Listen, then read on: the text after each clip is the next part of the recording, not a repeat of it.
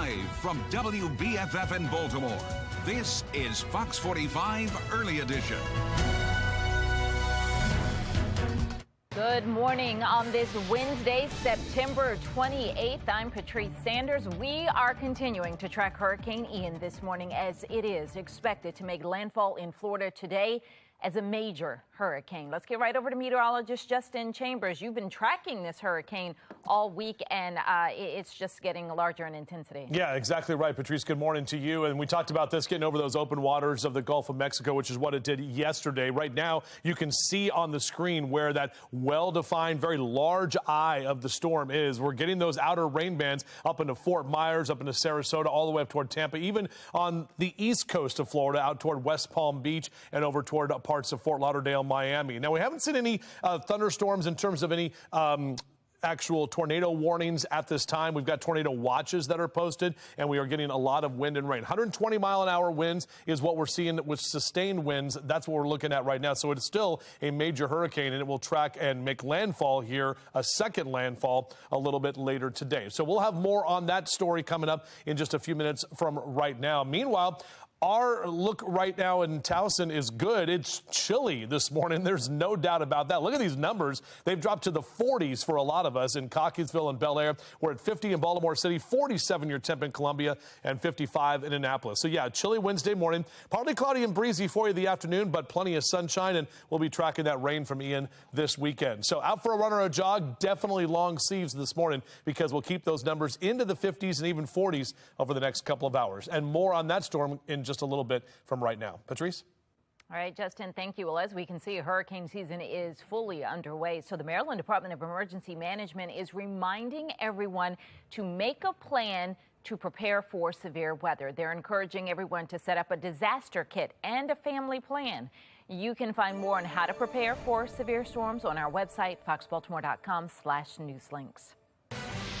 Breaking overnight, Baltimore police are investigating a possible shooting in Fells Point. We are working to learn more details at this hour, but video from citizens shows paramedics on the scene attending to at least one person.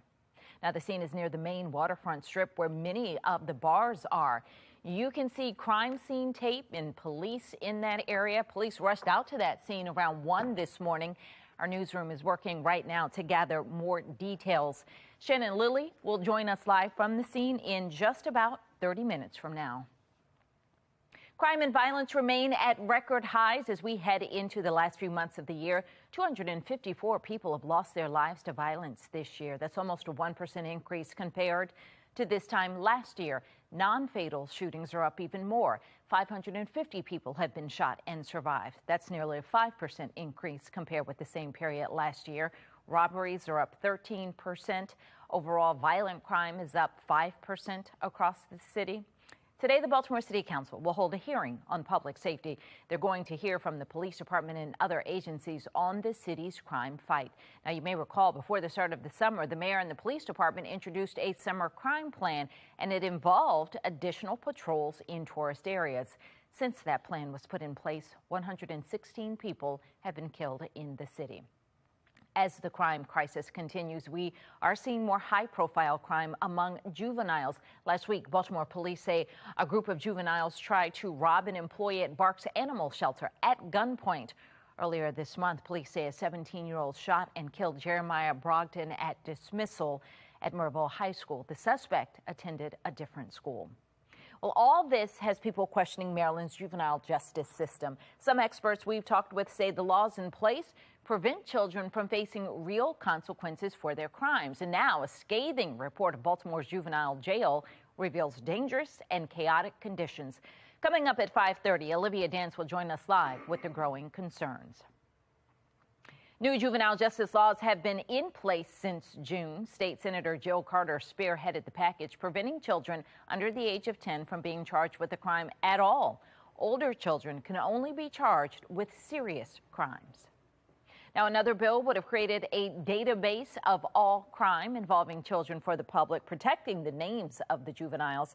Despite support from the Baltimore Police Department and Councilman Yitzi Slifer, that bill failed. Those decisions getting criticism from some law enforcement experts. If we arrest kids, 15, 16-year-olds, for committing a robbery or a carjacking, for example, and they're right back out on the street, they're going to commit more. I mean, we see it happen all the time. So there really does need to be some real accountability. Well, new details this morning in last month's murder of a 19-year-old Morgan State University security guard. We are now learning more about the suspect and the victim. Charging documents reveal that a Morgan State University student now faces murder charges after police say he shot and killed Julian Froh. I remember I was really scared because I heard the gunshot in my apartment. 21-year-old Chase Marco Wilson was arrested Monday, facing first and second degree murder charges, first and second degree assault charges, and handgun charges. The interaction caught on camera showing what appears to be Wilson approaching Froh after a cell phone conversation. He then goes to shoot him and runs off. That has many students on edge. Just hearing that the arrest has been done, I guess it just makes me feel comfortable enough to be able to go out now. Like, I've been going out since it happened, but at the back of my mind, I've just been thinking, how safe am I? If convicted, Wilson will spend life in prison. Developing this morning, a manhunt is underway in Washington, D.C. for a fugitive featured on Maryland's Most Wanted. Officials say Avery Miller shot at officers when they approached him, and then he ran off. Now, no one was injured, but Miller is wanted for the murder of 25-year-old Uriah Wolf. That happened in early August. Now, more questions are emerging after records showed the suspect was already wanted by police at the time of Wolf's murder. Baltimore City voters will have a say in how long their elected leaders can stay in office. Still ahead, what you need to know before you head to the polls. Plus, calm conditions here at home this morning as Hurricane Ian starts impacting Florida. Meteorologist Justin Chambers lets us know if this will impact us this weekend. 5:37 is the time.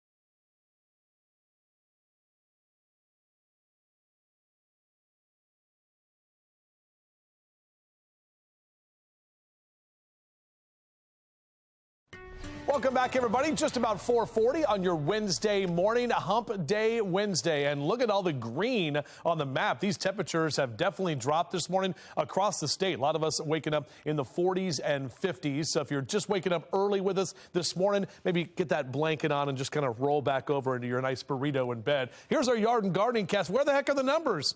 Hello. Hello, they're way down there because it's chilly this morning. We'll see those numbers get back to the upper 60s and close to about 70 for some of us this afternoon. Back with your full forecast and an update on Hurricane Ian coming up in a few. Patrice?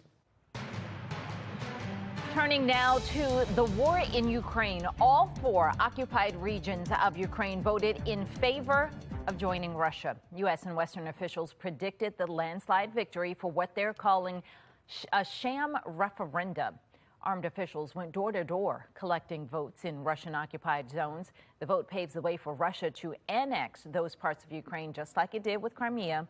The Pentagon says Russia is struggling with command and control, logistics, and troop morale. This latest effort to conduct the sham referenda are an effort to essentially try to change the narrative and distract from the fact that they are not meeting their objectives. All that to say, no indication that they intend to stop fighting anytime soon. Vladimir Putin is expected to address Russia's parliament about the referenda on Friday. Lawmakers could consider annexation legislation next week. Here's what's ahead this morning on the National Desk. I'm Gian Jeffcoat. This morning on the National Desk, America's News Now, the fight for flight. The Air Force pilots forced to hang up their wings for refusing the COVID vaccine despite approved exemptions. The new push for the right to work. This morning on the National Desk, America's News Now, weekday mornings. You can watch on the National Desk on our sister station, CW Baltimore, weekdays from 6 to 9 a.m. Still ahead this morning, term limits could be a reality in Baltimore City. What caused the push to limit how long leaders serve? It is the first smart knee implant in the world. I'm Liz Bonus. We are going to introduce you to a woman who let us follow her journey today, having that put in. No more pain, and why it's called smart, just ahead.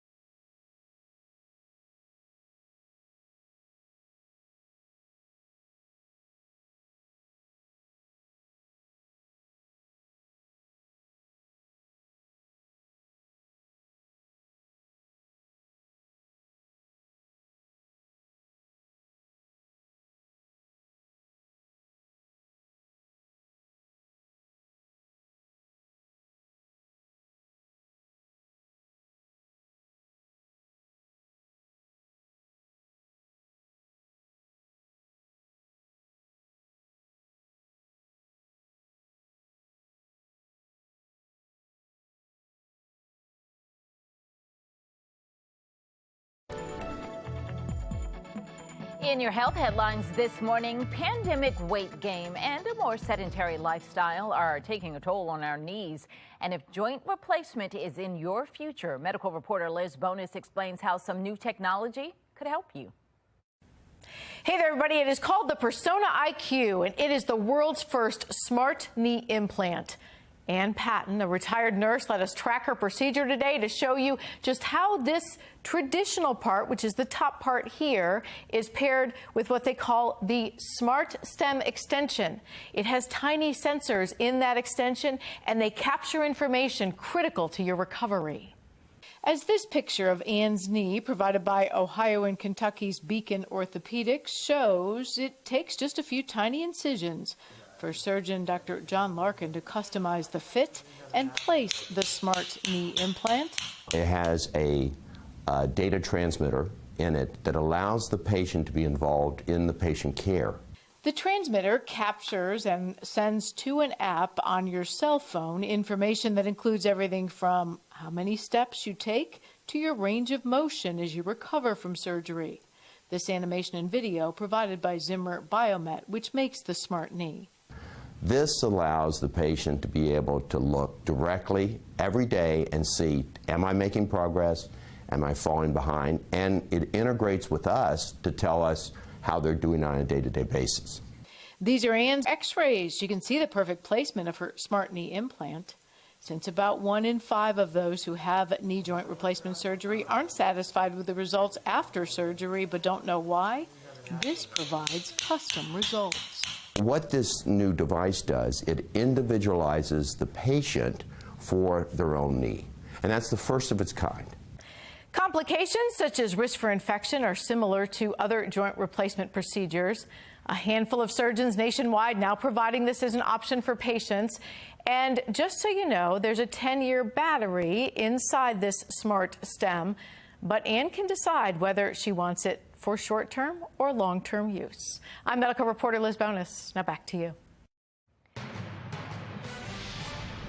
447, we continue to track Hurricane Ian all morning long as it will make landfall in Florida. Let's get over to meteorologist Justin Chambers to see the timing of it. Yeah, and remember, Patrice, a second landfall. It already made landfall in Cuba. And believe it or not, when I woke up this morning looking at some of the computer models, we could have a third landfall. This storm could now go across Florida and then rear back into parts of Georgia and South Carolina in the next couple of days. So a lot to get to here. This is Ian right now, where you can see the storm and the very wide eye of the storm. 120-mile-an-hour winds, the yellow area, tornado watches that have been posted. We haven't seen any tornado warnings posted or pop up here so far this morning, but you're getting those rain bands from Cape Coral all the way up into Tampa, all the way out toward Orlando, and even on the eastern part of the state up through Miami and in Coral Springs area there. That's what we're seeing right now. But the center of that storm, still with the 120-mile-an-hour winds, that still puts it as a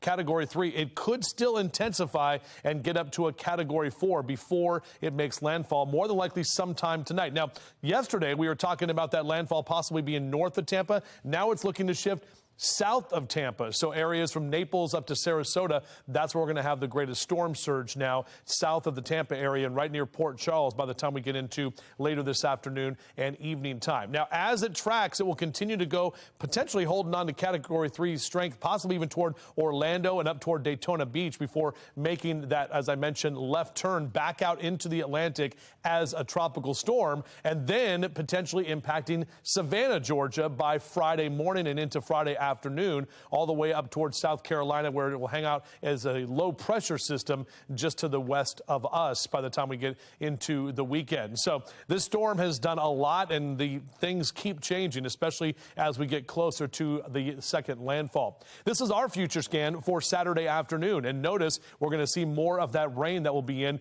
Yesterday, we were looking at Saturday still being kind of dry and this thing holding off till Sunday. Now it's going to be more Saturday and Sunday, and even some of that leftover moisture into Monday as well. This is that GFS model, the American model we call it here, and by Sunday afternoon those scattered showers and breezy to windy conditions will be with us. So we're going to get the impacts from Ian here, not nearly as bad as those folks in Florida will. Meanwhile, our Towson camera looking good this morning, and it is chilly, guys. I tell you, our temperatures have dropped significantly. Numbers are only in the 40s and 50s, and as you rise and shine over the next couple of hours, we'll keep those upper 40s and lower 50s with clear skies. definitely get that warm cup of joe. Sunrise is straight up 7 o'clock this morning and goes to bed a little bit before 7 o'clock tonight. 76 is our average this time of year. We're almost into October. Upper 60s and lower 70s is where we'll end up today. We actually made it to 74 yesterday. Look how much colder it is just to the west of us. 50s in Pittsburgh, 63 in Cumberland. Most of us along the mid-Atlantic will be in the upper 60s and lower 70s for Philly and Baltimore down through D.C. So we're not tracking any rain today. We'll see that northerly wind. Stronger wind is on the way for us for tomorrow, but we stay dry. And then Friday we'll start to get a little bit more of that cloud cover. There are some of the remnants from Ian will start to creep in and move in from the south, as I mentioned, into the weekend. Here's that 7-day forecast. 70s here continue for the next couple of days with overnight lows into the 50s. This weekend we'll see those numbers in the upper 60s and lower 70s. Yeah, it's going to be wet for the Ravens game on Sunday afternoon, but temperatures overall staying below average. Back to you. All right, let's take a look now at the Lynn Stoller Traffic Network as we take a look at the area map. Everything in the green at this early hour. No major incidents or delays to report at this time. Let's get a check of mass transit. Here's Mark Jones with the MTA. Hi, Mark.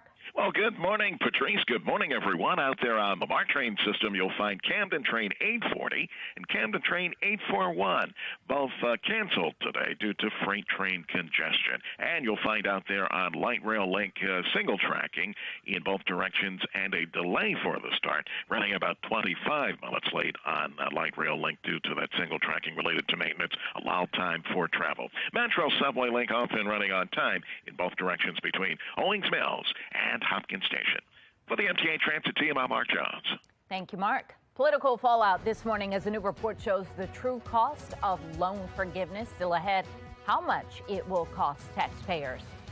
Plus, major mistakes revealed when it comes to child tax credits, why millions were left without promised money. 4:51 is the time.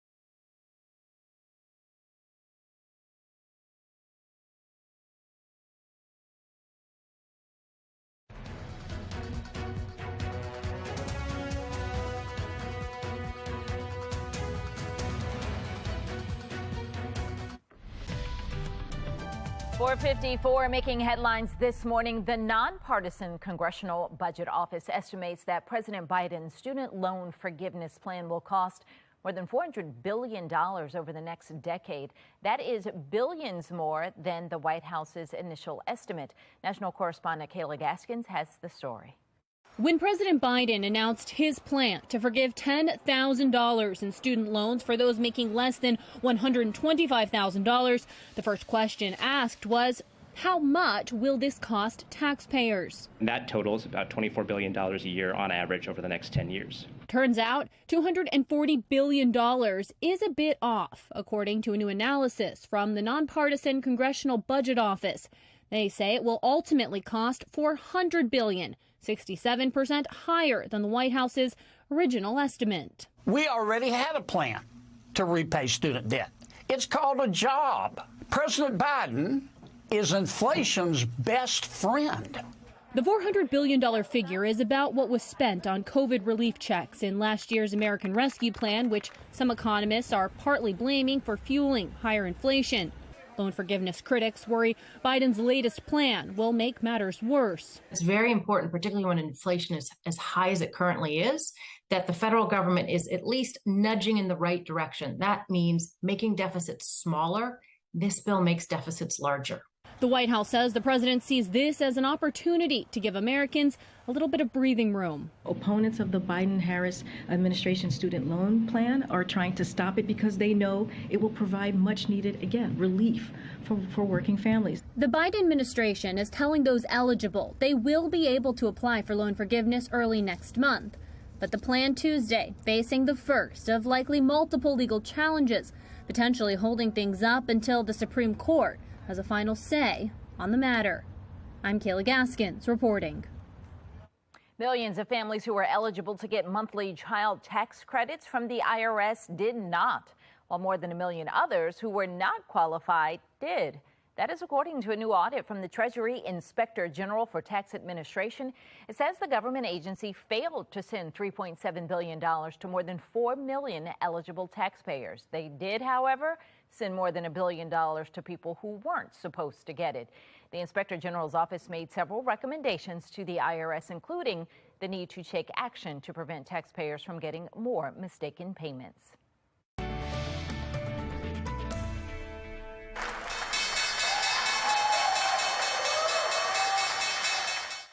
Inflation, frustration, another day of losses on Wall Street. Tuesday, the Dow closed 124 points down. The S&P shed 7. Unlike the other two, the Nasdaq ended up, gaining 26 points. This after 5 straight days of losses for stocks. Interest rate hikes are weighing on the market, creating fears of a potential recession. It looks like a law blocking Congress from trading stocks is unlikely. That's according to a report from Punchbowl News. The report shows congressional Democrats don't have the votes yet. House Speaker Nancy Pelosi was once against the idea, but came around recently, and it does have some support in the Senate. I do believe in the integrity of people in public service. I want the public to have that understanding. We have to do this to deter something that we see as a problem, but it is a competence issue, and if that's what the members want to do, then that's what we will do. This is really simple. Members of Congress should not be permitted to trade stocks while we're in office. Well, according to Punchbowl, the Stock Act would apply to U.S. lawmakers, their spouses, and independent children, senior aides, and federal judges. It will likely have until Friday to be considered, and then lawmakers will turn their attention to the midterms after that. Breaking overnight, a possible shooting right here in Fells Point. Coming up, I am live right here from the scene with the latest information we know so far. Dan Cox is pushing back against a judge's ruling that allows for the early counting of mail-in ballots. I'm Olivia Danson. Coming up next, I'll explain the action he's taking, plus hear how his opponent is reacting. Temps are definitely chilly this morning. We will take a look at what we can expect later this week, and obviously tracking Hurricane Ian right here on Fox 45 Early Edition. Live from WBFF in Baltimore, this is Fox 45 Early Edition. Good morning on this Wednesday, September 28th. I'm Patrice Sanders. I'm Tom Rogers, and you see it right there. We're continuing to track Hurricane Ian this morning as residents in Florida bracing for the impact later today. Now, on the left, you see the Weather Authority radar showing the hurricane in the Gulf Coast of Florida right now. On the right, a live look from Key West where we're seeing rainy and windy conditions. It doesn't look too bad there, but some big breaking news according to Hurricane Ian's latest forecast here. Meteorologist Justin Chambers has the latest for us. Yeah, guys, literally minutes ago, the National Hurricane Center, they did an Air Force recon mission, and they've now realized that this is a Category 4 storm with 140-mile-an-hour sustained winds. This is just off the coast of Florida, and this storm is continuing to get more strength right before it makes landfall. This is the HD radar we were just showing you a moment ago, and you can see just how wide those rain bands are. You can also see how large the eye is, that big donut hole kind of right there in the middle of your screen. So those outer rain bands continuing to bring the potential for catastrophic storm surge and also the wind and the heavy rain. All of that is going to lead to the possibility of some life-changing events here with this storm as it continues to move in. So that's what we're looking at with Hurricane Ian. Again, that storm, now Category 4 storm, and it's going to track and more than likely make landfall just a little bit farther to the south of Tampa from this morning. Do we have weather 1 up? Is that okay? There we go. I was wondering why that wasn't going forward. So, all right. So we'll continue to get back to Ian in a moment. Let's take a look at our temperatures, and we are seeing those numbers that are very chilly outside. Look at these numbers this morning. Most of us are in the 40s. 45 in Cockeysville and Hunt Valley, 49 in Towson and Baltimore City, 53 in Dundalk. You're going to get up to 50 degrees in Essex and Middle River. So a chilly Wednesday morning. It will be partly cloudy and breezy this afternoon, and we're tracking that rain from Ian here at home this upcoming weekend. A lot more to get to all morning long. We'll be tracking it and giving you the very latest with our team coverage. Back to you. Well, breaking overnight, Baltimore police are investigating a possible shooting in Fells Point. Now, we're working to learn more details this morning, but video from citizens shows paramedics attending to at least one person. That's right. Shannon Lilly live in Fells Point with more on what she's learned since she's been out there. Shannon. Yeah, limited information right now, Patrice, but an officer who was here on scene told us, and I quote, that people were shot. And just a few minutes ago, we saw people out here, restaurant workers with their pitchers of water. You can see the ground still wet. They say they're cleaning up from this crime scene. Just to give you an idea of where we are, you can see Alexander's Tavern just behind me here. And then just across the street, if we walk over this way, you can see the Broadway Market just over this way, just across the street behind me. So this is an extremely busy area where you typically see people walking around right here in the plaza, just a couple blocks up from the waterfront. And you do typically see people here, the businesses and bars. Now, we want to get you to another look, though, from the Citizen app overnight, showing a swarm of people and police surrounding this person who is on the ground. Again, at least one person on the ground, paramedics tending to them, it appears. Now, our teams were also on scene as well after police arrived to capture this footage of the scene. And you can see that that intersection of Alisana and Broadway was blocked off, and police were there blocking off that intersection. We are still working to get more information. Right now, police not really releasing any details about this crime and what led up to it. But this is not the first shooting that we've seen in Fells Point this year. Take a look at this. Not including this possible shooting, police report there have been 6 shootings in Fells Point just so far this year. 2 people have been killed, including a Fells Point bouncer, Marco Nunez, back in April, and a Little Italy restaurant manager, Chesley Patterson, back in January. Now, arrests were made in both of those cases. But we want to get you back out here live again. Police did leave the scene just about an hour ago, or a little less than that. At this point, they haven't released any information about the possible victims or the suspects. Reporting live right here in Fells Point, I'm Shannon Lilly, Fox 45 News, Early Edition. Thank you, Shannon. Crime and violence remain at record highs in Baltimore as we head into the last few months of the year. 254 people have been killed this year. Non-fatal shootings, they're up a little bit more, too.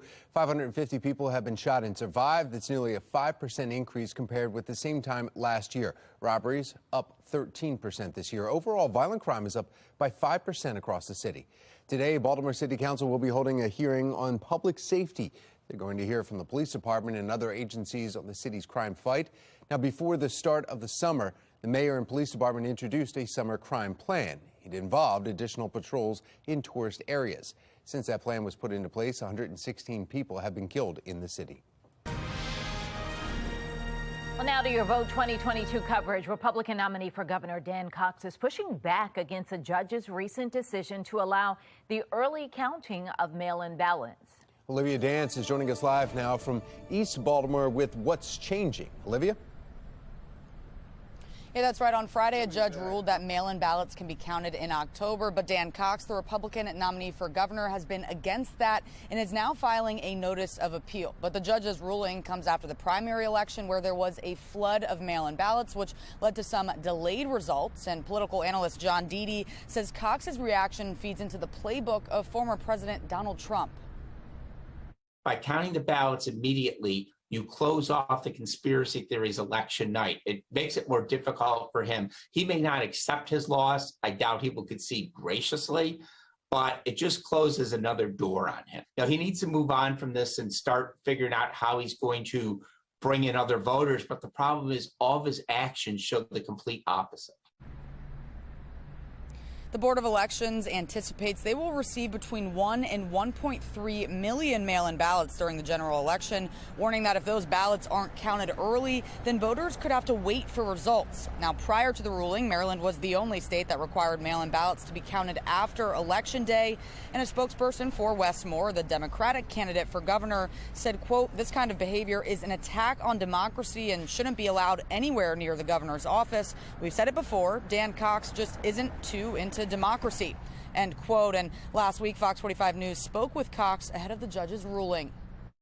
When we see the law and the Constitution upheld, that's where we get our confidence in. And Wes Moore and the Board of Elections, because Wes Moore has stated he wants to start counting in opposition to the law, they're the ones not trusting the process. And just as a note, under the judge's ruling, the results of mail-in ballots will not be released before the polls close on Election Day. For now, reporting live in Baltimore, I'm Olivia Dance, Fox 45 Early Edition. 5:06 now, and from the Live Center this morning, we're keeping a close eye on Hurricane Ian. This is a live look at the Fox 45 Weather Authority HD radar here, where you can see the outline of Florida right here, and it's out in the ocean here, zooming a little bit closer.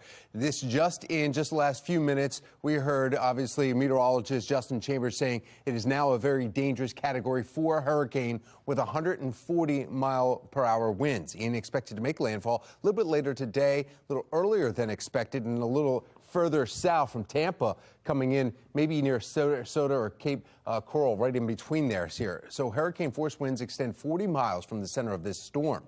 Now, tropical storm force winds reaching 140 miles an hour. There's also the risk for tornadoes within the storm bands. They've already seen 3 tornadoes now in Florida. Wind is a danger, too, but storm surge is deadlier.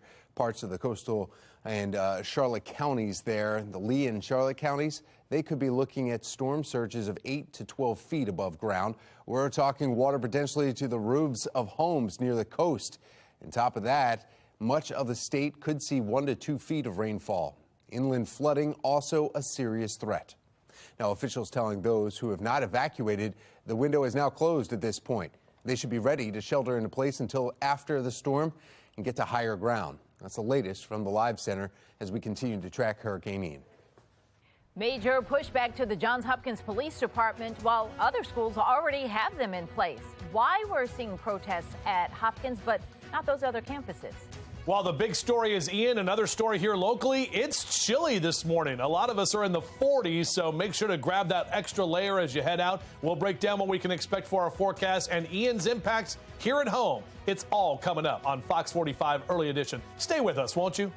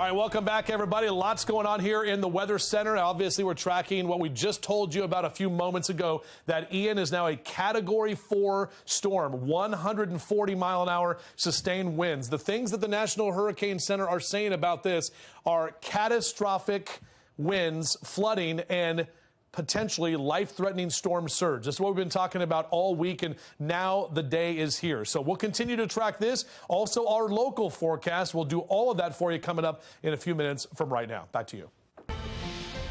5:11 now, and looking ahead this morning, the Baltimore Office of Promotion and the Arts says it will reconsider holding next year's Artscape during Rosh Hashanah after some feedback from the public. The office announced last week that the festival will run from September 13th through September 17th of next year, the same days as the Jewish holiday. Now, the final Artscape days will be announced October 20th. Teachers in Baltimore County are set to see pay raises. Just ahead this morning, the other additional increases teachers could see. And we are tracking now Category 4 storm Hurricane Ian. Meteorologist Justin Chambers tracking it and the damage people in Florida could potentially see.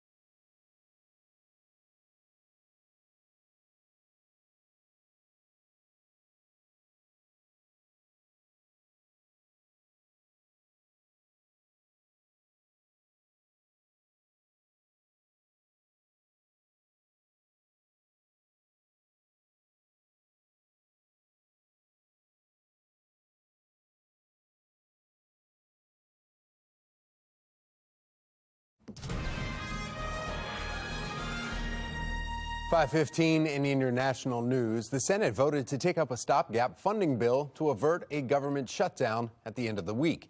Now, the vote came soon after Democrats removed Senator Joe Manchin's proposal to speed up the permitting process for energy projects from the final legislation. Republicans arguing it doesn't remove enough regulatory hurdles, while some Democrats said it speeds up oil and gas projects. It was clear that with Manchin's plan included, Democrats would fall short of the 60 votes needed to proceed. Some saying the priority needs to be avoiding a shutdown. My interest more than anything is make sure we do the continuing resolution and keep the government open. Closing the government's bad for workers, it's bad for the economy, it's bad for our country. I'm for anything that gets us there. I think his proposal is sort of moderate in tone, and I'm hopeful we can find a way to include it, but we've got to pass the continuing resolution. Well, both chambers must approve the stopgap bill by the end of Friday to prevent that partial government shutdown. It would keep the government funded just through December 16th. We continue to track Hurricane Ian this morning as more than 2.5 million Floridians are under evacuation orders or warnings. Some, though, are not adhering. Look at this. These are people posing for selfies at the Key West Pier. Look at the water out there raging, but you see them knee deep in the stormy water as the waves are crashing in, not even from the safety of land and seeing the water behind them. They're in it as if this is fun. Yeah, and you see little kids in there too. I mean, bringing out the whole family here and just might make this kind of a fun event. And that's the issue that some are worried about now and concerned, because there's been a lot of warnings. I mean, we've known this for days that it was going to be coming. Let's bring in meteorologist Justin Chambers with our weather authority. You really shouldn't bring me in, because you don't want to hear my take on this, because it's concerning. It is concerning. This is what I talk about, guys, when I say, turn around, don't drown. What all meteorologists talk about. People are having hurricane parties down there, because Florida hasn't seen a hurricane since like 2018. And then you have these idiots out there that are doing this and putting their kids' life in danger. So anyway, let's take a look at what we're talking about with this storm. This is potentially a life-threatening storm, and the life-threatening storm surge, when you see catastrophic flooding, when you see those words from the National Hurricane Center and the National Weather Service, this is why we have evacuations. This is why we tell people to get out of Dodge, to get to higher ground, because this storm, it's not messing around. Mother Nature's not messing around with this storm, and we're talking about now 140 mile-an-hour sustained winds. So even if it makes landfall and it's not near where people live, the entire state, essentially, at least for this part of the state, is going to be impacted. So this is what we're tracking, of course, Wednesday, late morning into the afternoon, and will continue to gain strength here as it gets closer to making landfall. Yesterday, that landfall was a little bit north of Tampa. Now it's looking more between Sarasota and Naples in terms of where that landfall will be. But we expect to see heavy rain amounts, the highest rain potential right there in the eye of the storm, or near the eye of the storm. Now, we've got hurricane watches. We've got warnings. We've got tornado warnings and watches here. No tornado warnings that we've seen right now. That yellow area is that tornado watch. But now we have tropical storm warnings for the Florida Keys that are popping up there as well. That's that eye of the storm. Look how large that thing is. And you can see that storm spinning around all the way up to Sarasota, impacting Tampa, impacting Orlando, all the way back to West Palm Beach. You can see Florida's not a very large state, that peninsula that is there. And you can really see as we zoom in a little bit closer. Tom was talking about Port Charlotte and areas right there in Cape Coral where they could have that 8 to 12-foot storm surge. Yesterday morning talking about Tampa. Now again, the storm surge is farther to the south, and that's where folks have to get ready for this storm moving in. Let's take a look at the latest numbers. 140 mile-an-hour sustained winds, gusts to 165. So just because the sustained wind is at 140, we're seeing some higher wind gusts. We're already getting some readings in that 60, 70, and 80 mile-an-hour range on the coast. By later this afternoon, expecting to see landfall potentially as a Category 4 storm. This storm is not done with Florida either. It's actually going to track toward Orlando by early tomorrow morning, cross out toward Daytona Beach, and then hook a left back towards Savannah, Georgia by Friday afternoon as a tropical storm. That's going to come right up the areas here of that river that splits Georgia and South Carolina. So then an area of low pressure that'll be just to the west of us, and we're going to see the remnants of Ian by the time we head into the weekend. And here's a look at our American model. This is what we're looking at Saturday afternoon. Those rain showers will be here, potentially some wind as well. Definitely a tropical feel. Even into Sunday, that rain's going to stay with us here as well. Right now, everything nice and calm in Towson. We've got clear conditions and chilly temperatures. Make sure to get the kids in the jackets this morning. Beep, beep. We don't need the gloves. We don't need the scarves yet, but 50 degrees in the 7 o'clock hour, and then 60s by noon, into the lower 70s when you pick the kids up later today. It'll be a bit breezy at times this afternoon. Upper 60s and lower 70s across Carroll and Baltimore counties. Plenty of sunshine for you in Howard and Anne Arundel counties as well, with those 60s and 70s continuing throughout the day today. So we've got about 3 more dry days before that rain from Ian rolls in on Saturday. Sunday's Ravens game, a little wet there at M&T Bank Stadium. Numbers in the 70s for our highs and overnight lows into the 50s. Tom? All right, thank you, Justin. Taking a look at your Lens Stoller Traffic Network, you see the drive times there. The only issue to report, 695. We have a vehicle that's blocking right in Hawkins Point, right at Quarantine Road. It's actually blocking the off-ramp. There's some police activity there, but everybody else, you're in the green. Now we want to get a check of your mass transit. We have Mark Jones with the MTA. Good morning, Mark. Well, good morning, Tom. Good morning, everyone. Out there on the BART train system, you'll find Camden Train 841 canceled due to freight train congestion, and Train 403 on the Penn line with a 5-minute delay for the start. Light rail link single tracking between Lutherville and Woodbury. That's due to maintenance ongoing. Expect about a 20 to 25-minute delay out there on light rail link. Metro subway link single tracking as well. It's between Old Court and Owings Mills. Also related to maintenance. Allow time for travel as you will incur a 10-minute delay there on Metro subway link. For the MTA Transit team, I'm Mark Jones. Thank you, Mark. Baltimore County school staff will be getting more money this year. Still ahead, a look into the deal and why officials say it's a win. A new report describes horrible conditions inside Baltimore's Juvenile Justice Center. I'm Olivia Danson. Coming up next, I'll have the details of the report, plus experts weigh in. You're watching Fox 45 Early Edition.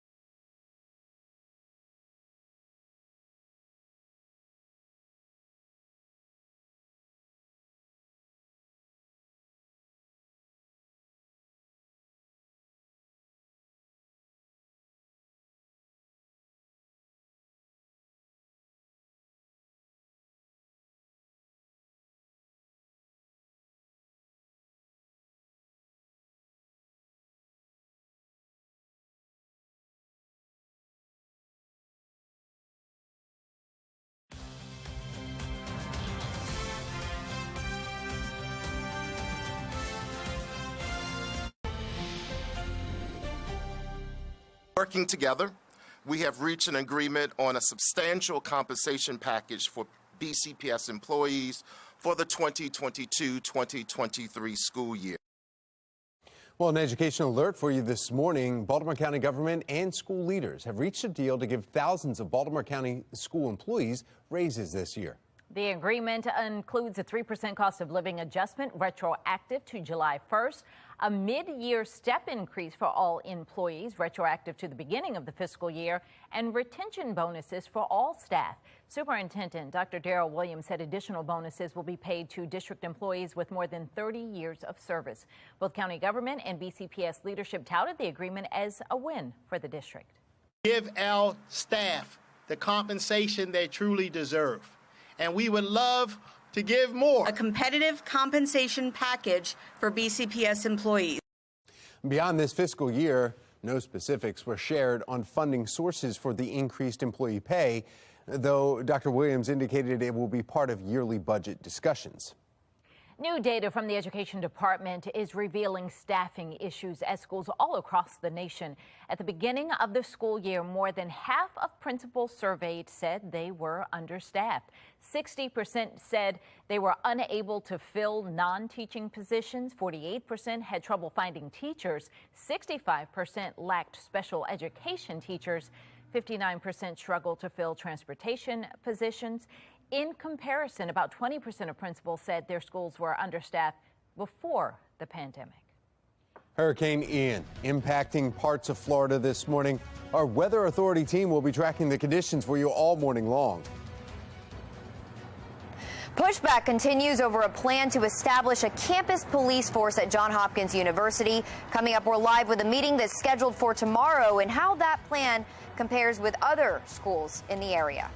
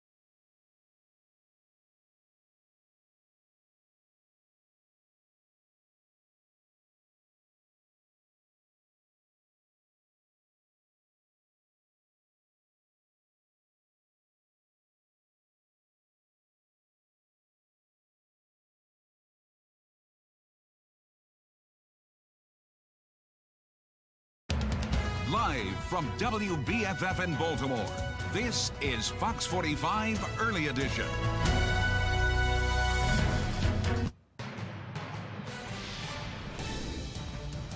Good morning on this Wednesday, September 28th. Welcome back to all of you. I'm Patrice Sanders. I'm Tom Rogers, and we are tracking Hurricane Ian for you this morning, now Category 4, and it is expected to make landfall in Florida today. That's right. We have live team coverage all morning of the hurricane. We've got Megan Gillen in Florida right now as people there are preparing for impact. We're going to check in with her in our next hour. We want to begin with meteorologist Justin Chambers, though. He's been tracking Ian all week. Justin, this is looking like a massive storm now as a Category 4. Yeah, exactly right. Tom, Patrice, good morning to both of you. This is what we talked about yesterday, about how it was going to strengthen in the open waters of the Gulf. It's getting closer to land, which eventually means it will slow down as it gets there and hopefully start to decrease in strength. But, I mean, this strong Category 4...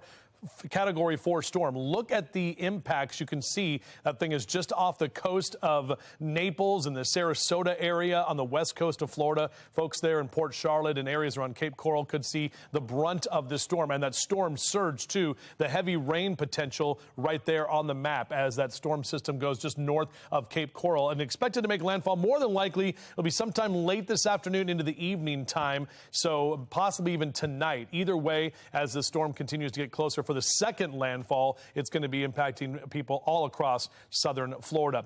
Our temperatures are chilly here, and we're a lot calmer here, obviously. We're going to have some impacts from Ian this weekend, but our numbers right now are mainly in the 40s and 50s, so grab that extra jacket or that extra layer as you're heading out. We'll see a chilly Wednesday morning, partly cloudy and breezy this afternoon, and again, tracking that rain from the storm this weekend. Another look at your forecast in just a few minutes from right now. How's it going on the roads, Tom? Yeah, looking pretty good, except for one incident right now. We have 695's the outer loop right at Hawkins Point. You see these areas in the green, but there's some slowdowns there. 695 right at Quarantine Road, both directions because of police activity there. It says a disabled roadway, but it looks more like an accident. We'll be following that throughout the morning. 5:31 now in a city in crisis. As the crime crisis continues, we are seeing more high-profile crime among juveniles. Yeah, last week, Baltimore police say a group of juveniles tried to rob an employee at Barks Elementary Shelter, or at Barks Animal Shelter at gunpoint. Now, earlier this month, police say a 17-year-old was shot and killed, Jeremiah Brogdon, at dismissal time right at Mervo High School, a suspect attending a different school. All this has people questioning Maryland's juvenile justice system. Some experts we've talked with say the laws in place prevent children from facing real consequences for their crimes. Now, a scathing report of Baltimore's juvenile jail reveals dangerous and chaotic conditions there. Olivia Dance is joining us this morning from the Juvenile Justice Center in East Baltimore with more. Olivia. Well, Tom and Patrice, the report describes horrible conditions here inside the Juvenile Justice Center and says that low staffing has led to dangerous situations. The quarterly report was released by the Attorney General's office, and it details that fights and assaults are up 85%. It also cites broken locks, unkept cells with graffiti on the walls, and a shortage of recreational and educational opportunities. I have a number of clients that are in the various facilities, and I speak to them about what they're doing, and they're saying we don't do anything. The report shows that the population at the maximum security lockup has soared 74% from just 1 year ago. The report writes that the facility continues to operate like a prison-like environment where staff failed to maintain stability and young people are exposed to a dangerous and chaotic environment. Kenji Scott chaired Maryland's Juvenile Justice Coalition 15 years ago and blames lawmakers for failing to hold anyone accountable for the deteriorating conditions. What he and she knows is that they can get away with broken locks and understaffing and poor care for children because it has not just started. This isn't an issue that popped up yesterday morning. This is a thing that's been going on for a decade and a half now. Administrators here at the facility say that locks have now been repaired and staff have been retrained, and that questionable food has been thrown out, but staffing, however, still remains a big concern. For now, reporting live in Baltimore, I'm Olivia Dance, Fox 45, Early Edition. Olivia, 5:34 now. New juvenile justice laws have been in place since June. State Senator Joe Carter spearheading the package preventing children under the age of 10 from being charged with any crime. Older children can only be charged with serious crimes. Another bill would have created a database of all crime involving children for the public, protecting the names of the juveniles. Despite support from the Baltimore Police Department and Councilman Yitzi Slifer, that bill failed.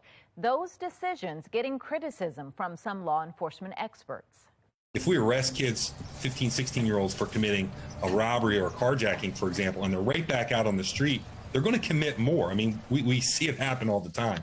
So there really does need to be some real accountability. Well, pushback continues as Johns Hopkins University moves forward with plans to provide a private police force. A second of 3 town halls to discuss those plans is set for tomorrow. Shannon Lilly joins us live with a closer look at the debate on campus. Shannon. Yeah, as we look ahead to tomorrow, Patrice, protesters say they will try to shut down that town hall as well. For years, they have been fighting the establishment of a campus police force on Johns Hopkins University grounds. Political analyst John Deedy weighs in as to why. In Baltimore, there has been a recent rich history of people not liking the police. So this is just another layer of law enforcement that has people uncomfortable. People may feel that it's almost too much of a big brother presence as far as in the community, and the fact that it's around various neighborhoods. Meanwhile, dozens of other schools in the area already have their own campus police forces. That includes Towson, Loyola, UMD, Coppin State, and Morgan State. And that's a point, Tom and Patrice, that Mayor Brandon Scott recently made when he was pressed on this issue. Jenna, what are the protesters claiming that makes this situation any different from all the other schools that already have their own campus police forces?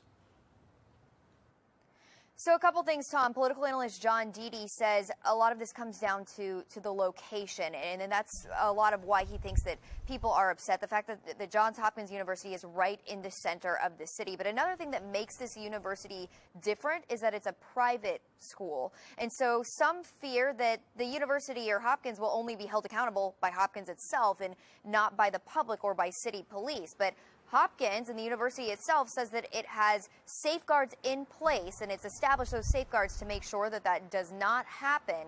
Meanwhile, again, looking ahead to tomorrow, that town hall meeting is set for 7 p.m. It will be live streamed. And Tom, we will just have to continue to see how this all plays out. Reporting live, I'm Shannon Lilly, Fox 45 News, Early Edition. 5:37. We are tracking Hurricane Ian from the Live Center this morning. This is a live look now of the Fox 45 Weather Authority HD radar. You see that huge eye right there. Ian is expected to make landfall later today, a little earlier than expected and a little further south than originally forecast. Now, it's already devastated parts of Cuba as a Category 3 hurricane, knocking out power to that entire island. Right now, Cuban officials are working to restore power to the island after it made landfall yesterday morning. We brought that to you as breaking news. Cuba's state-run National Electric System said the current output for the island nation of 11 million people was at 0%. Thousands of people in southern Florida are also dealing with power outages. Now, the storm got stronger this morning. We just reported a Category 4 hurricane now as it approaches the west coast of Florida, where 2.5 million people have been told to evacuate. Florida's governor said more than 170 shelters have been opened. Now, another live look at the radar this morning as you see that storm barreling toward Florida. That is the latest from our Live Center as we are continuing our team coverage of tracking Hurricane Ian. Well, this morning we are digging into the deal that helped avoid a railroad strike just ahead. Which of their demands have not been met, though? And conditions are calm and cool here at home this morning. Meteorologist Justin Chambers will be tracking Hurricane Ian all morning and how it could potentially impact your weekend plans. 5:39 is the time.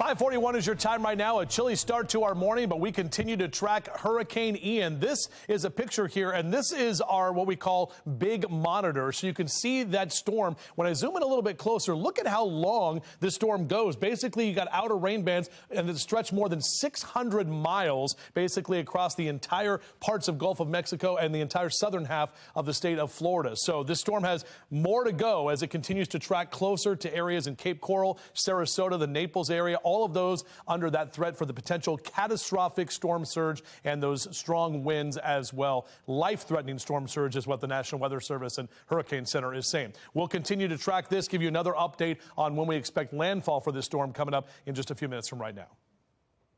All right, thank you, Justin. Term limits could soon be a reality in Baltimore City. What's behind the push to cap how long city leaders can serve? 5:42 is your time.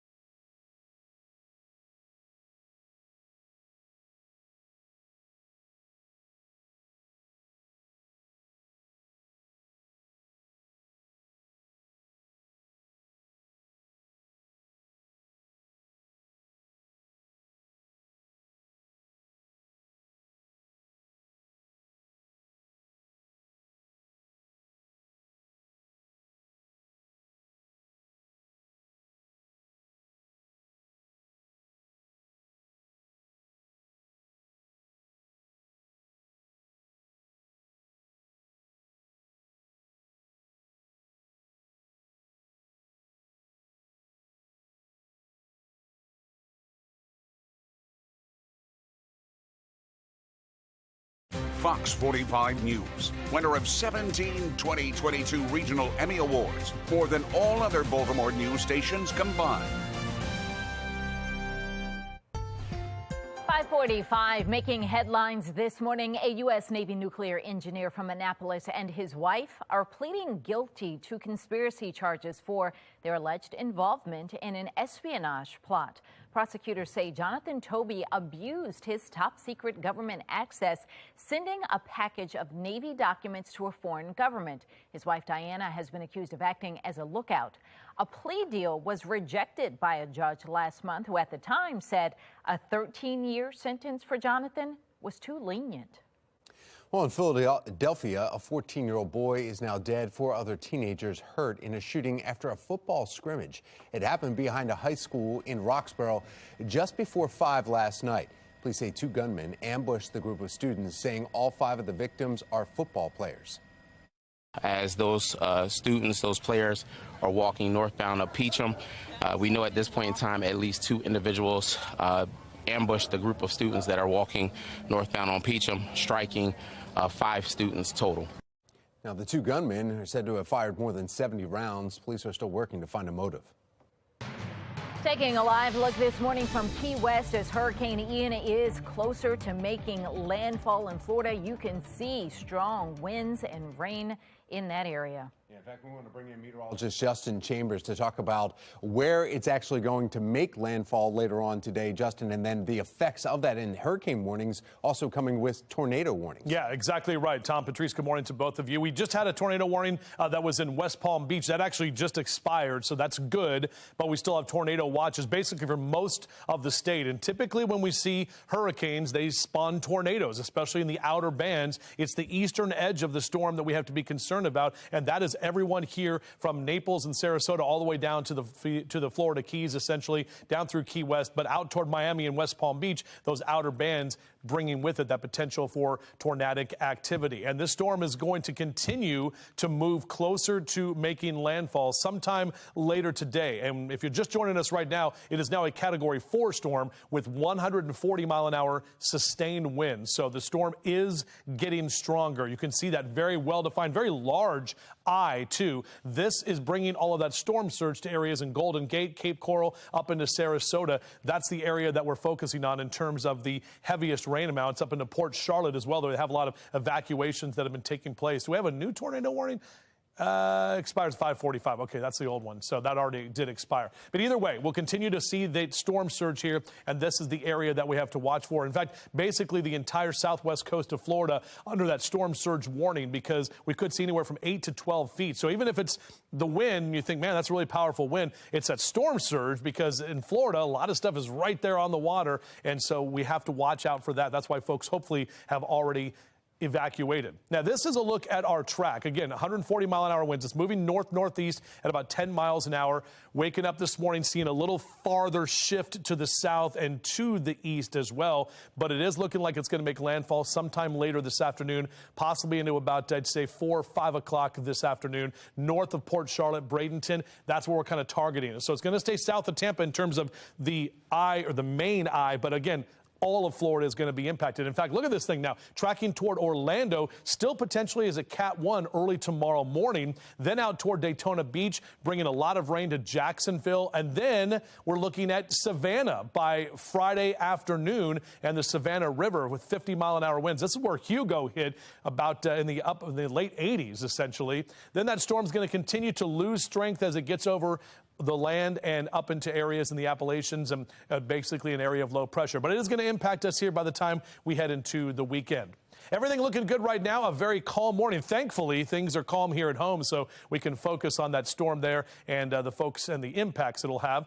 Bus stop forecast as the kids get out this morning, make sure they've got that jacket. It is chilly, upper 40s and lower 50s this morning at the bus stop. And this afternoon into the lower 70s when you pick them up. It will be a bit breezy as well. 76 is typically where we are this time of year. Upper 60s and lower 70s is what we'll see, not only here, but up and down the East Coast. For Philly and Baltimore down through D.C., only 63 in Cumberland today. Pilots, great day to fly, a little bit breezy. VFR conditions, however, so looking at visual flight rules, should be a great day to fly. Just watch for that northerly wind today. And it's going to be a bit windier tomorrow. Friday looking good, a few more clouds rolling in. Notice Saturday and Sunday. That's when we're going to see the impacts from Ian right here at home, with that tropical moisture rolling in on Saturday and staying with us on Sunday through the Ravens game on Sunday afternoon. Patrice? All right, Jonathan, Justin, thank you. Hurricane season is underway, as we've been saying all morning. So the Maryland Department of Emergency Management is reminding everyone to make a plan to prepare for the severe weather. They're encouraging everyone to set up a disaster kit and a family plan. You can find out more on how to prepare for severe storms all on our website, foxbaltimore.com/newslinks. All right, let's see what's happening on the roads now in our Lynn Stoller traffic network as we take a look at the cameras around our area. Everybody moving along just fine. No issues out there to point out on these roadways. Let's check in with Mark Jones with the MTA. Hi, Mark. Well, good morning, Patrice. Good morning, everyone. Out there on the MARC train system, you'll find Camden train 840 and Camden 841 both canceled due to freight train congestion. A better bet to avoid those cancellations might be the Penn line of MARC for travel. Out there on the Penn line, Penn train 511 operating with a 5-minute delay. Light rail link single tracking between the Lutherville and Woodbury stations. That's all due to maintenance. Expect about a 20 to 25-minute delay in your travels on light rail link. Metro subway link dealing with single tracking as well. It's between Old Court and Owings Mills, and a 10-minute delay there on Metro subway link, so allow time for travel. For the MTA Transit team, I'm Mark Jones. Thank you, Mark. Breaking overnight, Baltimore police are investigating a possible shooting in Fells Point. We are live with the latest. Crime and chaos as a campaign issue. I'm Christine Frizzell with a look at whether this tried and true strategy for Republicans will work this time around.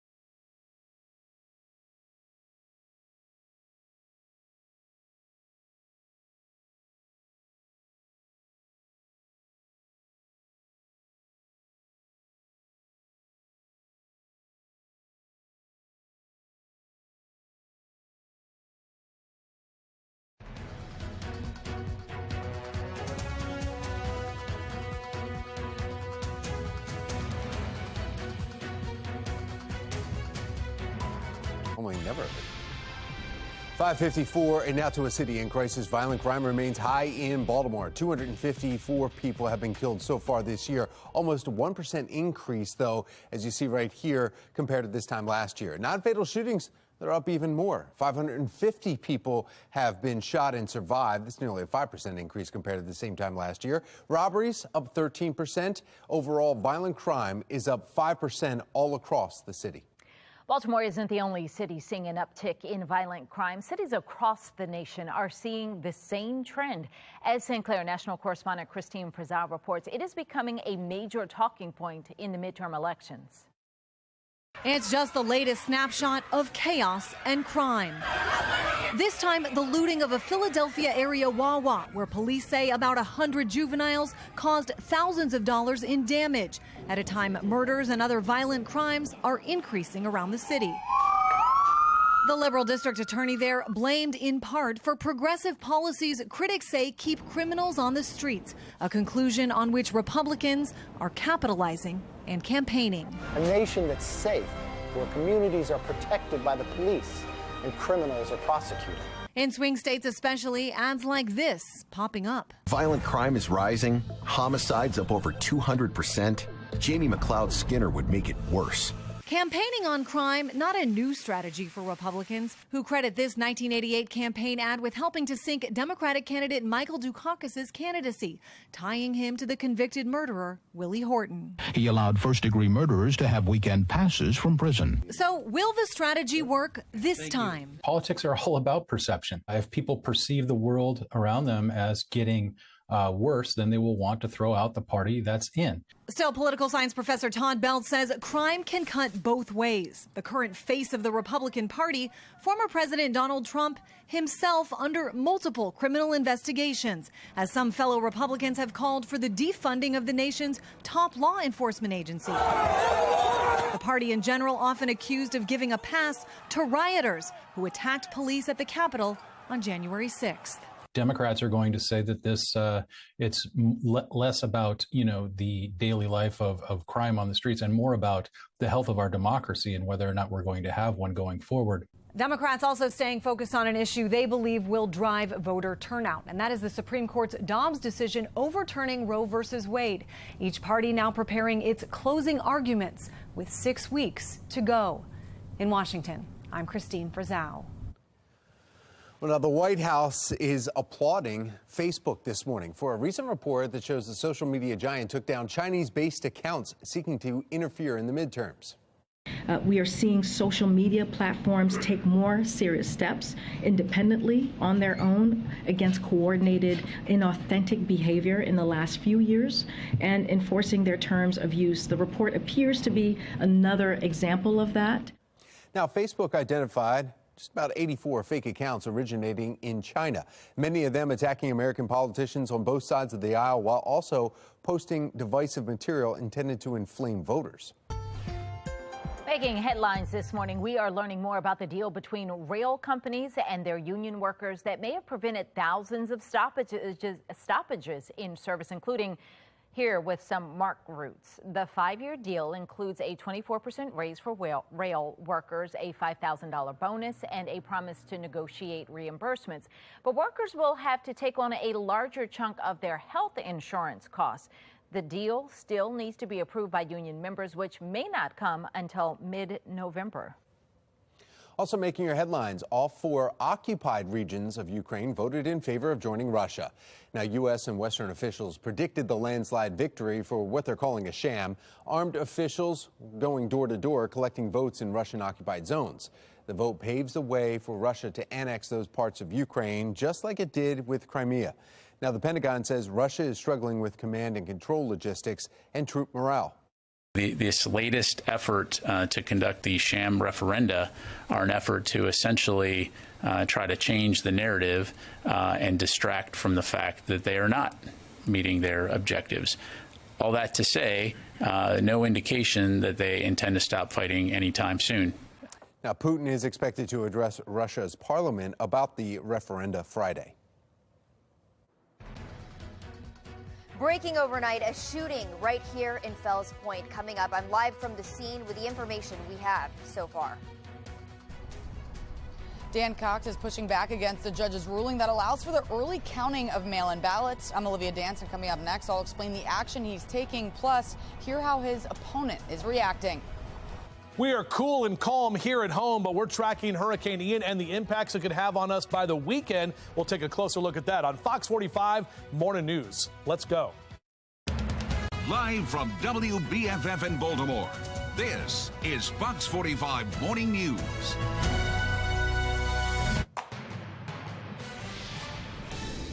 Good morning on this Wednesday, September 28th. I'm Patrice Sanders. I'm Tom Rogers, and we are tracking Hurricane Ian this morning, expected to make landfall in Florida tonight, now Category 4. That's right. We've got live team coverage all morning of the hurricane. We've got our Megan Gillen in Florida right now. As people there are preparing for this impact, we're going to get to her in just a few minutes.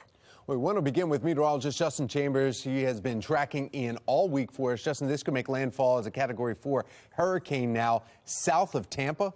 Yeah, that's what we're looking at right now. Tom, Patrice, good morning to both of you, and good morning, everyone. This is a very strong, dangerous, powerful hurricane, all of the adjectives that you can use with this system. It is very large, and just last hour, we had that upgraded to a Category 4 storm. So 140-mile-an-hour winds is what we're looking at, and we are potentially seeing some wind gusts in anywhere from up to 160 as well. Notice the right side of your screen. That is a tornado warning now that is popping up in West Palm Beach, nowhere near the eye of the storm. So it's those outer bands that are going to continue to potentially give some problems to folks there on the east coast of Florida. But this storm, this is what we're talking about, that tornado warning right there in West Palm Beach that should expire in the next half hour or so. The heavy rain potential, the storm surge, we're talking possibly 8 to 12 feet of a storm surge there. And you look out here at our beautiful shot in the Inner Harbor, but imagine that being Florida. I mean, all those things are right there on the water, and you have all of that storm surge coming up. So that's why we're letting everybody know what's going on, and hopefully people have evacuated. We're talking about a chilly Wednesday morning here, partly cloudy and breezy for us this afternoon, and we are tracking the rain from Ian by the time we head into the weekend. So Mr. Bo says get the heater going this morning, maybe lower 50s and even some upper 40s as you're out and about for your morning drive. Back with your full forecast and another update on the storm coming up in a few. 6:02 now, and breaking overnight, Baltimore police are investigating a possible shooting in Fells Point. Now, we are working to learn more details, but video from citizens shows paramedics attending to at least one person. Shannon Lilly is live in Fells Point. And Shannon, you've been told that there was a shooting. Yeah, we have, Patrice. Still limited information right now, but an officer here on scene tells us, and I quote, that people were shot. Now, earlier, we saw restaurant workers out here pouring water down on the ground. They say they were cleaning up from this crime scene. And to give you an idea of where we are, just behind me here is Alexander's Tavern. And then if I just walk over around just across the street here, you have the Broadway Market. So as you can see, this is a very busy area. This is typically where you see people walking around right here in the plaza, just a couple blocks up from the waterfront. Lots of businesses and bars in this area. But we want to get you to another look at this video from the Citizen app overnight, showing a swarm of people and police surrounding someone on the ground who's being attended to. Now, our teams were also on scene as well after police arrived to capture this footage of the scene. You can see those police there at the intersection of Broadway and Alisana Street, police blocking off that entire intersection earlier this morning. Now, we are still working to get more information because right now police really have not released any details about this crime and what led up to it. But this is not the first shooting that we've seen in Fells Point this year. In fact, take a look at this. Not including this possible shooting, police report that there have been 6 shootings in Fells Point just so far this year. 2 people have been killed.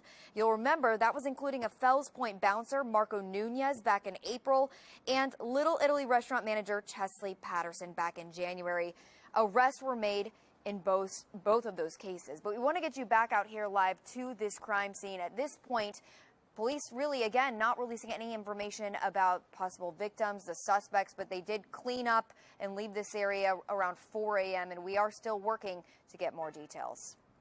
Reporting live in Fells Point, I'm Shannon Lilly, Fox 45 Morning News. All right. Thank you, Shannon. And we are getting some more information here about the violence in Baltimore as it's reaching record highs. We're heading into just the last few months of the year. 254 people have been killed this year. Non-fatal shootings are up even more. 550 have been shot and survived. That's nearly a 5% increase compared to the same time period last year. Now, robberies are up 13% overall. Violent crime up 5% across the city. Today, the Baltimore City Council will be holding a hearing on public safety. They're going to hear from the police department and other agencies on the city's crime fight. Before the start of the summer, the mayor and police department introduced a summer crime plan. It involved additional patrol in tourist areas. Well, since that plan was put in place, 116 people have been killed in the city. Now to your Vote 2022 coverage. Republican nominee for governor Dan Cox is pushing back against a judge's recent decision to allow the early counting of mail-in ballots. Olivia Dance is joining us live now from East Baltimore. And Olivia, can you tell us what's changing? Well, yeah, that's right. On Friday, a judge ruled that mail-in ballots can now be counted in October. But Dan Cox, the Republican nominee for governor, has been against that and is now filing a notice of appeal. Now, the judge's ruling comes after the primary election where there was a flood of mail-in ballots, which led to some delayed results. And John Deedy, a political analyst, says that Cox's reaction feeds into the playbook of former President Donald Trump. By counting the ballots immediately, you close off the conspiracy theories election night. It makes it more difficult for him. He may not accept his loss. I doubt he will concede graciously, but it just closes another door on him. Now, he needs to move on from this and start figuring out how he's going to bring in other voters. But the problem is all of his actions show the complete opposite. The Board of Elections anticipates they will receive between 1 and 1.3 million mail-in ballots during the general election, warning that if those ballots aren't counted early, then voters could have to wait for results. Now, prior to the ruling, Maryland was the only state that required mail-in ballots to be counted after Election Day. And a spokesperson for Wes Moore, the Democratic candidate for governor, said, quote, "This kind of behavior is an attack on democracy and shouldn't be allowed anywhere near the governor's office. We've said it before, Dan Cox just isn't too into democracy," end quote. And last week, Fox 45 News spoke with Cox ahead of the judge's ruling. When we see the law and the Constitution upheld, that's where we get our confidence in. And Wes Moore and the Board of Elections, because Wes Moore has stated he wants to start counting in opposition to the law, they're the ones not trusting the process. And just as a note, under the judge's ruling, the results of mail-in ballots will not be released before the polls close on Election Day. For now, reporting live in Baltimore, I'm Olivia Dance, Fox 45 Morning News. Thank you, Olivia. And now from the live center for you this morning, as we're keeping a close eye on Hurricane Ian. This is actually some different shots right here. We'll see if we can get that Weather Authority HD radar up behind me here. Just in the last hour, Ian is now a very dangerous Category 4 hurricane with 140-mile-per-hour winds. Ian expected to make landfall later today, a little earlier than expected and a little further south than originally forecasted here. So we're going to try and find out the differences here with the hurricane force winds and extend 40 miles from the center of this storm. That's what Justin was showing us earlier. Tropical storm force winds extended 140 miles. We're already seeing tornado warnings this morning on the east coast of Florida. Wind is also a danger, but storm surge is deadlier. Parts of the coastal Lee and Charlotte counties could be looking at storm surge 8 to 12 feet above ground. We're talking water potentially meeting up to the rooftops of some of the homes along the coast. Top of that, much of the state could see 1 to 2 feet of rainfall. Inland flooding is also a serious threat. Now, this again is a look right this morning that we're showing you of the weather. This is the Weather Authority HD radar that we're looking here, and Justin's actually showing us a little bit close up, telling those who have not evacuated in Florida they need to. The window has now closed at this point, so they need to go to higher ground. They're already sheltering in place until after the storm. That's the latest from the Live Center. We'll continue to track Hurricane Ian. A touching tribute to 3 Baltimore firefighters in last night's game. Just ahead, what the Red Sox did at Fenway Park. We're starting off chilly, calm, cool, and overall not too bad. But we are tracking the remnants from Ian that are going to impact us here at home by this weekend.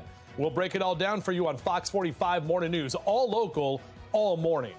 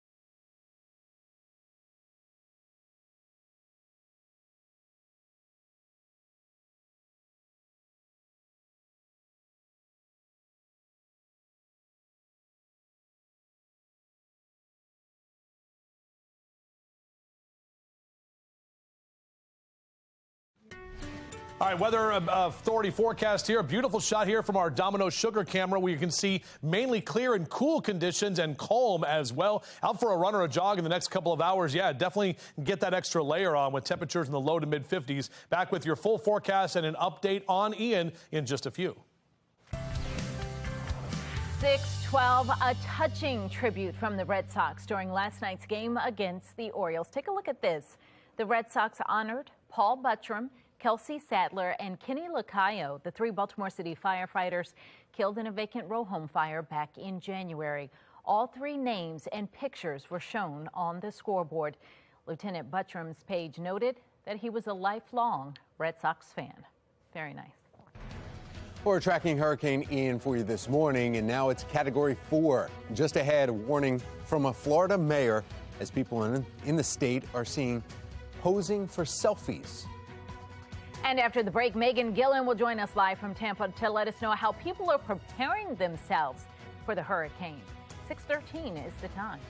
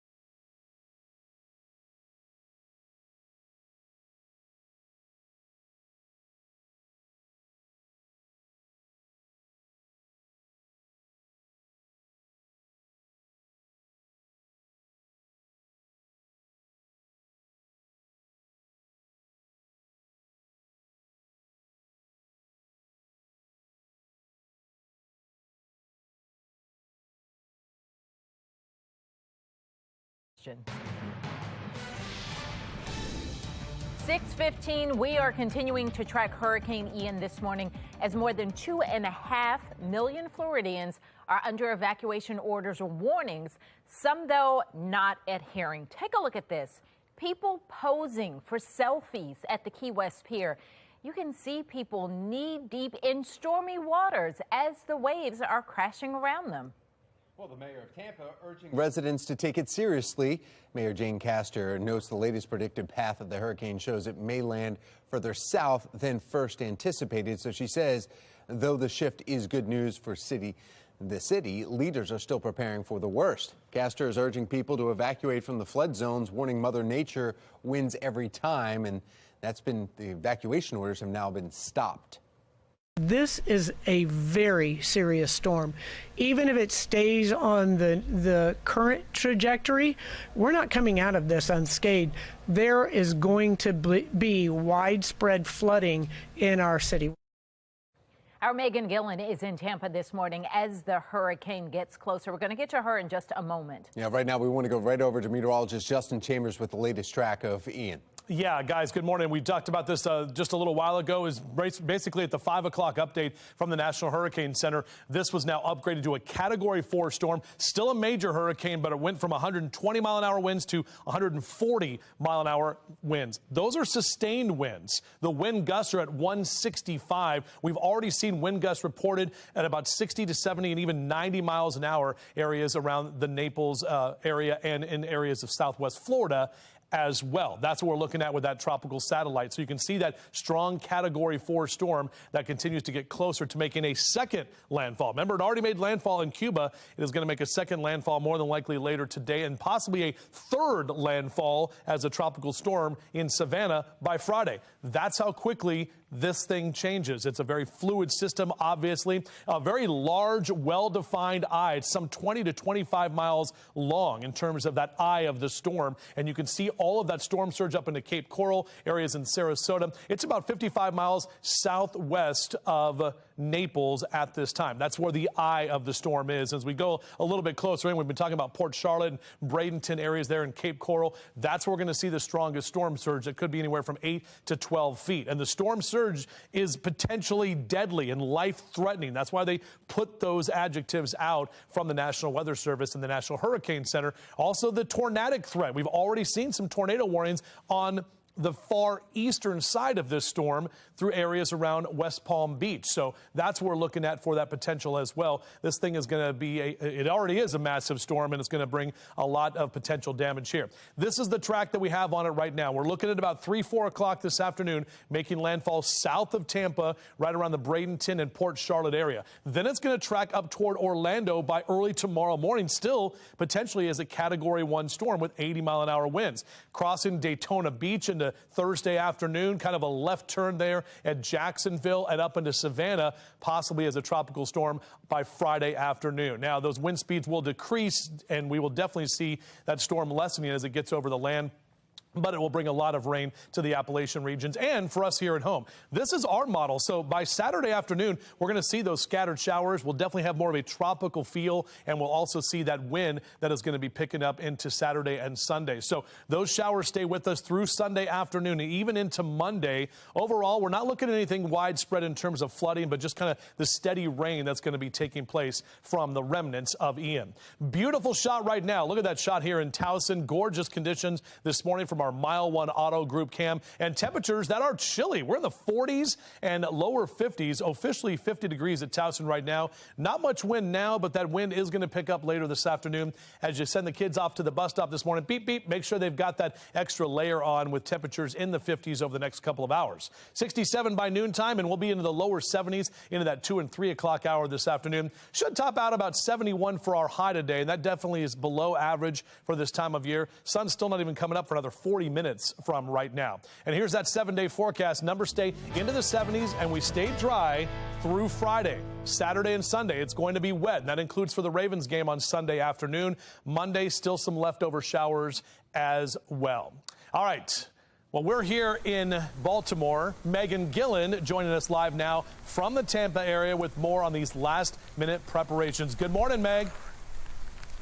Justin, just in the last hour, that rain just pouring down on us right now. The wind picking up, but not nearly what it's expected to be by 8 o'clock this morning. Where we're standing right now, this is Tampa General Hospital. And take a look, guys, right behind me. These shields we watched over the last 24 hours, crews bolting up those shields here, protecting the low-lying areas, trying to protect the patients and the staff inside from what could be a dangerous storm surge. And take a look at this. I'm going to show you why over here. This hospital sits waterfront. You see this bridge? I know it's dark before the sun comes up, but those water levels are rising. That storm surge now expected to be about 6 feet. As you can imagine, as those waters rise, so is the anticipation for what this could bring. It's been a rush to the finish line for many residents here, boarding up homes and businesses, hoping for the best, but bracing for the worst, like this family business owner. We are using storm shutters that we purchased after Irma. We are protecting all our assets, bagging things up, closing all the doors. Well, you always prepare for the big one. hope for a little one. So we're hoping it's a little one, but we're well prepared. We caught up with those two guys, Todd and Tom, yesterday at a gas station that was out of gas. Mandatory evacuation orders are in effect for most of this area in flood zones primarily. Back here at the hospital, no evacuations here. Everyone just hunkering down, staying safe. Talked to a lot of people throughout the day yesterday, many of them saying they haven't seen preparations like the shields that we see behind us since 2004. And if you remember, that's when Charlie came and just tore through this area. Tampa Bay at that point was expected to get the direct hit. It made that turn, ended up going a little south, and that seems to be what we're seeing here. So again, a lot of bracing for the worst, hoping for the best, and we're now just hours away, guys, from landfall. Yeah, it's interesting that you mentioned that, Megan, because it's eerily similar, Charlie's track to what is the potential track of Ian from 2004. But Tampa has not seen a major hurricane since 1921. So are the people kind of, are they complacent? Are they flipping it about it? Are they kind of like, That's what I'm wondering, because if you're staying, then why? Well, I know it's been since the 20s, but a lot of people remember Irma when their shutters got blown off, their roofs got taken off. So while it hasn't been a major, they've dealt with their fair share of hurricanes in the past 20 years. Not catastrophic, but certainly know how to expect. Everyone taking precautions. The mayor here really saying, listen, you got to get this done now. We're out of gas here. If you haven't left already, it's time to find a spot. And Tampa is a really interesting area here, guys, where we're standing right by the water here. This is a flood zone. Where our hotel is, like 1 mile away, not in a flood zone. So there's high and low areas, and you just got to find where you can take safety here as we wait for those storm surges to come and see how high it rises. All right, we'll be checking in with Megan Gillen, staying there in the line of fire with Ian here over the next 24 to 48 hours. Thank you. U.S. consumers continue to feel optimistic about the economy and the future. Just ahead, how much did the Consumer Price Index rise? Fox 45 News, winner of 17 2022 Regional Emmy Awards, more than all other Baltimore news stations combined.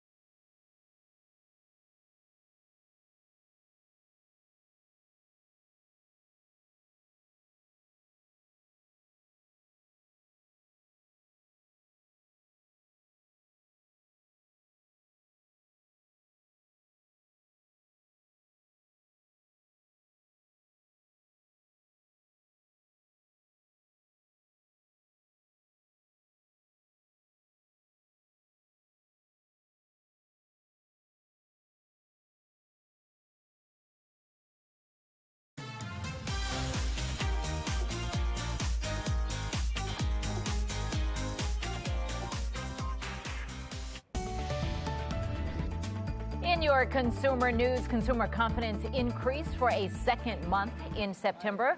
The Conference Board, a research group of more than 1,000 corporations and organizations, says its index rose to 108 from a 103.6 reading in August. That is the highest level since April. Lower gas prices and labor availability helped the confidence factors. Pushback continues over a plan to establish a campus police force at Johns Hopkins University. Coming up, we are live with a meeting scheduled for tomorrow and how that plan compares to other schools nearby.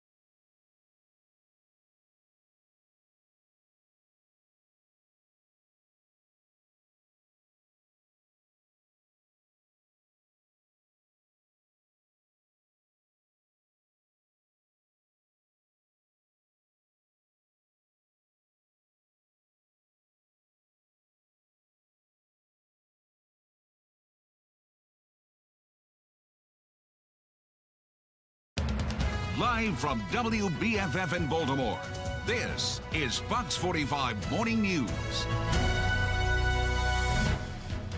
Welcome back on this Wednesday, September 28th, as we are tracking Hurricane Ian this morning. I'm Patrice Sanders. I'm Tom Rogers, expected to make landfall in Florida tonight, changing the path a little bit, though, this morning as it gets closer. Let's check in with meteorologist Justin Chambers and see what is in its path. Yeah, and our Weather Authority forecast team is here. Jasmine and I were just talking backstage about how this storm has changed paths and continues to be what we're watching here. All eyes are on Ian. Now, let me tell you this. The National Hurricane Center was talking about how the Air Force recon missions are flying into the eye of the storm. They're reporting now 160-mile-an-hour winds and even some 185-mile-an-hour winds. The storm is still in the Gulf of Mexico, but it is very large and very powerful as it continues to get closer to the southwest coast of Florida. Let's zoom in a little bit closer. This is the current radar picture. Look at how wide that eye is. We're talking about a 20 to 30 mile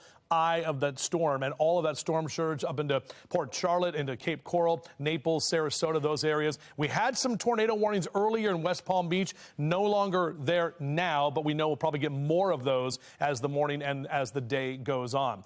Beautiful conditions right now here at home. It's chilly as we look out right now from the top of the Transamerica building. And Mr. Bo says get that heater flow going. Temperature staying in the 50s for the next couple of hours to about 57 by 9 a.m. We're on our way to temps into the lower 70s sunnies for the afternoon, and temperatures are going to stay below average today, tomorrow, and even into Friday. By the time we get to the weekend, the remnants of Ian will be here, and it will be impacting us. We'll take a closer look at that coming up in a few.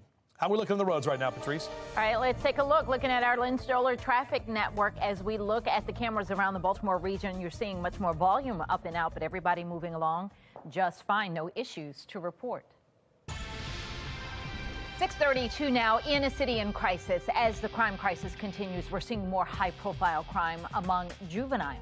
Yeah, just last week, Baltimore police say a group of juveniles tried to rob an employee at the Barks Animal Shelter at gunpoint. Earlier this month, you'll remember police saying a 17-year-old shot and killed Jeremiah Brogdon at dismissal time at Mervo High School, suspect attending a different school.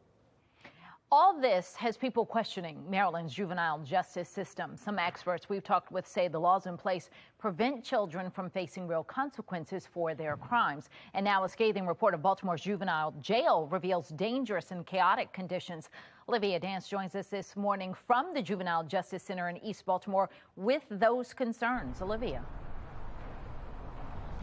Yeah, that report describes horrible conditions here inside the Juvenile Justice Center, and it says that low staffing has led to dangerous situations. Now, the quarterly report was released by the Attorney General's office, and it details that fights and assaults are up 85%. It also cites broken locks, unkept cells with graffiti on the walls, and a shortage of recreational and educational opportunities. I have a number of clients that are in the various facilities, and I speak to them about what they're doing, and then they're saying we don't do anything. The report shows that the population at the maximum security lockup has soared 74% from just 1 year ago. The report writes that the facility continues to operate like a prison-like environment where staff fail to maintain stability and young people are exposed to a dangerous and chaotic environment. Kenji Scott chaired Maryland's Juvenile Justice Coalition 15 years ago and blames lawmakers for failing to hold anyone accountable for the deteriorating conditions. What he and she knows is that they can get away with broken locks and understaffing and poor care for children because it has not just started. This isn't an issue that popped up yesterday morning. This is a thing that's been going on for a decade and a half now. Administrators here at the facility say that broken locks have now been repaired. Staff have been retrained and questionable food has been thrown out. But of course, staffing still remains a big concern.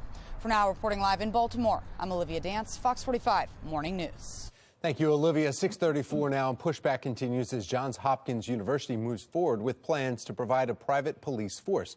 The second of 3 town halls to discuss those plans is set for tomorrow. Shannon Lilly is joining us live with a closer look at the debate on campus. Shannon. Yeah, and as we look ahead to that town hall, Patrice, we can expect protesters to try to shut that one down, too. At least that's what they say they plan to do. For years, they have been fighting against the establishment of a campus police force on Johns Hopkins University. Political analyst John Deedy weighs in as to why. In Baltimore, there has been a recent rich history of people not liking the police. So this is just another layer of law enforcement that has people uncomfortable. People may feel that it's almost too much of a big brother presence as far as in the community, and the fact that it's around various neighborhoods. So meanwhile, dozens of other schools in the area already have their own campus police forces, and that includes Towson, Loyola, UMD, Coppin State, and Morgan State. And that's a point, Tom and Patrice, that Mayor Brandon Scott made when he was pressed on this issue recently. Shannon, what makes the Hopkins situation different from all the other schools that you just mentioned that already have campus police? Yeah, so political analyst John Deedy, Patrice, says there's a couple things. Number one, he says that the university, Johns Hopkins University, is right in the center of the city, so location could play a factor in this. And then the other big thing is that Johns Hopkins University is a private school, which is different than a lot of the universities and schools that we were just talking about. And so many people fear that the school will only be held accountable by the school itself and not by the community, the public, and city police. But Hopkins says that it has put safeguards in place to make sure that that is not the case. Meanwhile, again, looking ahead to tomorrow's town hall, it is set for 7 p.m. It will be live streamed, And Patrice, we'll just have to continue to see how this all plays out. Reporting live, I'm Shannon Lilly, Fox 45 Morning News. All right, Shannon, 6:36 now, switching gears. We are tracking Hurricane Ian from the Live Center this morning. You're taking a live look from the Fox 45 Weather HD radar. You see the eye of the storm right there as it is making its way toward Florida. It's going to make landfall there later today, a little earlier than expected and also a little further south than originally forecast, but just as devastating. It's already devastated parts of Cuba as a Category 3 hurricane, knocking out power to that entire island. A live look from Key West. Water washing over the southernmost point, extremely dark there, but rain from the outer bands of the hurricane already whipping southern Florida, and at least 2 possible tornadoes caused damage Tuesday night. Now, the storm expected to get even stronger. We've already seen that it was deemed Category 4 earlier this morning as it is approaching Florida, where 2.5 million people have been told they need to evacuate.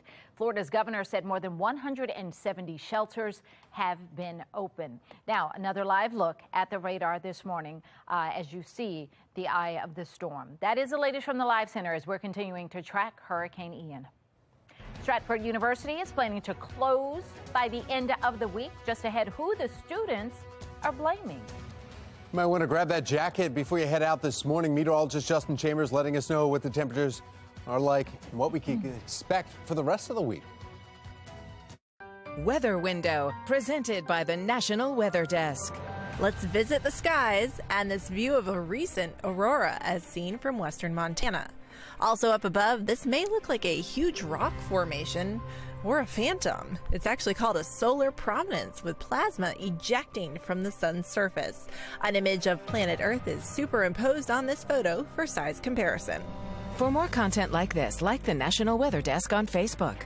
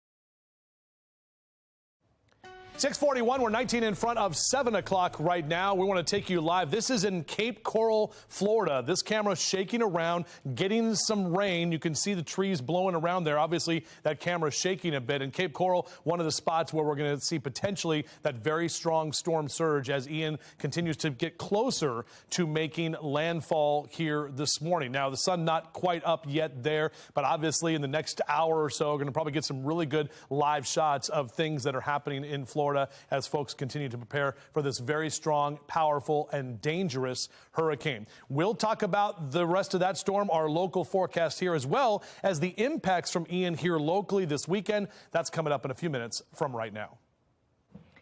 Coming up in our next hour, Megan Gillen will be live from Tampa with what residents there are doing to prepare for this Category 4 hurricane. And when you're out going trick-or-treating, the decor. What's getting some people's attention? Just ahead, how one man's gruesome Halloween props prompted multiple police visits. 6:42.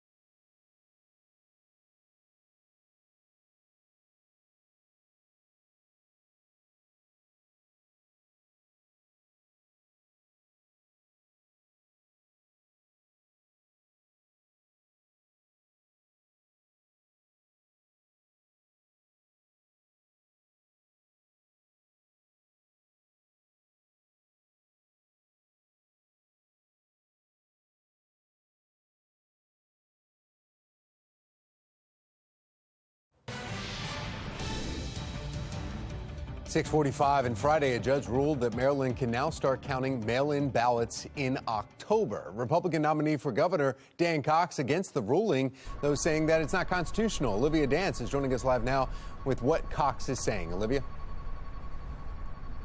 Yeah, Tom, Dan Cox is against the judge's ruling and is now filing a notice of appeal. But the Board of Elections is expecting another flood of mail-in ballots for the general election and is warning that if ballots can't be counted early, then voters could have to wait for results. Now, prior to the ruling, Maryland was the only state that required mail-in ballots to be counted after Election Day. I'm Olivia Dance, and coming up next, here how both Dan Cox and Wes Moore are reacting to the ruling. Back to you.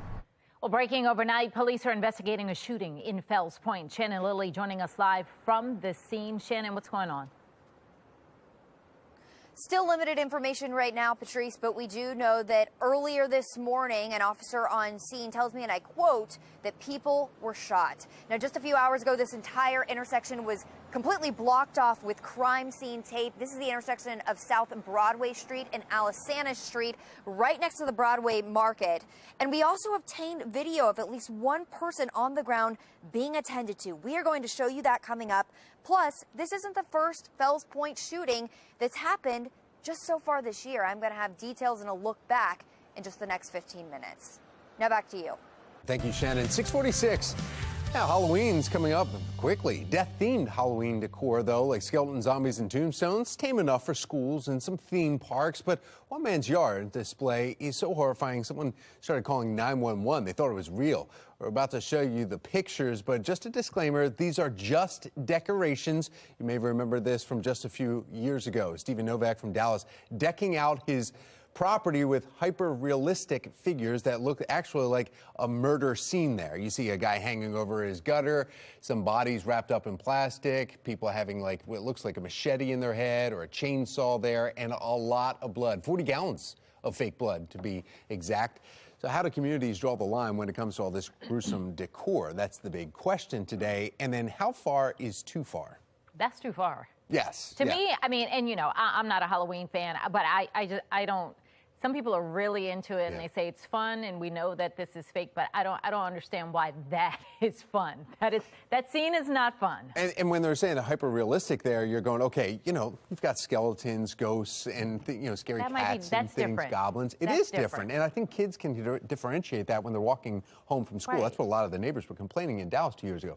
But now we're getting complaints from parents saying, you're shopping. So say if you go to regular Oriental Trading Company where you have half severed bodies that are now you can purchase for that for like 30 some bucks. And that's the issue. It is right here. You're starting to see these items where you could buy this 38 bucks and you know what, you could look like, and that's a person screaming ripped in half. Right. And so I don't see the fun in that, but they're selling it because there are some people who do, and that you know they know there's a market for it. But I think that's inappropriate. I would hate for my kid to walk past a house, you know, like having to walk to school or just in the neighborhood and see that. I don't know why we're glorifying that. This is what we talk about every day, all day in the news. Haunted house, you can see that inside, but outside of the home, just regular, there needs to be some lines in the community calling action on that.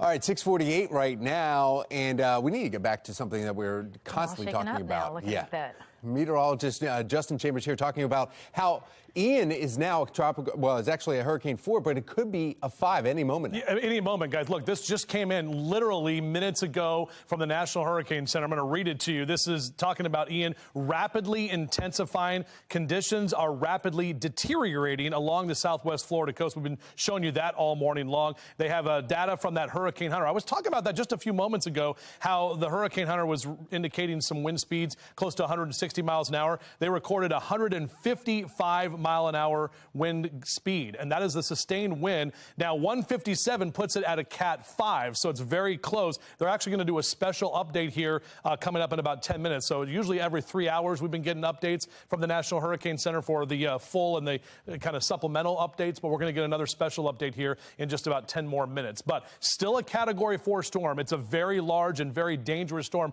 Look at that right there, 155-mile-an-hour max winds, wind gusts at 165. So this very well could become a Category 5. And we've seen this in the last couple of years with these storms that right before they make landfall, they quickly intensify. And then as they make landfall, it's a major hurricane, which is what we are going to see sometime later today. This is going to be around the Naples and Sarasota area, south of Tampa, but all of southern Florida and southwest Florida impacted by this storm. All the way toward Orlando, potentially still as a Category 1 tomorrow morning, and then could get out into the Atlantic, become a tropical storm, and then make a third landfall in now Savannah, Georgia, as we head into the weekend. Area of low pressure for us will bring the rain to our areas. Some folks are asking, all right, hurricane categories, what are we talking about? Well, you can see it right here, and we are right now in that Cat 4 area. Catastrophic damage will occur. 130 to 156 mile-an-hour winds. Again, once it gets to 157,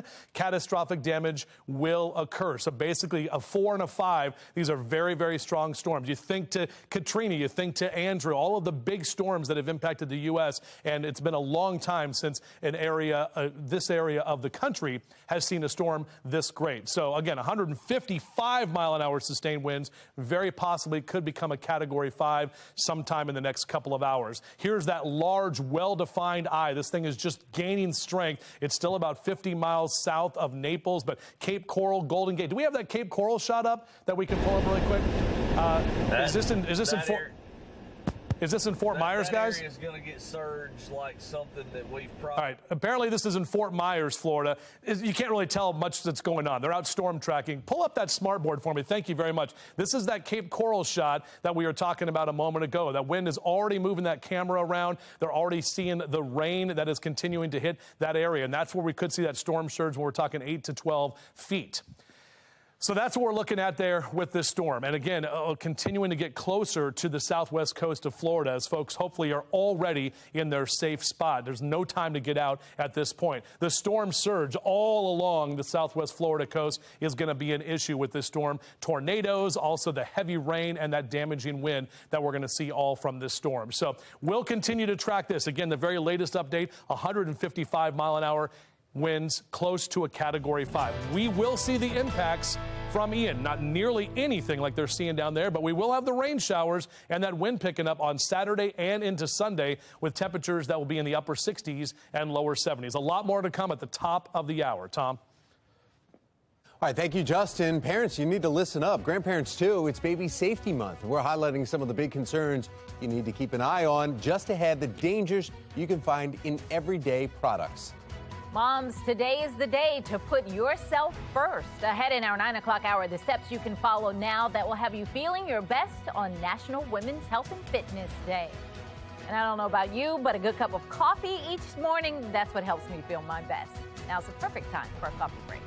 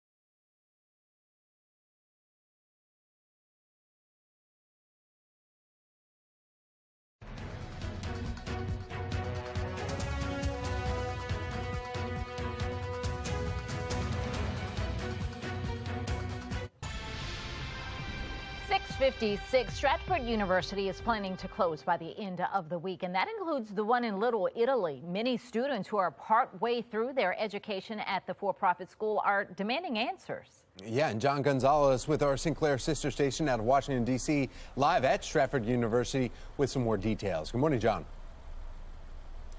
Tom, good morning. Yeah, what a surprise for the students and the teachers. Stratford University, which of course you just mentioned, has the campus there in Baltimore and a couple of them here in Northern Virginia, will abruptly close. It was found to be non-compliant with federal regulations. So at the end of the week, all of the doors are shutting at its campuses. But take a look, this is interesting. On the school's website, there's no mention of the closure, but we know that more than 2,000 students that are enrolled full-time, part-time, and online have received notice via email. These are mostly immigrant students, and it's not just the students. We're talking about 150 Stratford employees that will be out of work as well. The school's accreditor was decertified in August, and the school says it would not be allowed to enroll new students. However, I spoke to 20-year-old Melesio Carrasco, who was still allowed to enroll last month.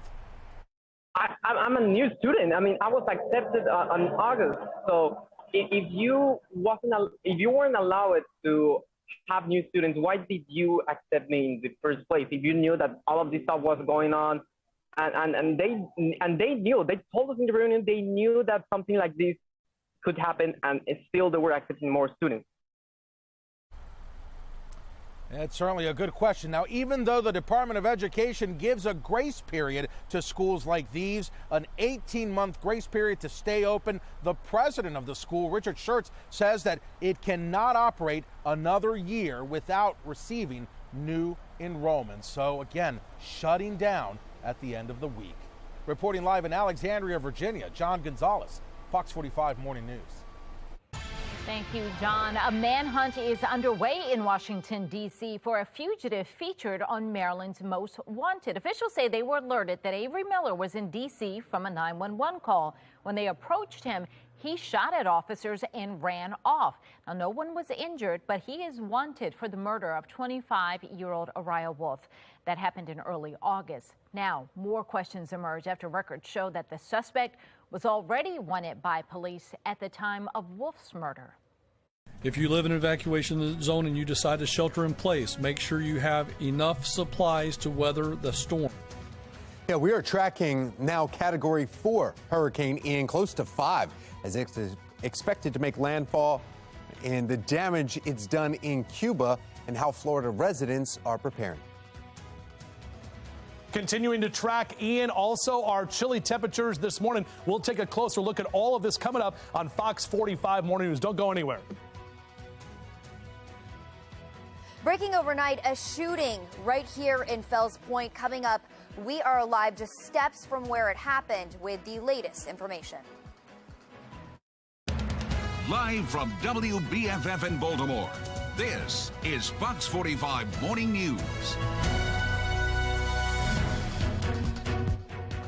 Taking a live look over Cape Coral, Florida this morning as we continue to track Hurricane Ian. That storm now close to a Category 5 storm. We're going to have team coverage this morning from our Fox 45 Weather Authority team and Megan Gillen, who is down in Tampa. We'll check in with her in just a few minutes. Good morning on this Wednesday, September 28th. I'm Patrice Sanders. I'm Tom Rogers. We want to get right over to meteorologist Justin Chambers. He's been following Ian now as it continues to grow and grow and grow. Yeah, I mean, this thing rapidly intensifying, guys. This is what we've been talking about all morning long. Just in the last couple of minutes, we came on the air and I talked about how this is close to a Category 5 storm, officially still a Category 4 storm with 155 mile-an-hour sustained winds. They've had a wind gust reported of 190 mile-an-hour wind gusts. That could cause catastrophic damage. Look at the hurricane category Saffir-Simpson scale right here on your screen. So we're at a Cat 4 right at the edge of the high end of a Cat 4. Cat 5 is 157 or above. So it's very possible that this thing still has a little bit left to go before it becomes a Category 5 and slams into Florida. This is where it is right now. It's off the southwest coast there. We had that Cape Coral aerial shot. I don't know if we can pull that up again right now, but this is what it's looking like. Obviously, the wind kind of blowing things around, and we've got the rain that is also affecting folks there. So up and down the southwest coast of Florida, folks who haven't got out of Dodge are now just kind of hunkering down and going to try to ride this storm out. So this is what we're looking at as this thing continues to track a little south of Sarasota, possibly making landfall as early as this afternoon. We'll continue to track that for you in just a few minutes from right now. Our local forecast, we're good to go this morning. We're chilly. Our Towson camera showing that sun just about to come up, and numbers that are across the board in the 40s. So you'll definitely need to make sure the kids get the jacket on before you take them out to the bus stop. Partly cloudy and breezy today, and we will have the impacts from Ian in our neighborhoods by this weekend. A closer look at that coming up in a few minutes from right now. Tom? All right, thank you, Justin. Now we want to get a check for your Lens Solar Traffic Network. If you're taking the Beltway, heads up for you right now. Crash on the outer loop right in Woodlawn. It's at exit 16. Backup already being reported all the way to 795, so make sure you give yourself extra time if you're heading in that direction. Breaking overnight, Baltimore police are investigating a shooting in Fells Point. Yeah, we're working to learn more details about it, but video from the Citizens app shows paramedics at least tending to one person. Shannon Lilly live in Fells Point with what we know. Shannon. Still limited information, Patrice, but earlier we did hear from an officer right here on scene who tells me, and I quote, that people were shot. And we actually saw restaurant workers out here pouring water on the ground. They say they were cleaning up from this crime scene. Just to give you some perspective of where we are, right behind me here is Alexander's Tavern. And then if I just walk across the way, just across the street at this intersection, we have the Broadway Market. So this is an extremely popular area where you often see people walking around just a couple blocks up from the waterfront. And there's a lot of businesses and bars, typically a busy area. Now, we want to get you again to another look at this video from the Citizen app overnight, showing a swarm of people and police surrounding someone on the ground who is being attended to. And our teams were actually on scene as well after police arrived to capture this footage of the scene. You can see the intersection of Alisana and Broadway Street blocked off here. Police on scene, that crime scene tape up. Right now, we're still working to get more information. Details are very limited, but we do know that this isn't the first shooting that we've seen in Fells Point just so far this year. In fact, take a look at this. Not including this possible shooting, police report there have been 6 shootings in Fells Point just so far this year. 2 people have been killed, including a Fells Point bouncer. That was Marco Nunez back in April, and Little Italy restaurant manager Chesley Patterson back in January. Arrests were made in both of those cases. Now, police left the scene around 4 this morning. Again, we are still working to get information. They haven't released anything about possible victims or suspects, but we will update you when they do. Reporting live in Fells Point, I'm Shannon Lilly, Fox 45 Morning News. Thank you, Shannon. Now, crime and violence remain at record highs in Baltimore as we head into the last few months of this year. 254 people have been killed this year. Non-fatal shootings are up even more. 550 people have been shot and survived. That's nearly a 5% increase compared with the same period last year. Robberies up 13% this year. Overall, violent crime is up by 5% across Baltimore City. Now today, Baltimore City Council, they'll be holding a hearing on public safety. They're going to hear from the police department and other agencies on the city's crime fight. You may recall before the start of summer, the mayor and police department introducing a summer crime plan. It involved additional patrols in tourist areas. Well, since that plan was put in place, 116 people have been killed in Baltimore City. Now to your Vote 2022 coverage. Republican nominee for governor Dan Cox is pushing back against a judge's recent decision to allow the early counting of mail-in ballots. Olivia Dance is joining us live now from East Baltimore with what's changing. Olivia? Yeah, as you mentioned on Friday, a judge ruled that mail-in ballots can be counted in October, but Dan Cox, the Republican nominee for governor, has been against that and is now filing a notice of appeal. The judge's ruling comes after the primary election where there was a flood of mail-in ballots, which led to some delayed results. And John Deedy, a political analyst, says that Cox's reaction feeds into the playbook of former President Donald Trump. By counting the ballots immediately, you close off the conspiracy theories election night. It makes it more difficult for him. He may not accept his loss. I doubt he will concede graciously, but it just closes another door on him. Now, he needs to move on from this and start figuring out how he's going to bring in other voters. But the problem is all of his actions show the complete opposite. The Board of Elections anticipates they will receive between 1 and 1.3 million mail-in ballots during the general election, warning that if those ballots aren't counted early, then voters could have to wait for results. Now, prior to the ruling, Maryland was the only state that required mail-in ballots to be counted after Election Day. And a spokesperson for Wes Moore, the Democratic candidate for governor, said, quote, "This kind of behavior is an attack on democracy and shouldn't be allowed anywhere near the governor's office. We've said it before, Dan Cox just isn't too into democracy," end quote. And last week, Fox 45 News spoke with Cox ahead of the judge's ruling.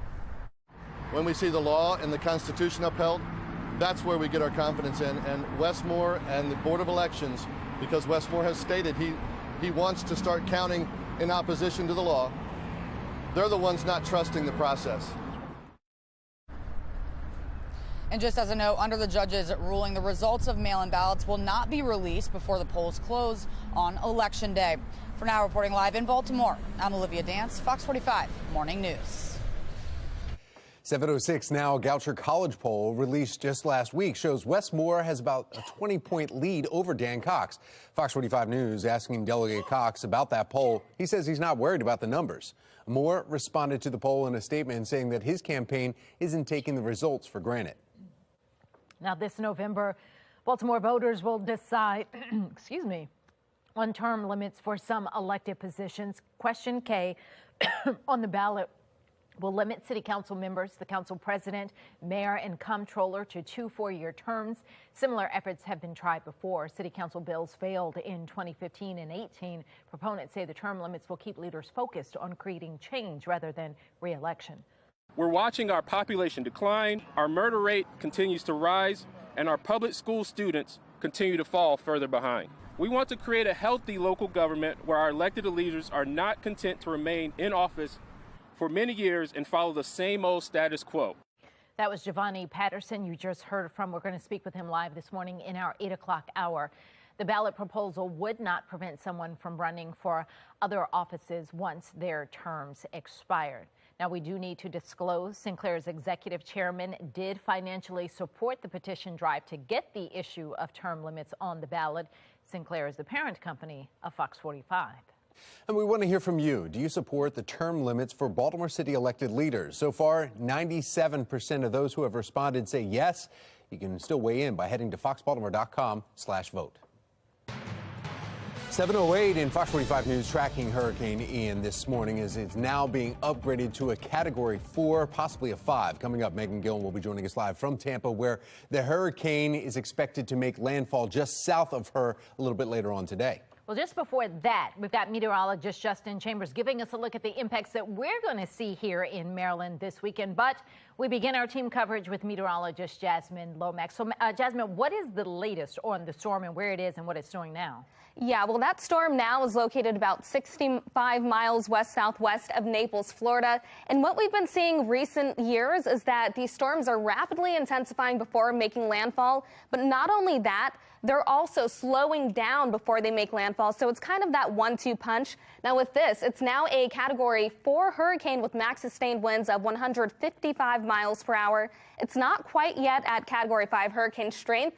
For that, it would need to have max sustained winds greater than 157 miles per hour. But even still, we are talking catastrophic damage across parts of the Florida Peninsula, and we could even be looking at some impacts here as well. Now, Justin, you have the latest on what we're actually seeing around Florida. Yeah, exactly right, Jasmine. And you and I have been talking backstage, the entire Weather Authority team working on this storm. 190-mile-an-hour wind gust has been reported just in the last couple of minutes, and the sustained winds at 155 miles an hour. So it's a very large eye, and just like Jasmine was talking about, it is sitting there off the coast, gaining strength, continuing to pull up all of that moisture and that storm surge along Cape Coral down through Golden Gate. We've been showing you those live pictures this morning as the sun is coming up in Florida, but you can see Port Charlotte all the way up toward Bradenton. These are the areas as that storm moves in where we'll have the greatest threat for that storm surge, and we could be talking storm surge anywhere from 8 to 12 feet. That's when we're talking about life-threatening storm surge and the catastrophic catastrophic winds. And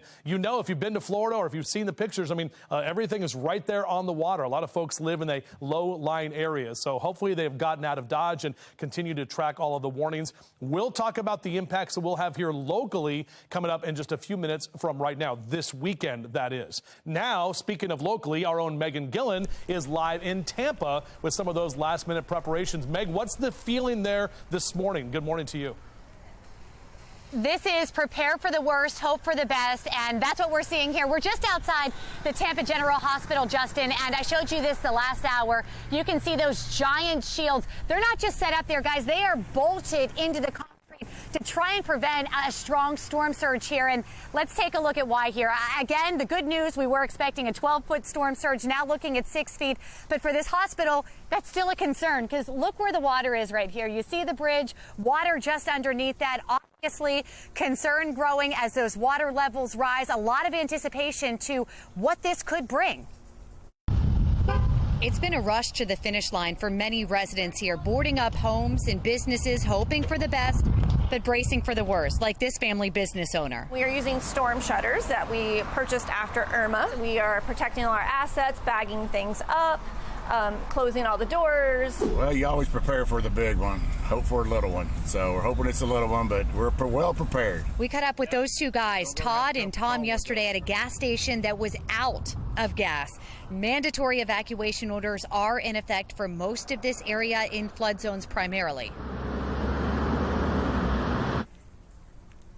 Now back here at the hospital, no evacuations were made here. Again, they're preparing for the worst, putting up the shields, trying to get everyone to higher ground for now. A lot of folks saying they haven't seen these shields go up here since 2004, and that's when Charlie hit this area. And as we talked about last time, guys, Charlie was expected to have a direct hit right here in Tampa Bay back in 2004. It ended up just going south.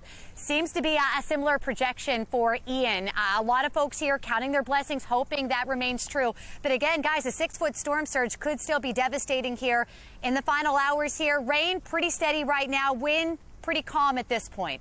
We'll send it back to you guys. Megan Gillen live there in Tampa for us. And remember, you can track severe storms and hurricanes even when we're not on the air by downloading the free Fox 45 Weather Authority app. Go to your app store and search WBFF to get started. Well, now here's a look at the stories making your headlines this hour. A scathing new report revealing dangerous conditions facing inmates at Baltimore's juvenile justice facility. Fox 45 News analyzing the latest concern for the juvenile justice system. And what alerts are real and which ones are fake? How you can protect yourself. That's all coming up in this morning's Confident Consumer. 7:13, you're watching Fox 45 Morning News, all local, all morning. I should have read it.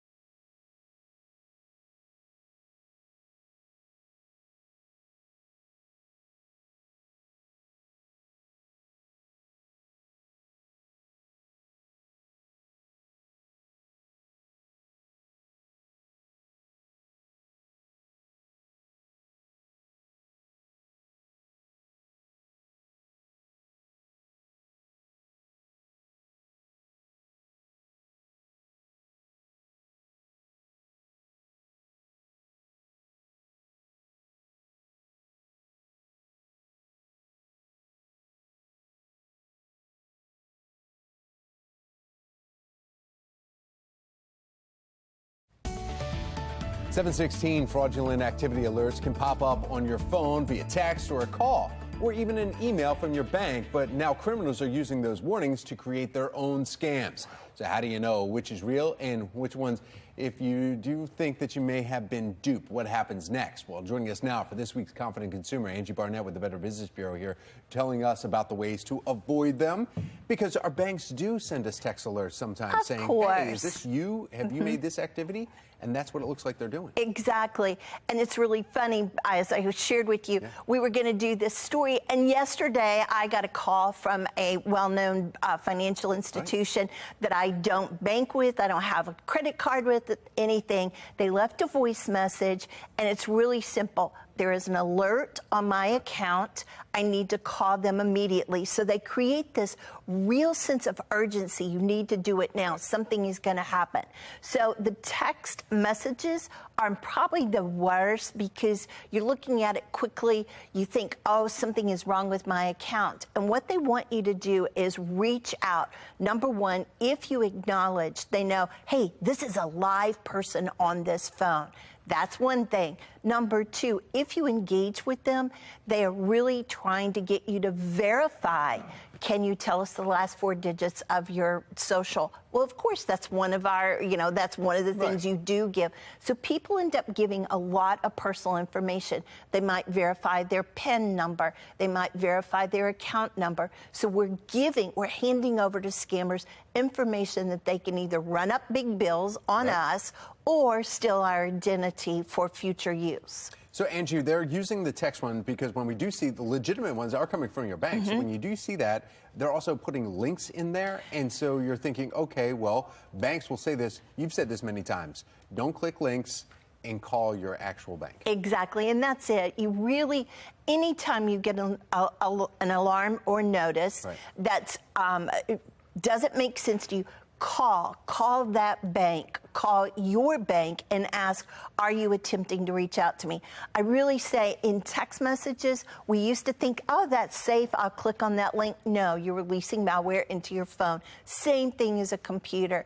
So, we call these imposter schemes because they approach us with a sense of authority, a sense of urgency to act now, and they're going to ask you questions that you think make sense for me to answer. So please don't give your personal information over the phone without confirming that this is real. Don't click on those links. And if you have any concerns, call your local institution. Playing on that urgency, though, is important. Somebody's taking money out of my account. I got to stop this right now. And that's where they get you. All right. Exactly. Angie Barnett with the Better Business Bureau. Thank you so much. We appreciate it. Thank you, Tom. Yeah, sure.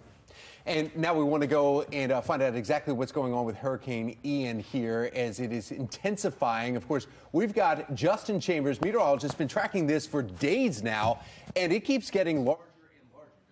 Yeah, it does, Tom, and intensifying, too. We talked about that here just a few moments ago, how it's very close to a Category 5 storm.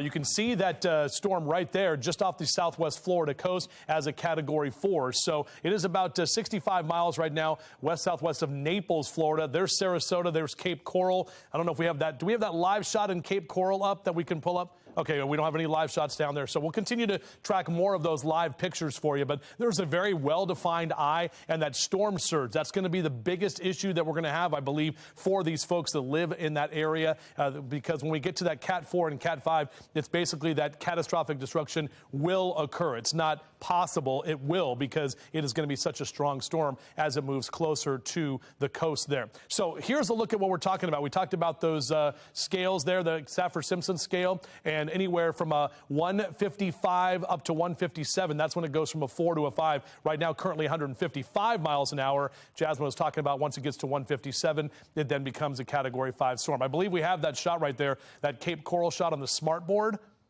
All right, there it is right there. Yeah, and so that wind is whipping that camera around. There doesn't seem to be a lot of people out, which is good that they're either gone, evacuated, or they're hunkering down and trying to ride out this very, very powerful and dangerous storm as well.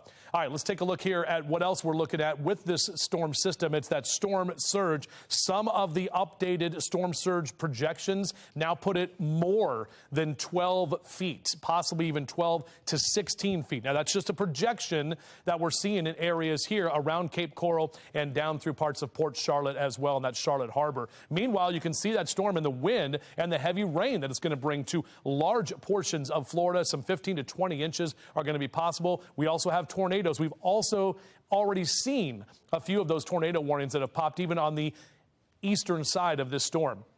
As we see the track on this, more than likely making landfall south of Tampa later this afternoon. Currently 190-mile-an-hour wind gusts, but 155 is that maximum wind. This storm is going to track over central Florida through early tomorrow morning into Orlando, and we're talking about potentially a Cat 1, even a Cat 2, still hanging on to Daytona Beach, glancing by Jacksonville. The tropical storm conditions up into Savannah, Georgia, possibly a third landfall for this storm Friday afternoon before it makes its way up into the Appalachians and into areas a little bit closer to us. And speaking of the impact here, we're going to have a pretty decent amount of rain. We're not looking at widespread flooding, but we are definitely looking at some of that steady rain that'll be with us starting Saturday morning into the afternoon, continuing into Sunday as well with those rain showers and the breezy to windy conditions, but obviously nothing like what they're seeing in Florida.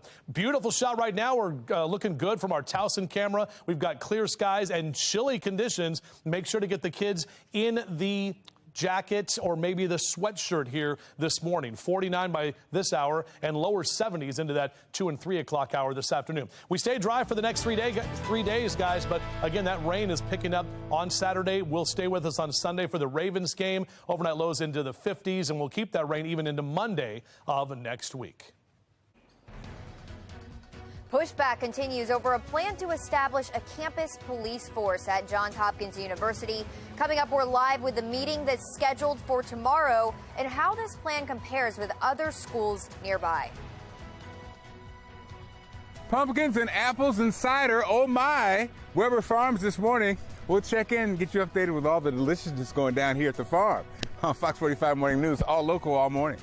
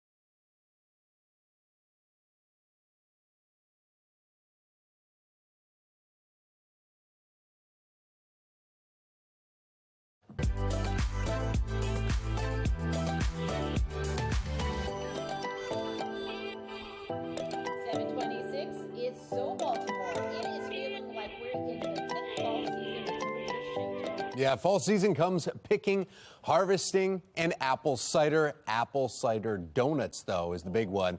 And we've got Baltimore Lifestyle host Mark Clark live in Parkville at Weber's Farm, where they have those apple cider donuts. Just saying, I don't know if you know that, Mark, but they have apple cider donuts there. They come in a 6-pack. They're warm. They're amazing.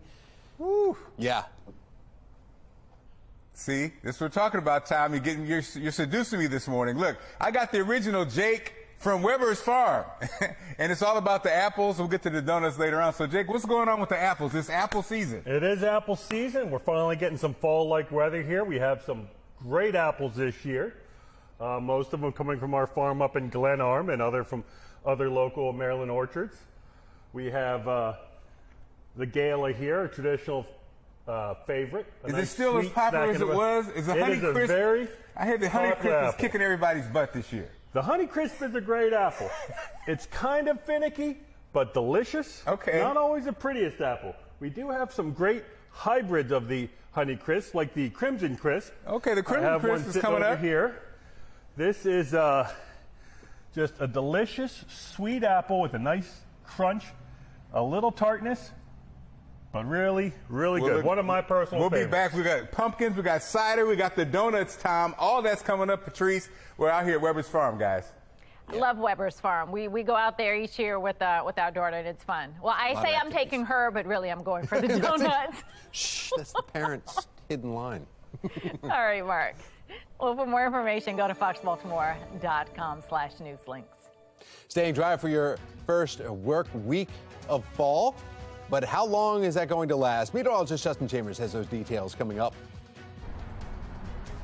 A new report describes horrible conditions inside Baltimore's Juvenile Justice Center. I'm Olivia Danson. Coming up next, all of the details of that report, plus experts weigh in.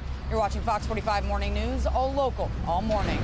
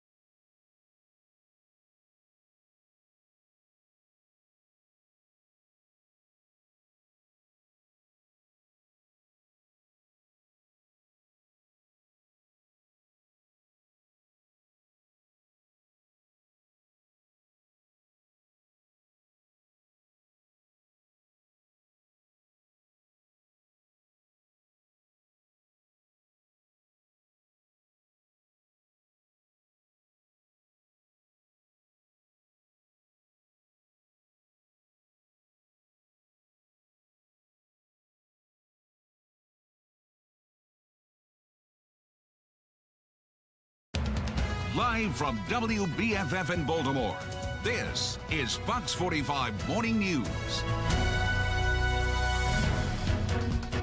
Yeah, a beast of a storm has its eyes set on Florida. You're looking at live pictures coming out of the Sunshine State this morning. Not sunshiny there now. We're tracking Hurricane Ian this morning. It is near a Category 5 storm, and it is expected to make landfall in Florida today. Good morning to all of you. Welcome back on this Wednesday. I'm Patrice Sanders. I'm Tom Rogers. Want to get right over to meteorologist Justin Chambers. He's got a look at the forecast for us. Yeah, meteorologist Jasmine Lomax and I have been talking about the Weather Authority team on full alert here. Not a weather alert day for us, obviously. Weather alert for the entire state of Florida, at least the peninsula of Florida, not the panhandle, as we look outside and show you what's going on, or at least look at the tropical satellite there. And we mentioned just a little while ago, this storm is very close to becoming a Category 5 storm, the highest on the Saffir-Simpson scale. 155-mile-an-hour winds right now, a Category 4. It has intensified, and you can see that spinning motion right there. It is still about 60 miles off the coast of Naples, but there's Sarasota, Port Charlotte, Cape Coral. All of these areas could have potentially storm surges. Now the National Hurricane Center is saying potentially 12 to 16 feet. Guys, 12 to 16 feet of a storm surge in areas around the Charlotte Harbor, Port Charlotte, Cape Coral, all of those areas south and around Sarasota, and all of this is south of Tampa as well.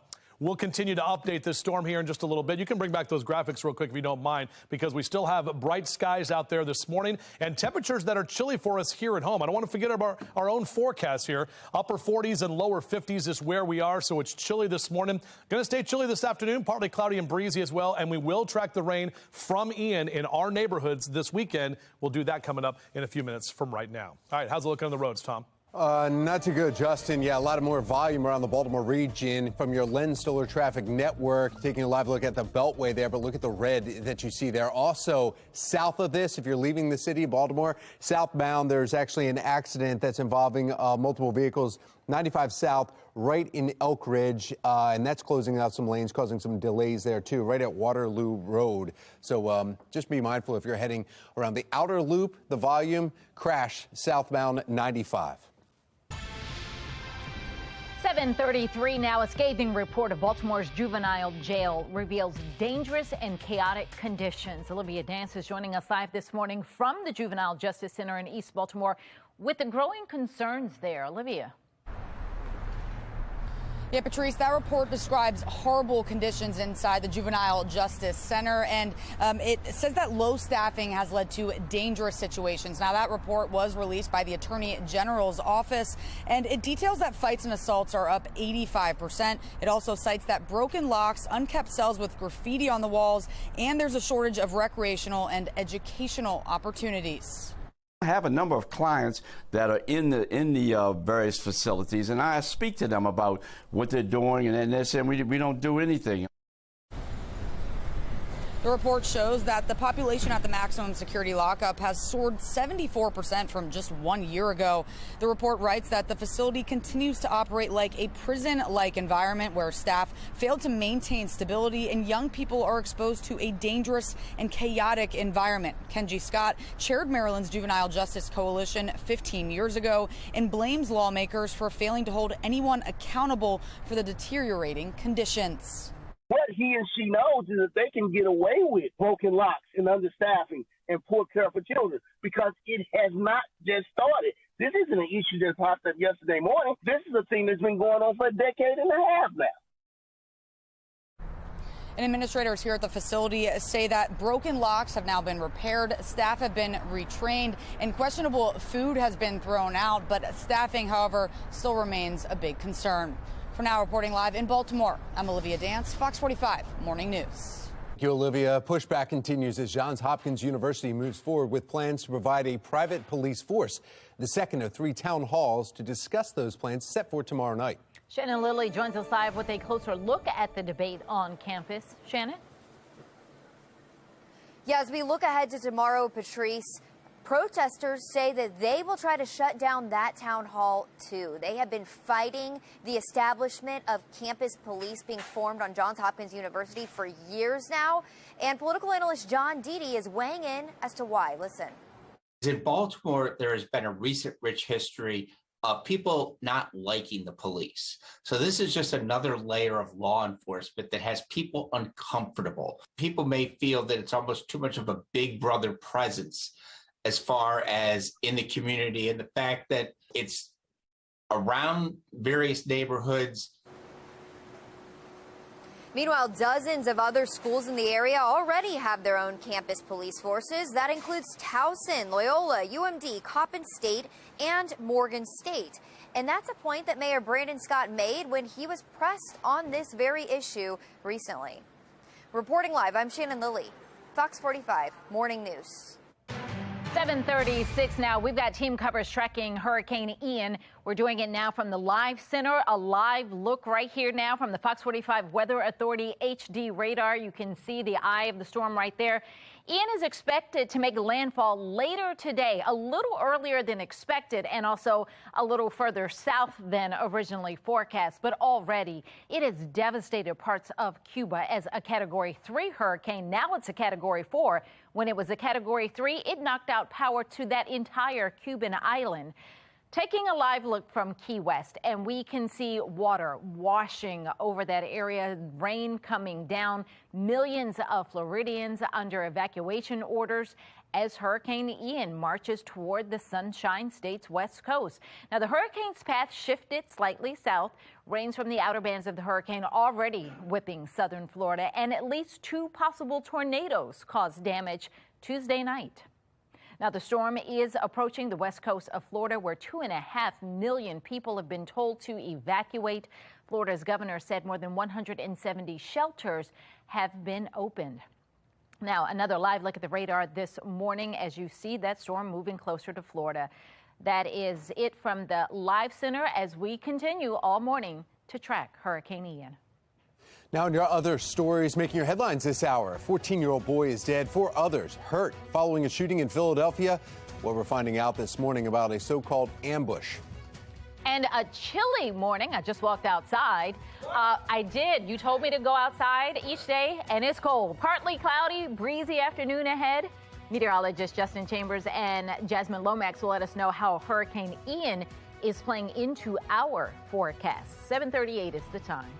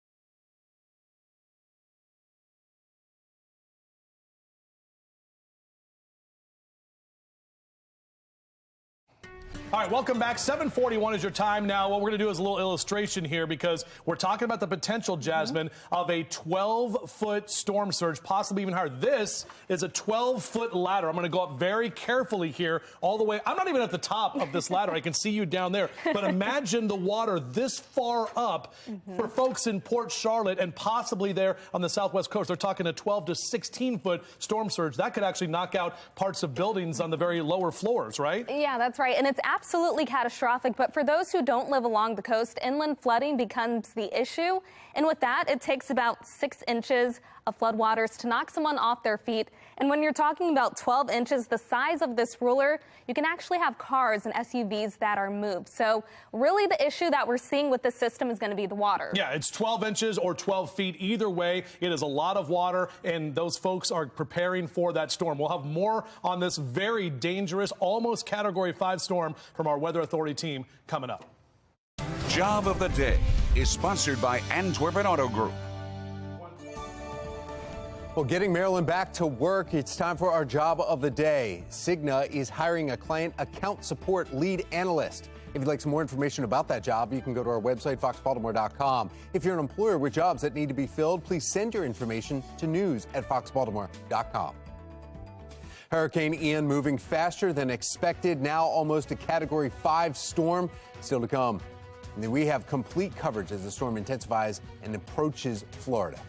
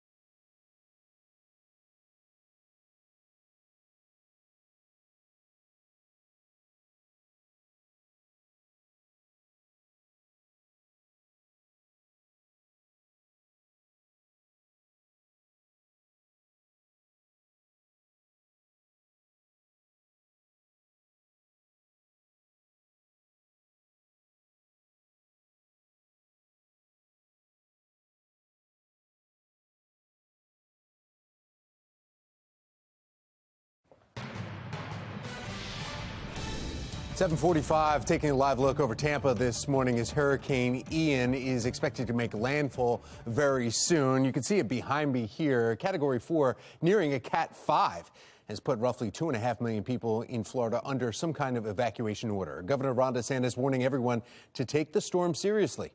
I know it's not easy sometimes to leave your home, and I know people don't want to see anything bad happen when they get back, but the stakes are high. This is a very powerful storm. It will weaken once it gets onshore, and by the time it moves through the state, it's not going to cut through the whole state as a Cat 4, but it very well may make impact as a Cat 4, and that's really, really serious business. Yeah, almost Cat 5 now. That was yesterday's announcement when he was saying that. And most school districts in Florida closed. And now Walt Disney World in Orlando canceling of its events at its theme parks ahead of this hurricane. Park will be closed today and tomorrow. That's when you know it's serious. When Disney closes down, they are going to close the outdoor shopping mall, Disney Springs, as well, and select sections of their resorts, SeaWorld, Universal Orlando, all of them closed for today and tomorrow. Now, of course, as this keeps intensifying, we're worried about where it will make landfall and the effects on either side of that. And we're finding out more information as the morning is going on. I'm texting family down there saying, are you guys there? Are you safe? Meteorologist Justin Chambers, he's got to look at exactly the track of this storm. Yeah, and I'm doing the same thing, guys. I mean, Auntie lives down there in Florida. She lives on the east coast of Florida, but we're definitely watching her. I've got friends who live in Tampa. We know Megan's in Tampa right now. Of course, we'll check in with her for the live shots there in just a few minutes from right now. But great information right there talking about Disney closing, because yes, we woke up this morning and the track of this storm is now going to take it to Orlando, more than likely as a Category 1 storm. So even though the governor was saying it might not be a Cat 4 across central and northern Florida, it still could be a 1 or a 2, and it's going to impact a lot of people. I believe we have a live picture up on the smart board of, I think that's Tampa that we're showing. Is that right, guys? That is Tampa. Okay, thank you. So that's what it looks like right now in Tampa as conditions continue to deteriorate. But it is worse on the southwest Florida coast, even farther south than where this shot is right now. Let's take a closer look at this storm and show you exactly what's going on with our HD radar. This is what it looks like here. The very large eye. This storm continuing to pick up speed. This is the open waters of the Gulf of Mexico. That warm water, nothing to get in the way. Finally, once it does make landfall, it should slow down and start to lessen in intensity. But again, that means a lot of folks there are going to potentially have their possessions wiped out. This is what it looks like up into Cape Coral, Sarasota. You can see that storm surge. Look at all of that heavy rain, those rain bands right there along the interstate as the eye of the storm is just about 50 or 60 miles off the coast. Let's take that shot from Cape Coral. This is the one that where you can really see that wind shaking that camera around. It's also on the smart board if you guys could pull that up for me real quick. I know I'm kind of asking a lot of the directors and the producers back there, but I appreciate that we're doing this. This is live. This is happening right now. This is what our show is all about. So you can see that shot there. Again, continuing to get worse. We looked at this earlier this morning. Tom pulled this up and, you know, it didn't look that bad, but now it's really starting to look worse as that storm gets closer. Let's talk about it. So still a Category 4 storm, but right on the edge of a Cat 5, 157, and it becomes a Category 5 storm. And we have not seen even a Category 4 storm since 2018 hitting the U.S. That was in the Florida Panhandle back then. The storm surge, we just did that demonstration a moment ago, possibly 12 to 16 feet high. And again, also the tornadoes, something to worry about when you talk about these storms. Here's the latest update. So 155-mile-an-hour winds. Peak gust at 190. This is Bradenton, Port Charlotte. That's where it could make landfall sometime this afternoon, tracking toward Orlando. We just talked about Disney being closed. They should shut everything down in Orlando because more than likely this will still be a Cat 1 by early tomorrow morning, and that's going to impact people all the way to Daytona Beach, back into the Atlantic as a tropical storm, and could make a third landfall in Savannah, Georgia by the time we head into Friday afternoon. So folks now in Georgia and the Carolinas are preparing for this. Here's our stuff and what we have to deal with for the weekend. A lot of rain, some wind. We're not looking at flooding or any of those major impacts there, but it's definitely going to be a wet and tropical-ish weekend with that moisture that'll be coming from the remnants of Ian by this time as we head into Saturday and Sunday. Bright sunny skies right there. It's shining bright like a diamond. 52 next hour, upper 50s in the 9 o'clock hour. Hopefully enjoying some coffee and breakfast with us on this Wednesday. Thankfully, things are calm here at home, so we can turn our focus to making sure our friends and family in Florida are safe. Lower 70s today, tomorrow, and Friday. Upper 60s and lower 70s into Saturday and Sunday. Yeah, it will be wet at that Ravens game on Sunday afternoon.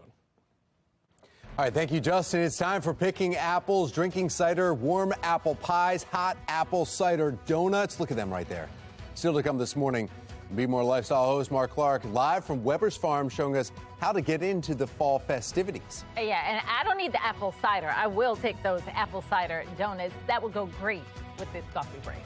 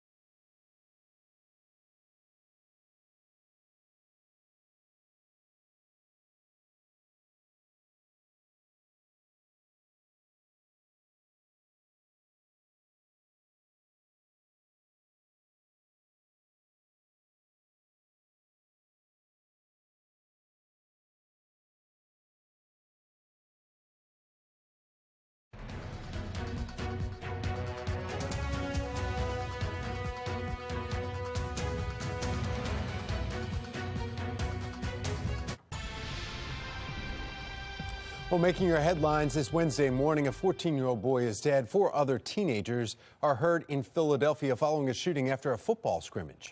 It happened behind a high school just before 5 last night. Police say 2 gunmen ambushed the group of students, saying all 5 of the victims are football players.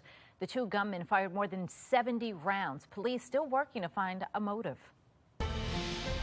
Now to the crisis in police recruiting. It's trickling down to our schools. St. Clair reporters across the country are tracking the shortage of school resource officers that some districts are facing. The National Desk Angela Brown explains.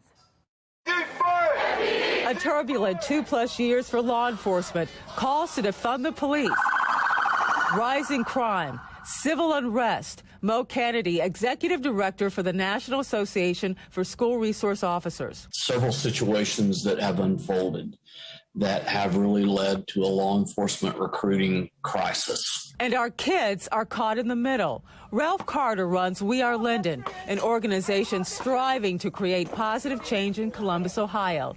He asked the kids at the center their thoughts on the officer shortage. With no police, more crime, more people that are going to fall victim. Concern moving from the streets to our schools. Last month, St. Clair's investigative team uncovering a critical shortage of SROs in many eastern North Carolina school districts, including Washington County. It's getting to be a real critical problem because we cannot, we're not even getting applications anymore, let alone qualified applicants. It has become a major issue for us. St. Clair reporters in South Carolina discovering 4 Lexington-Richland School District 5 elementary schools starting the new school year without an SRO.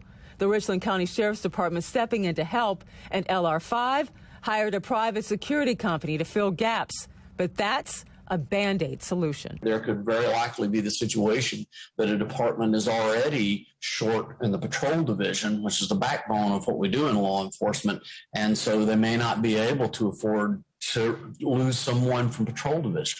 So there are a lot of different ways this can play out. The staffing shortage in law enforcement may only get worse. A 2021 survey from the Police Executive Research Forum showed a 45% increase in retirements over the previous year and an 18% jump in resignations compared to the previous year. In Washington, D.C., I'm Angela Brown.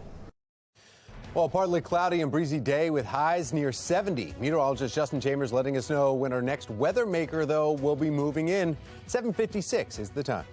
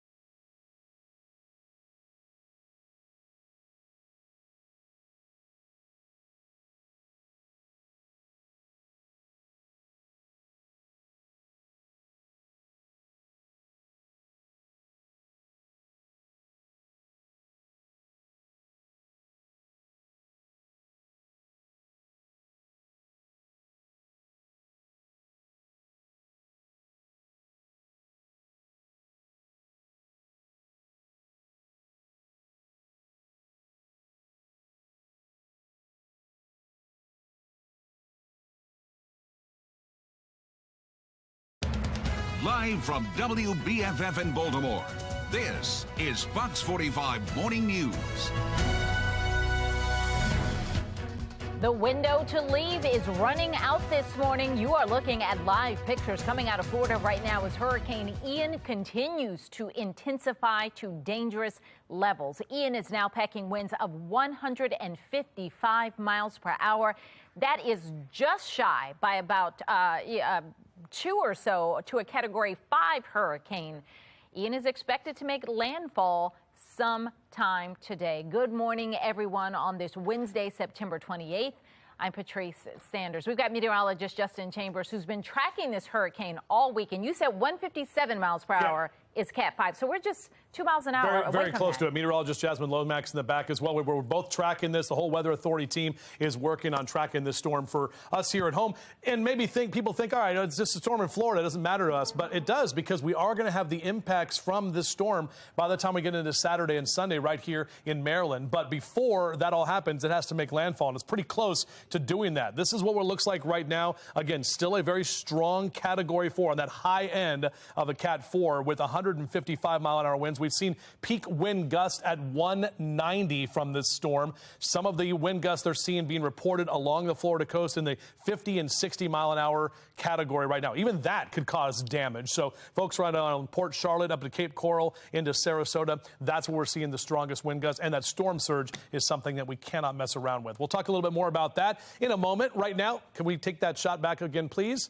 If we could take that. Thank you. Our live cam here. Lots of sunshine that's out there right now, and temperatures that are still in the 40s. So it is chilly this morning for Cockeysville and Towson, straight down the JFX to Baltimore City. 53 your temp in Dundalk right now. We'll be chilly this morning, partly cloudy and breezy for the afternoon, and we are tracking that rain from Ian for this weekend. But 60s and 70s for highs. Overall, not a bad day here at home. Another look at our forecast, continuing to track Ian in just a few.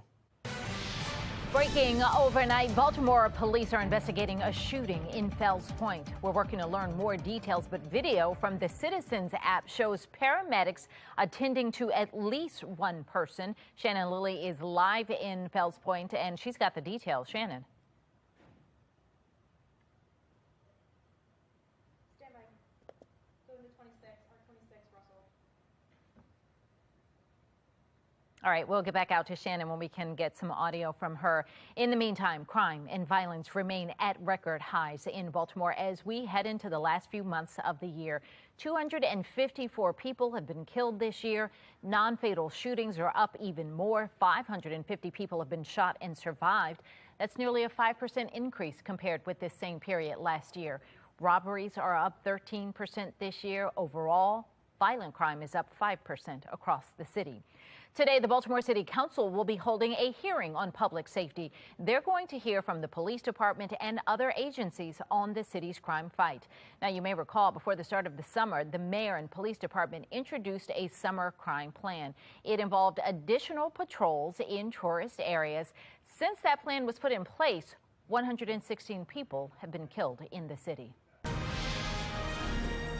Now to your Vote 2022 coverage. Republican nominee for governor Dan Cox is pushing back against a judge's recent decision to allow the early counting of mail-in ballots. Olivia Dance joins us live from East Baltimore with more on what's changing. Olivia. Yeah, Patrice, as you mentioned on Friday, a judge ruled that mail-in ballots can be counted in October, but Dan Cox, the Republican nominee for governor, has been against that and is now filing a notice of appeal. Now, the judge's decision comes after the primary election where there was a flood of mail-in ballots, which led to some delayed results. And John Deedy, a political analyst, says that Cox's reaction feeds into the playbook of former President Donald Trump. By counting the ballots immediately, you close off the conspiracy theories election night. It makes it more difficult for him. He may not accept his loss. I doubt he will concede graciously, but it just closes another door on him. Now, he needs to move on from this and start figuring out how he's going to bring in other voters. But the problem is all of his actions show the complete opposite. The Board of Elections anticipates they will receive between 1 and 1.3 million mail-in ballots during the general election, warning that if those ballots aren't counted early, then voters could have to wait for results. Prior to the ruling, Maryland was the only state that required mail-in ballots to be counted after Election Day.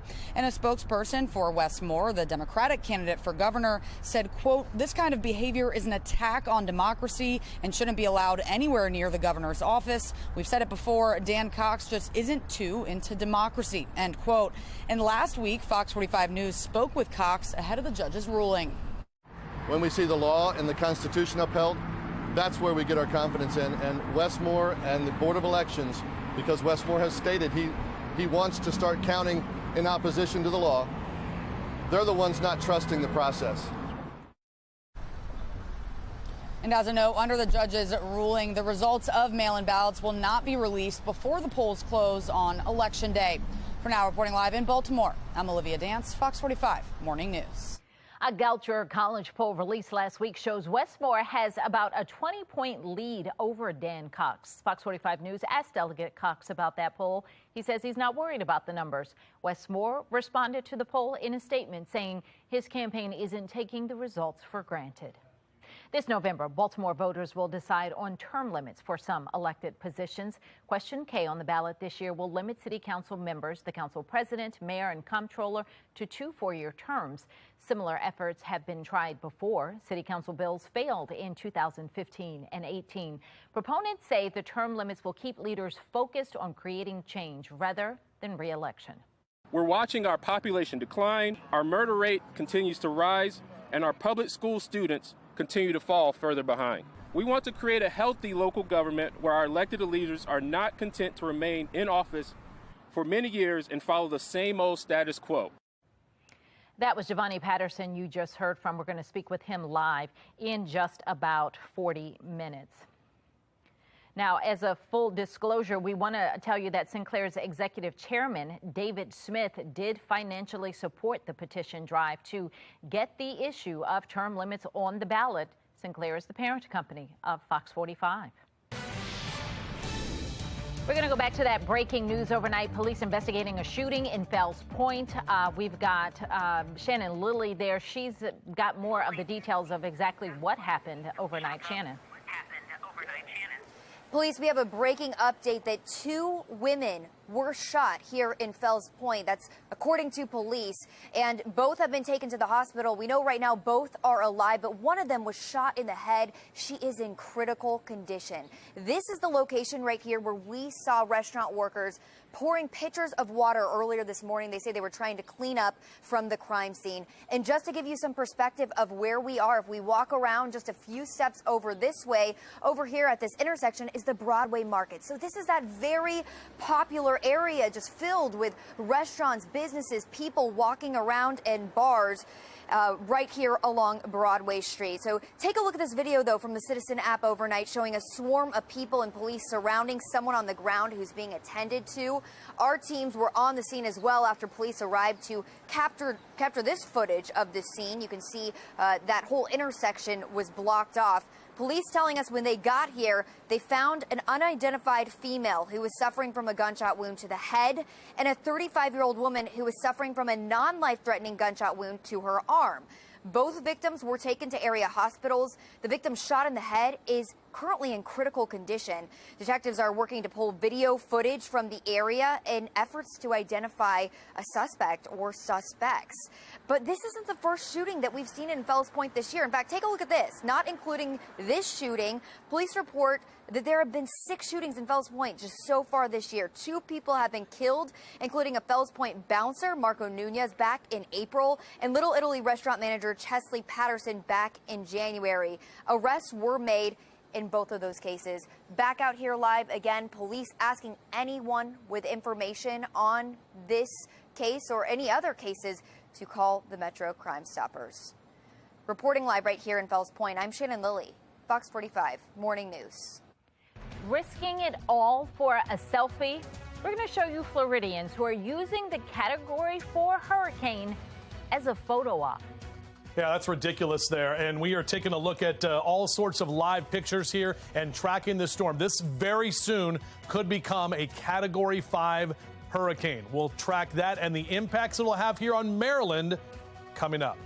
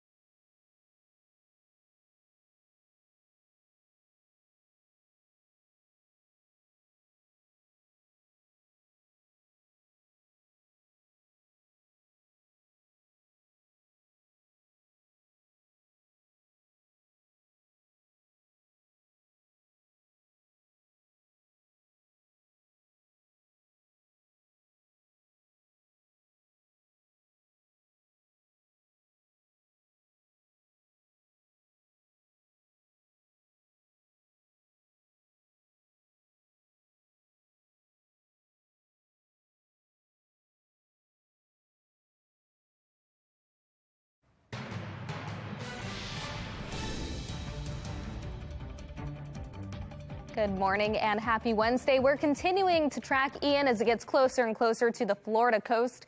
Right now, you're taking a look at Tampa, and those conditions are continuing to deteriorate. They've got winds, they've got heavy rain moving across that area, and this is all going to continue as that system gets closer and eventually makes landfall a little bit later on today. Now, right now, it's actually a Category 4 hurricane with max sustained winds around 155 miles per hour, but we're actually looking at this potentially becoming a Category 5 hurricane. So that's something we'll keep an eye on. Now, what that means is that it'll be a little bit stronger by about 2 miles per hour. So we are expecting continuing conditions to deteriorate, and notice that word catastrophic. So we expect those conditions across parts of Florida, and we'll break down the impacts that they could see and what we could see here later on in the week coming up. Back to you. All right, Jasmine, thank you. 2.5 million Floridians are under evacuation orders or warnings. And after hearing what you said, we understand why. But look at this. Some people are not adhering to it.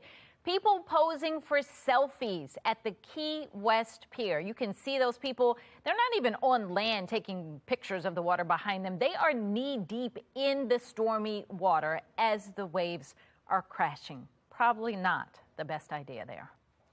Well, term limits for Baltimore officials is on the ballot this year. How it could change the way the city handles its major issues. Plus, students can't learn if they're not showing up to class. Fox 45 News continues to press leaders on why more than 1,000 city school students are not making it to school. 8:13 is the time. Fox 45 News, winner of 17 2022 Regional Emmy Awards, more than all other Baltimore news stations combined.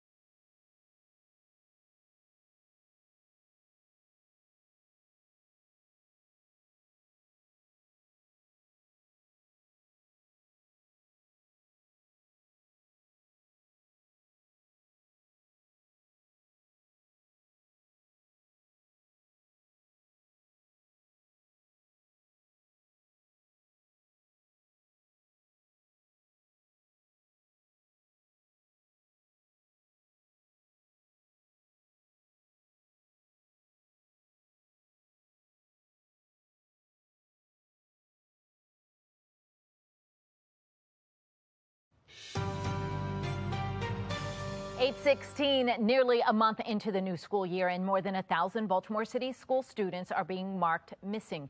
The school system is now trying to track those students down. Longtime Baltimore resident Pastor P.M. Smith joins us this morning with a look at what is happening here. Good morning. Good morning, Ms. Patrice. How are you? I'm doing well. All right, so these are students that we're talking about that haven't shown up at all, or they have 10 plus days of consecutive absences. So now the school system is out there trying to track them down, and that's a big undertaking. What do you think when you hear this?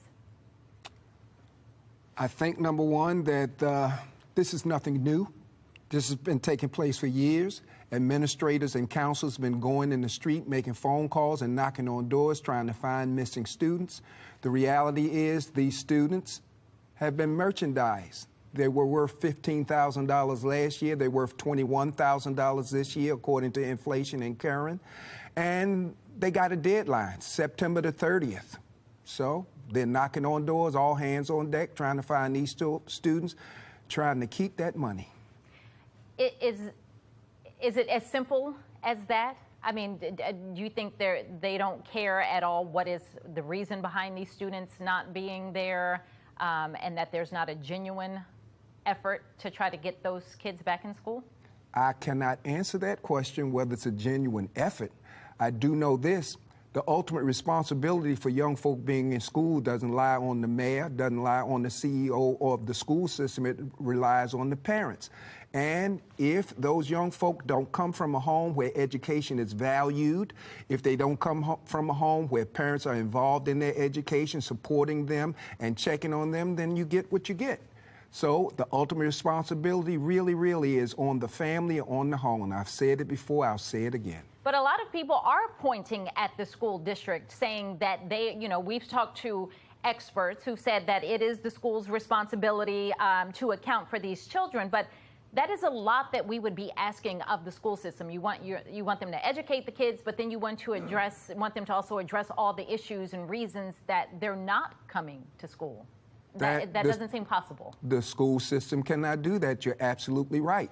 Number one, a teacher can only deal with the student that comes from the home. Number two, a teacher cannot teach a young person who's absent and not in the building. Number three, I'm saying to you, there's a motive on behalf of the schools to find these students at this time because they've monetized these young people. They're worth $21,000 this year. Now, my suggestion, beyond the parental failures, the family failures to put a high value on education, if you care about your kid, take them out of the public school system, vote for school choice, put them in a private school, a Catholic school, or a Christian school. Let the atmosphere be different, but it will mean nothing unless the parent is involved and supporting their young folk, elevating that value of education, education, education. All right. Pastor Smith, thank you. Thank you. Well, it's 8:19 now. Meteorologist Justin Chambers, he and the Weather Authority team are continuing to track Hurricane Ian this morning. And the impacts that, we know what's happening in Florida, but we're going to see some remnants of it here. Yeah, exactly right, Patrice. And also what a lot of us are talking about in the weather community is people get hung up on the number. Oh, it's a 4 or it's a 5 or it's a 3. Remember, the Katrina was a Cat 5 and it made landfall as a Category 3. There have only been 4 landfalling Category 5 hurricanes. You got to go back to Labor Day 1935. You got Camille, Andrew, as well as Michael that was in 2018. That was the last one we had, which was a Category 5 storm. Now, this is a Cat 4. We've got 155-mile-an-hour winds and some stronger wind gusts. If we have a moment, I believe we have that Cape Coral shot up in the smart board, and we have all these live pictures we've been taking all morning long, and conditions have gotten worse as we've looked at this shot over the last couple of hours as we see more of that strong wind and that storm surge, and can't stress that enough how that's going to be impacting people. So the very latest from the National Hurricane Center is that it's still a Category 4. Now, some of the Air Force recon missions have gone in there. They've seen some winds that have been at 178 miles an hour, which would translate to about 158 to 160 at the surface, which would make it a Category 5. But again, already in Florida, they're seeing all of the impacts from the wind and the rain. We've seen some 90-mile-an-hour wind gusts reported in Key West. This is right around Cape Coral, Golden Gate, Bonita Springs, Cape Coral, Port Charlotte, up into Bradenton. All of this area of Florida being inundated with the wind and the rain, and then that storm surge as well. Then on the east side of the storm, we've got 2 tornado warnings, and these are in Palm Bay and Yeehaw Junction there in Osceola, Florida. That's where we're seeing that tornado warning. Actually, there's 2 of them right now. So that's what we're going to see. The impacts of this storm widespread. Tornadoes across the state that will continue to be possible.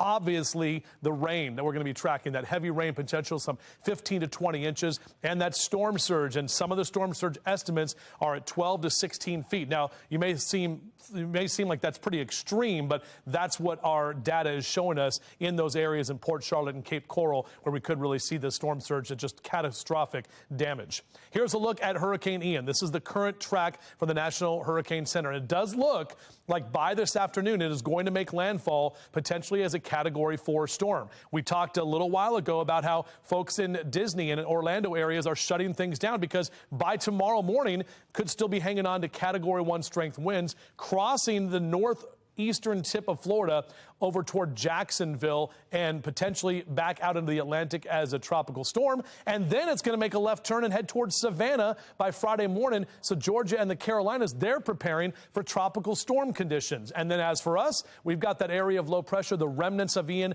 that are going to be here by Saturday morning. This is what it looks like on our future scan. The rain's going to start in the morning, stays with us into the afternoon. We'll get kind of waves of that steady rain that will be falling. I know Fells Fest is this weekend. It's going to be wet out there, unfortunately.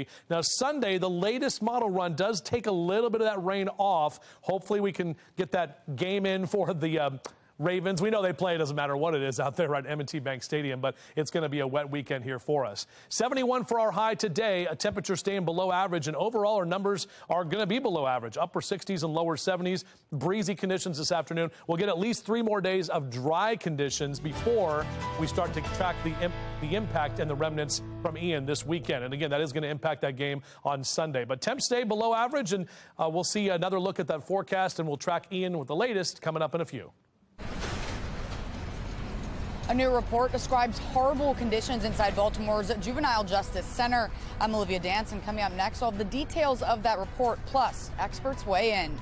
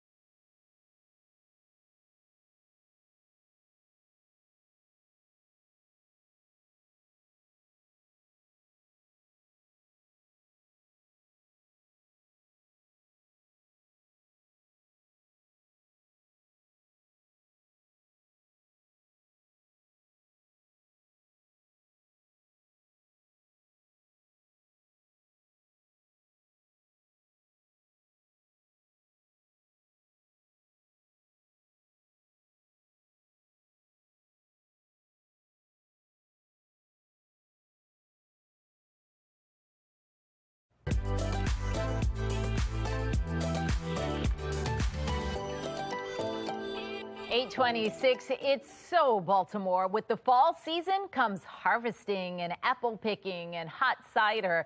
Be More Lifestyle host Mark Clark is live at Weber's Farm, and he's showing us all the yummy goodness and all the just fun they have there. Hey, Mark.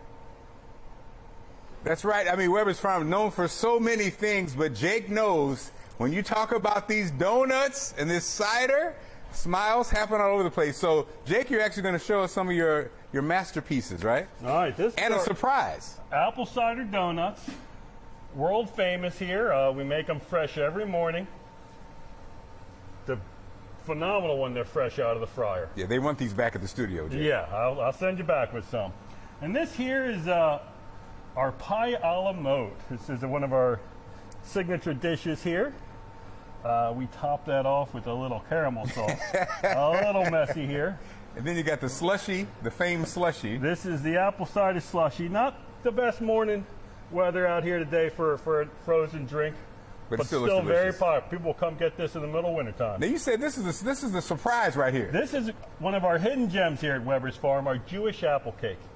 It is absolutely delicious. It is a kind of like a pound cake with sliced apples throughout it and a wonderful crunchy top to it. Well, look, Dick, everybody wants this back. Guys, don't worry. I know you're worried. I will try everything, Patrice. Don't worry, I will. And we might bring you something back. I was going to say, we're not worried about you trying everything. We're worried about us trying everything. I mean, share the love. I know. All right, Mark, thank you.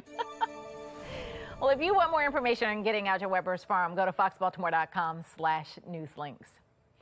We are continuing to track Hurricane Ian, now a Category 4, on the verge of being Category 5 hurricane. Meteorologist Jasmine Lomax is joining us in studio to give us an update on the conditions in Florida this morning.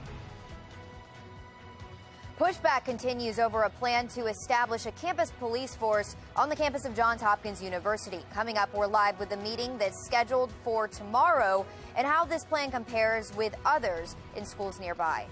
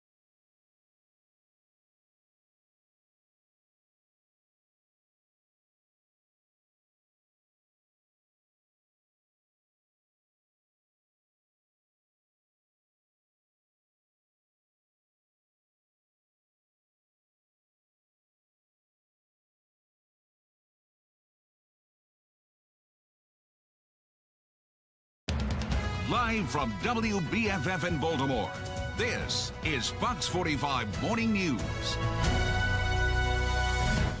8:31 on this Wednesday, September 28th. I'm Tom Rogers. Megan Gillen is actually in Tampa, Florida right now, and she's been giving us live looks at Category 4 storm as it's making its way closer and closer, Hurricane Ian, to the Florida coastline here, and the impact for today and tomorrow. On the left-hand side of your screen, you can see the radar right there from the Weather Authority HR radar showing the hurricane in the Gulf Coast of Florida, how close it's getting to the shoreline. On the right, live look from Key West, southernmost part of the U.S. right there. We're starting to see the rainy and windy conditions pick up a little bit more. I want to go right over to meteorologist Justin Chambers. He's got a look at the forecast and the size of this storm now, Justin. Just saw a wind gust reported, Tom, at Key West at that spot where they were showing that 94 miles an hour. So that's, Category 2 storm essentially in terms of the wind gusts that they saw in Key West. We continue to see those wind gusts, and we'll continue to see the storm potentially strengthen even more. We're very close to it becoming a Category 5. As we talk about Ian, we'll take a look at that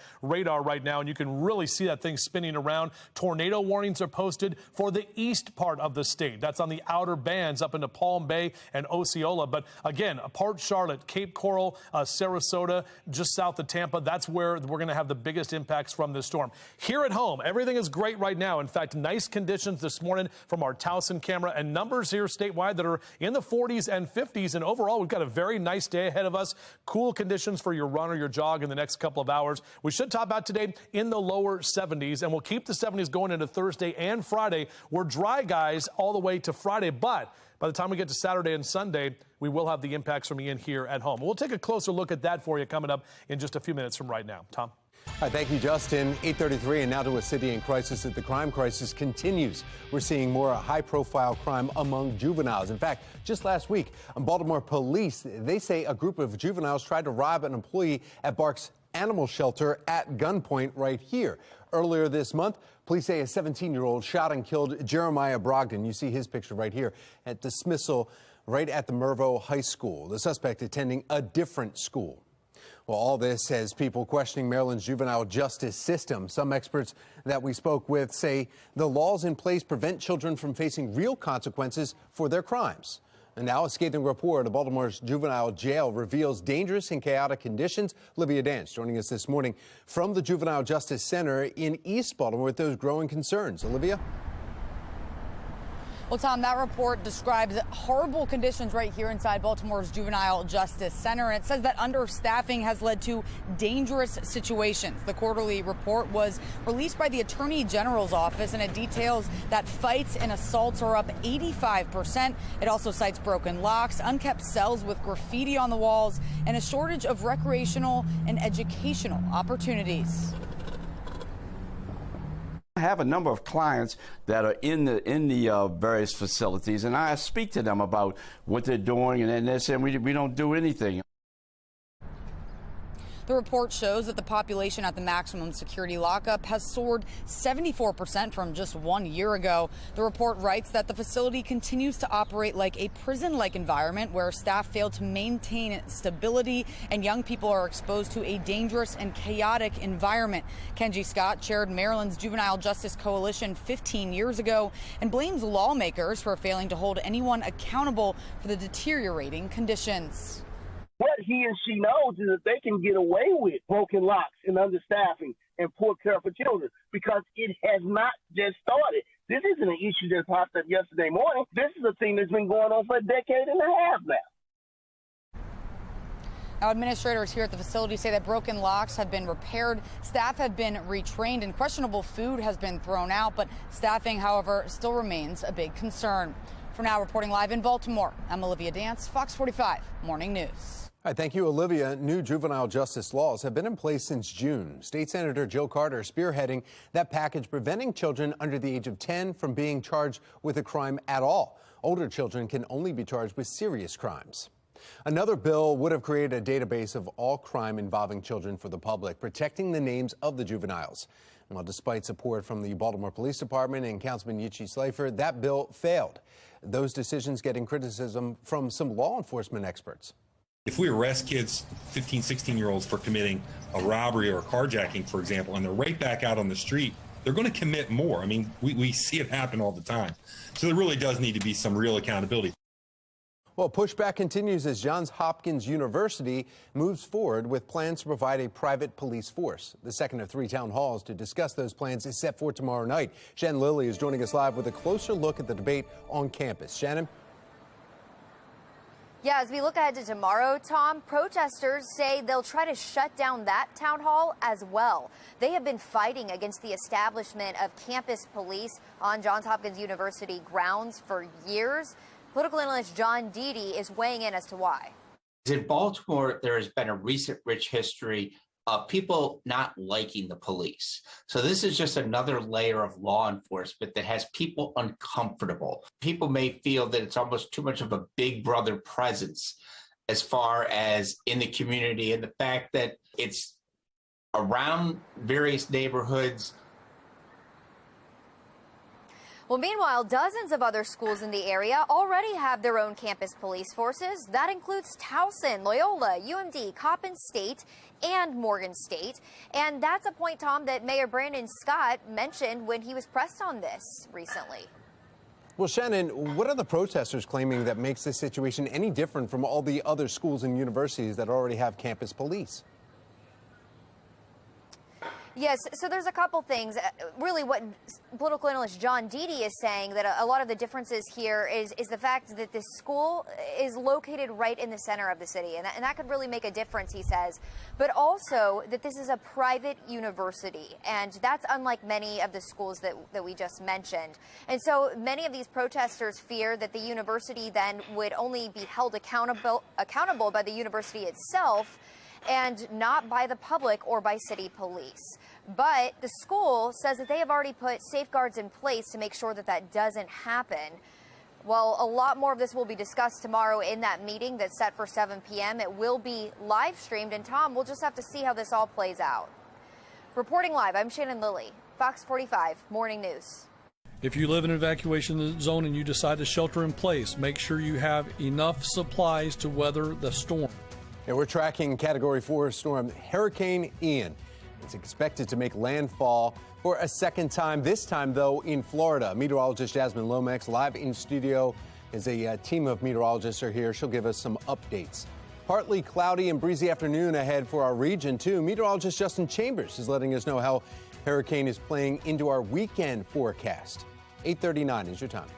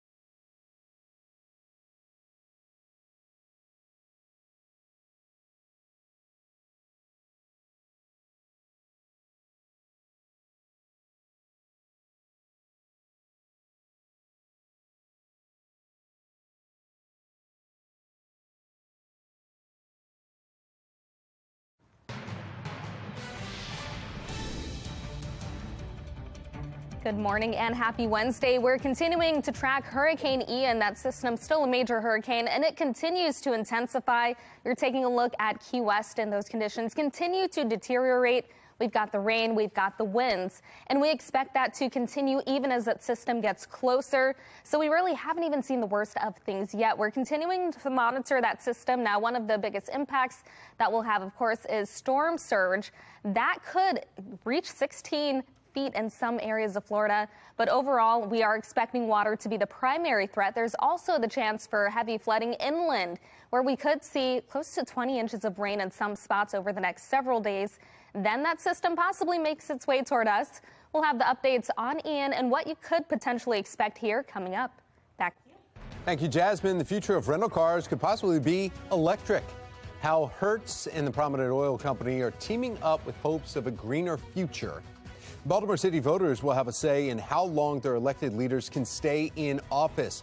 What you need to know, though, about the term limits before you head to the polls in November. 8:42 is the time.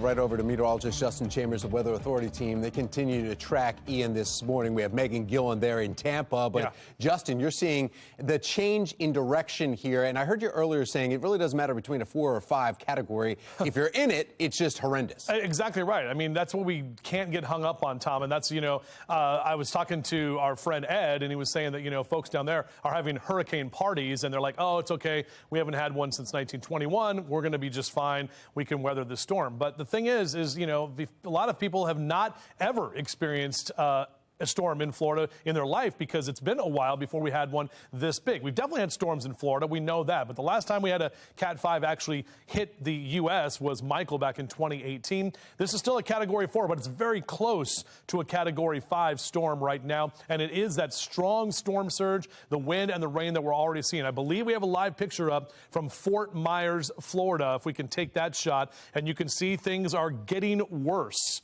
With the wind and also the rain, that strong storm surge, those waves are picking up. That's what it looks like right now for folks in Fort Myers. Now, up and down the southwestern Florida coast, hopefully people have already evacuated, but if they haven't, hopefully they're hunkering down. Look at this monster eye, 20 to 30 miles wide. It's not even a tight eye. It's a big wide eye of the storm. And landfall probably about 50 or 60 miles away. So it's probably going to happen within, I'd say, the next 4 or 5 hours. It's only moving northeast at about 10 miles an hour. So it's kind of sitting out in the Gulf, but all it's doing is just gaining intensity and speed. And that's what we're seeing, those wind speeds and the wind gusts that we've already seen. Look at all of this rain that is moving up from Cape Coral, Bonita Springs, Golden Gate, all the way up to Bradenton and just south of the Tampa area. Now, as we take you over to the other side of the state, we actually just had it expire, but we've had some tornado warnings already this morning for parts of West Palm Beach up into Palm Bay and Osceola County up toward Daytona Beach as well. That's where we're seeing, or we had a few of those tornado warnings.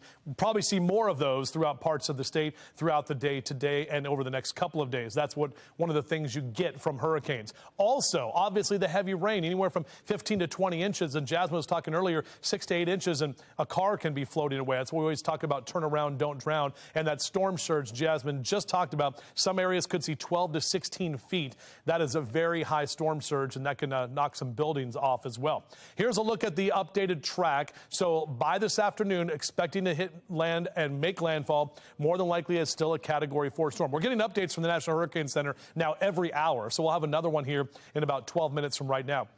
Heading to Orlando, then out toward Daytona Beach, and then back out into the Atlantic as a tropical storm, possibly making a third landfall in Savannah by Friday. And that's going to impact folks in the Carolinas and in Georgia as well. Our impacts here at home, well, we're going to see a lot of rain. I mean, you can see the Category 5 storm is a 157, so just under that number where we are right now with this storm. This is us. This is Saturday. We're going to have to deal with breezy to windy conditions and some steady, moderate rainfall. Still looks like the heaviest rain is around Virginia Beach, but areas here don't want to sleep on that. Just know it's going to be rainy throughout most of the weekend, not only on Saturday, but into Sunday and Monday as well as that storm system rolls in. Here's a look at your 7-day forecast. Lower 70s here into Wednesday, Thursday, and Friday. Overnight lows back into the 50s. Now, Saturday and Sunday, of course, I mentioned we have the Ravens game. We also have Fells Fest taking place this weekend. So a lot of outdoor activities. It's going to be wet. It's going to be rainy. I want everybody to be safe and make sure to have that Weather Authority app. We do have to take a look at a view through your window. This is kind of a cool shot here sent in from one of our viewers. And you can see the baby hanging out there at the Ravens game up high, but definitely looking good. So we love to see the view through your window. You can just go to our website, foxbaltimore.com/chime in, or you take a picture of that QR code right there on your screen. Tom?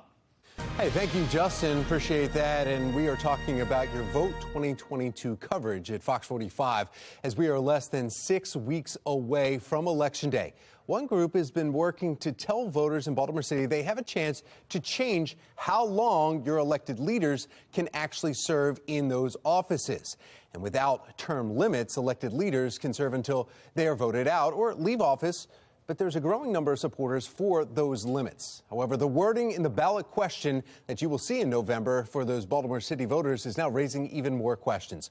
Joining us here in studio with more, Giovanni Patterson, chairman for People of Elected Accountability and Civic Engagement, also known as PEACE. Good morning, Giovanni. Hey, good morning, Tom. How you doing? I'm good. There's some controversy now about this question K that's going to be here. You're the proponent for this, saying we need to set some limits. Tell us why you went there first. Well, this is really just about, good government. We want to, encourage more civic engagement. I mean, that is the CE in the PEACE acronym, encouraging that civic engagement. And with term limits, we encourage a healthy turnover of elected officials, and we prevent these political statues that can take place in office. The question, though, that some voters will see, question K, though, is what's written in there may lead them to have some confusion here, because it's a two-term for council members running, mayor or council president. It's listed in there very well. In fact, it says for purposes of establishing the two-term limit for Baltimore City elected officials.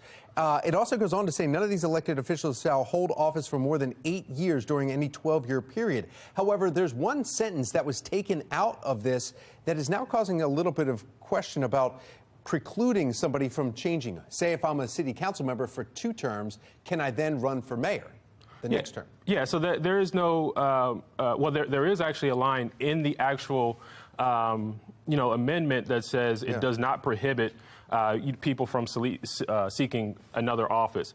The term limit is specifically for those positions, and it doesn't, restrict seeking an advancement in office. Because it was written earlier, shall not preclude an elected official from seeking other elected offices. That was taken out. And the one, when you go online right now and you go and check out Maryland's, Board of Elections, and you look at the question K, that's not in there anymore. Why is that? Well, there's a summary of the petition that we have to put forward, but in actual, the full language of the petition, right. it is in there. Okay. So with the summary, you have limited space. It's almost like Twitter. You can't say everything you want to say in a single tweet. Same thing. We can't say everything we want to say in the summary of the petition, but in the full language of the amendment is there. So you will see that when we go to the ballots, when Baltimore City voters go and stand at the ballots here on November 8th, they'll see this question K will have that in there saying unless they're going for a different position. Well, what's printed on the ballot is a summary. Okay. Right. So it's not the full. But do you think that's going to be confusing though for voters that may come up and see this and they'll say, wait a minute, I could be a city council member, like say Mayor Brandon Scott was council member, council president, and then can't be mayor now? I mean, that's what it kind of is alluding to in the words, though. I think it's important to get some of that messaging out now and doing, things like this, whether it's media or just getting on the streets. So there is still some work to do. The grassroots efforts, radio, all those things that come with the campaign to make that clear. But again, it's just not a single name on the ballot, just like you would vote for anything else. There is some language, so we understand that there could be some confusion. However, in the full text, that line is there, but then that summary, just think of it like a tweet.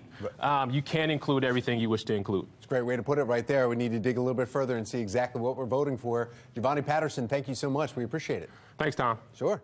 And we do need to disclose Sinclair's executive chairman did financially support the petition drive to get this issue of term limits on the ballot. Sinclair Broadcast Group is a parent company of FOX45. Here are a few dates that you need to know leading up to your election here. The deadline to register to vote, October 18th. That's just a few weeks away. Last day to request a mail-in ballot, November 1st. Early voting runs from October 27th through November 3rd. Election day itself, November 8th. Instagram is making some changes to their app. Again, what you can now expect to see when you open it up. And it's only September, but Christmas will be here before you know it. Why finding a tree this year may be more difficult than years past. Have you heard that before? Well, something you can find real easy. Piping hot a cup of coffee. Get your sip on. It's time for a coffee break.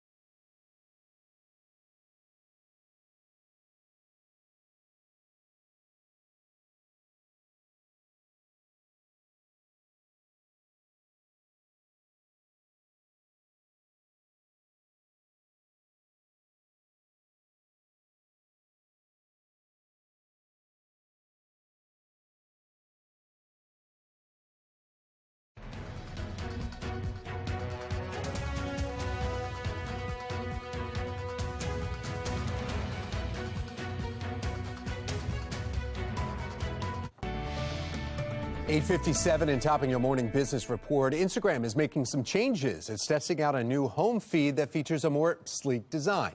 The site testing out home feeds that do not have the shopping tab. That tab has now been moved to another menu. Instagram launching the shopping feature to allow users to make purchases right from its platform. There are reports, though, that Instagram plans to make changes to its e-commerce strategy, including getting rid of the shopping tab by March. Rental car company Hertz teaming up with BP to create a network of electric vehicle charging stations. BP has previously said it wanted to have 100,000 chargers globally by the end of the decade. Hertz says it hopes 25% of its rental fleet will be EVs by 2025. May only be September, but Christmas will be here before you know it. And for those who celebrate, finding a tree may be a little bit more difficult this year. Say it every year, right? Farmers reporting a shortage of trees. It turns out the reason may be because of something that happened in 2009. The 2009 recession hit, demand for trees dropped. Fewer trees were then planted, and now we're starting to see those effects. Tired of wasting time looking for your phone or keys? Well, Genevieve Gorder is here with a simple solution in today's America's Deals and Steals. The following segment is sponsored by Knocking.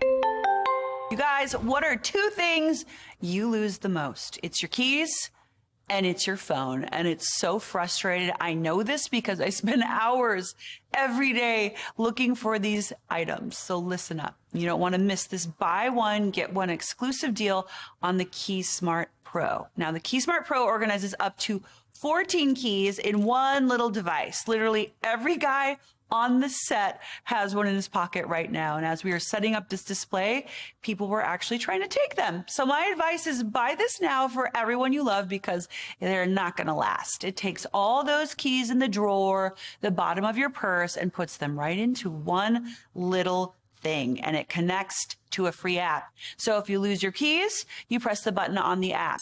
You lose your phone, you press the button on the keychain. Even if your phone is on silent, you can find it. It's a win-win. They find each other, guys. You know how many hours this saves us? For me, like probably 6 hours a day. I bet you have someone in your life that needs one of these. My family literally impersonates me by putting on a pair of sunglasses and saying, "Where's my phone? Where's my keys?" And now with this buy one, get one free deal, it's the perfect time to get one for you, someone you love, in all of these great colors. Remember, this is a buy one, get one free. Do not wait. Go to asadeals.com. Live from WBFF in Baltimore, this is Fox 45 Good Day Baltimore. 9 o'clock, and we have a major storm. Has its eyes set on Florida. You're looking at live pictures coming out of the Sunshine State this morning. You can see the differences in where they are. That's right. Hurricane Ian is near a Category 5 storm, and it is expected to make landfall in Florida in just hours. Good morning to all of you on this Wednesday, September 8th. I'm Patrice Sanders. And I'm Tom Rogers, and our Weather Authority team tracking Hurricane Ian all morning long. In fact, we have Megan Gillen in Florida. Justin Chambers has been here following it as well, but we want to go over to meteorologist Jasmine Lomax. You've also been teaming up with Justin this morning, kind of finding the effects of this storm. Yeah, that's right. And the effects are going to be very significant, one of the worst storms to hit Florida. And it's not just because of that wind strength. That's what we've been focused on a lot. Right now, it has max sustained winds of 155 miles per hour.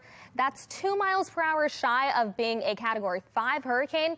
But when we talk about these tropical cyclones, the two biggest hazards actually come in the form of water. The first is storm surge. Here's a look at that map. Now, these numbers have actually just been updated as of 9 o'clock. Some areas could be looking at 12 to 18 feet of storm surge, and that is very significant, especially for these coastal areas that are very low lying. Not only that, but for the people that don't live in those coastal areas, inland flooding becomes the second concern. Some areas could be looking at 15 to 20 inches of rain, other areas in that 10 to 15 range, and that is very significant. Again, it takes about 6 inches of rain to knock someone off their feet, about 12 inches to get a car moving. So we are talking catastrophic. That's been the main word that the National Hurricane Center has been using.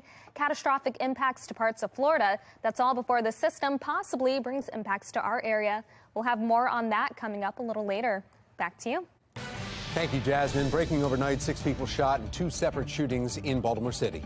Baltimore police confirming moments ago that 4 people were shot in Northeast Baltimore. They are all expected to survive. Now, the second shooting happening in Fells Point, police saying 2 people were shot just after 1 o'clock. Video from Citizens app shows moments after that shooting where you can see paramedics tending to someone there. Shannon Lilly live in Fells Point. She's got the newest details. Shannon?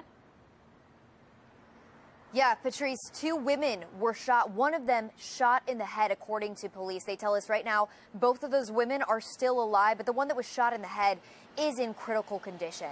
And this right here is the location where earlier this morning we saw restaurant workers pouring water on the ground. They say they were cleaning up from this crime scene. Just to give you some perspective of where we are, if we walk over just this way, just across the street from me here is the Broadway Market. This is a busy area right here in the plaza where there's businesses, people walking around, bars and restaurants.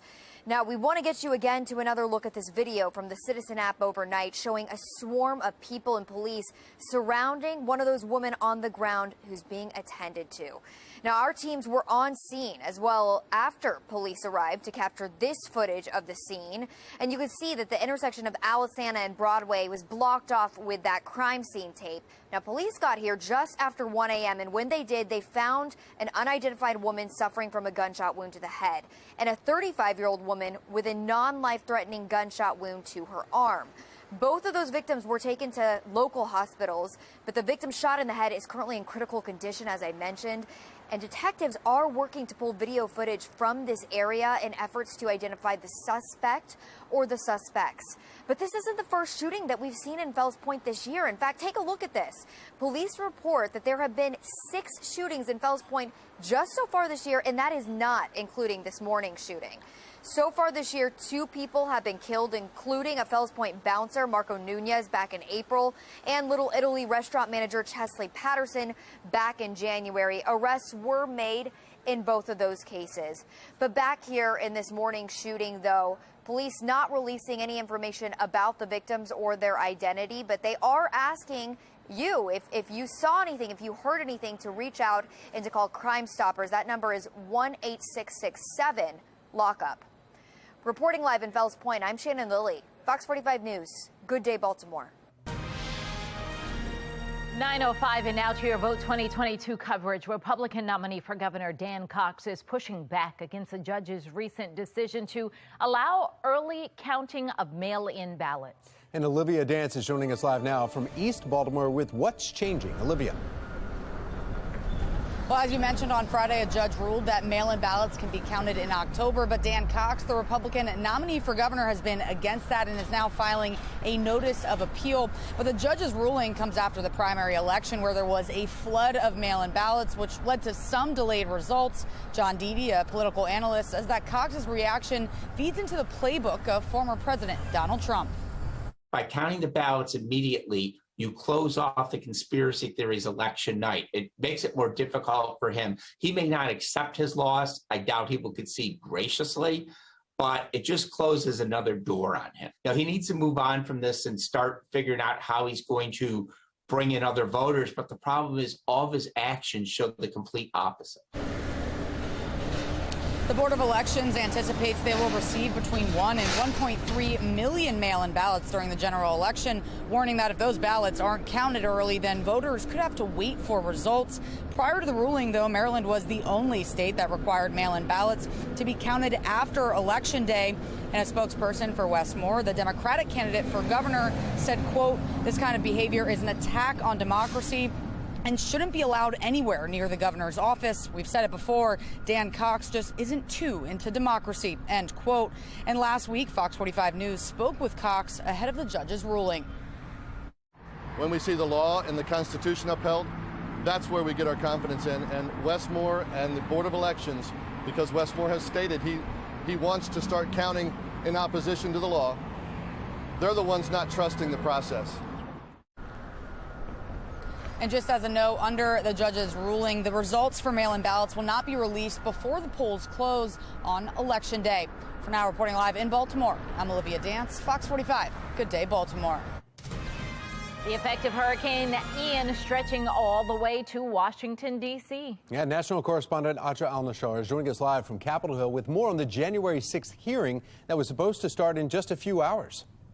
Good morning, Yeah, Atra. good morning, Tom and Patrice. So the House Select Committee investigating January 6th is making the call to delay what's set to be their final hearing. One of their members, actually, Congresswoman Stephanie Murphy, represents a district that covers part of Orlando. In a tweet, the committee says they are praying for the safety of all those in the storm's path and will soon announce a rescheduled date. But look, it's also very likely that members of the Select Committee are fully aware that TV networks today will be covering the storm, probably wall to wall, and wouldn't have been able to give the committee the hearing much airtime as they've done in the past. Now, when the hearing does occur, Congressman Adam Schiff says it will be potentially more sweeping than previous hearings. Chairman Benny Thompson says the panel's got substantial footage and significant witness testimony that they haven't shown yet. Atra, also there on Capitol Hill, Senator Joe Manchin is dropping his push for energy permitting reform.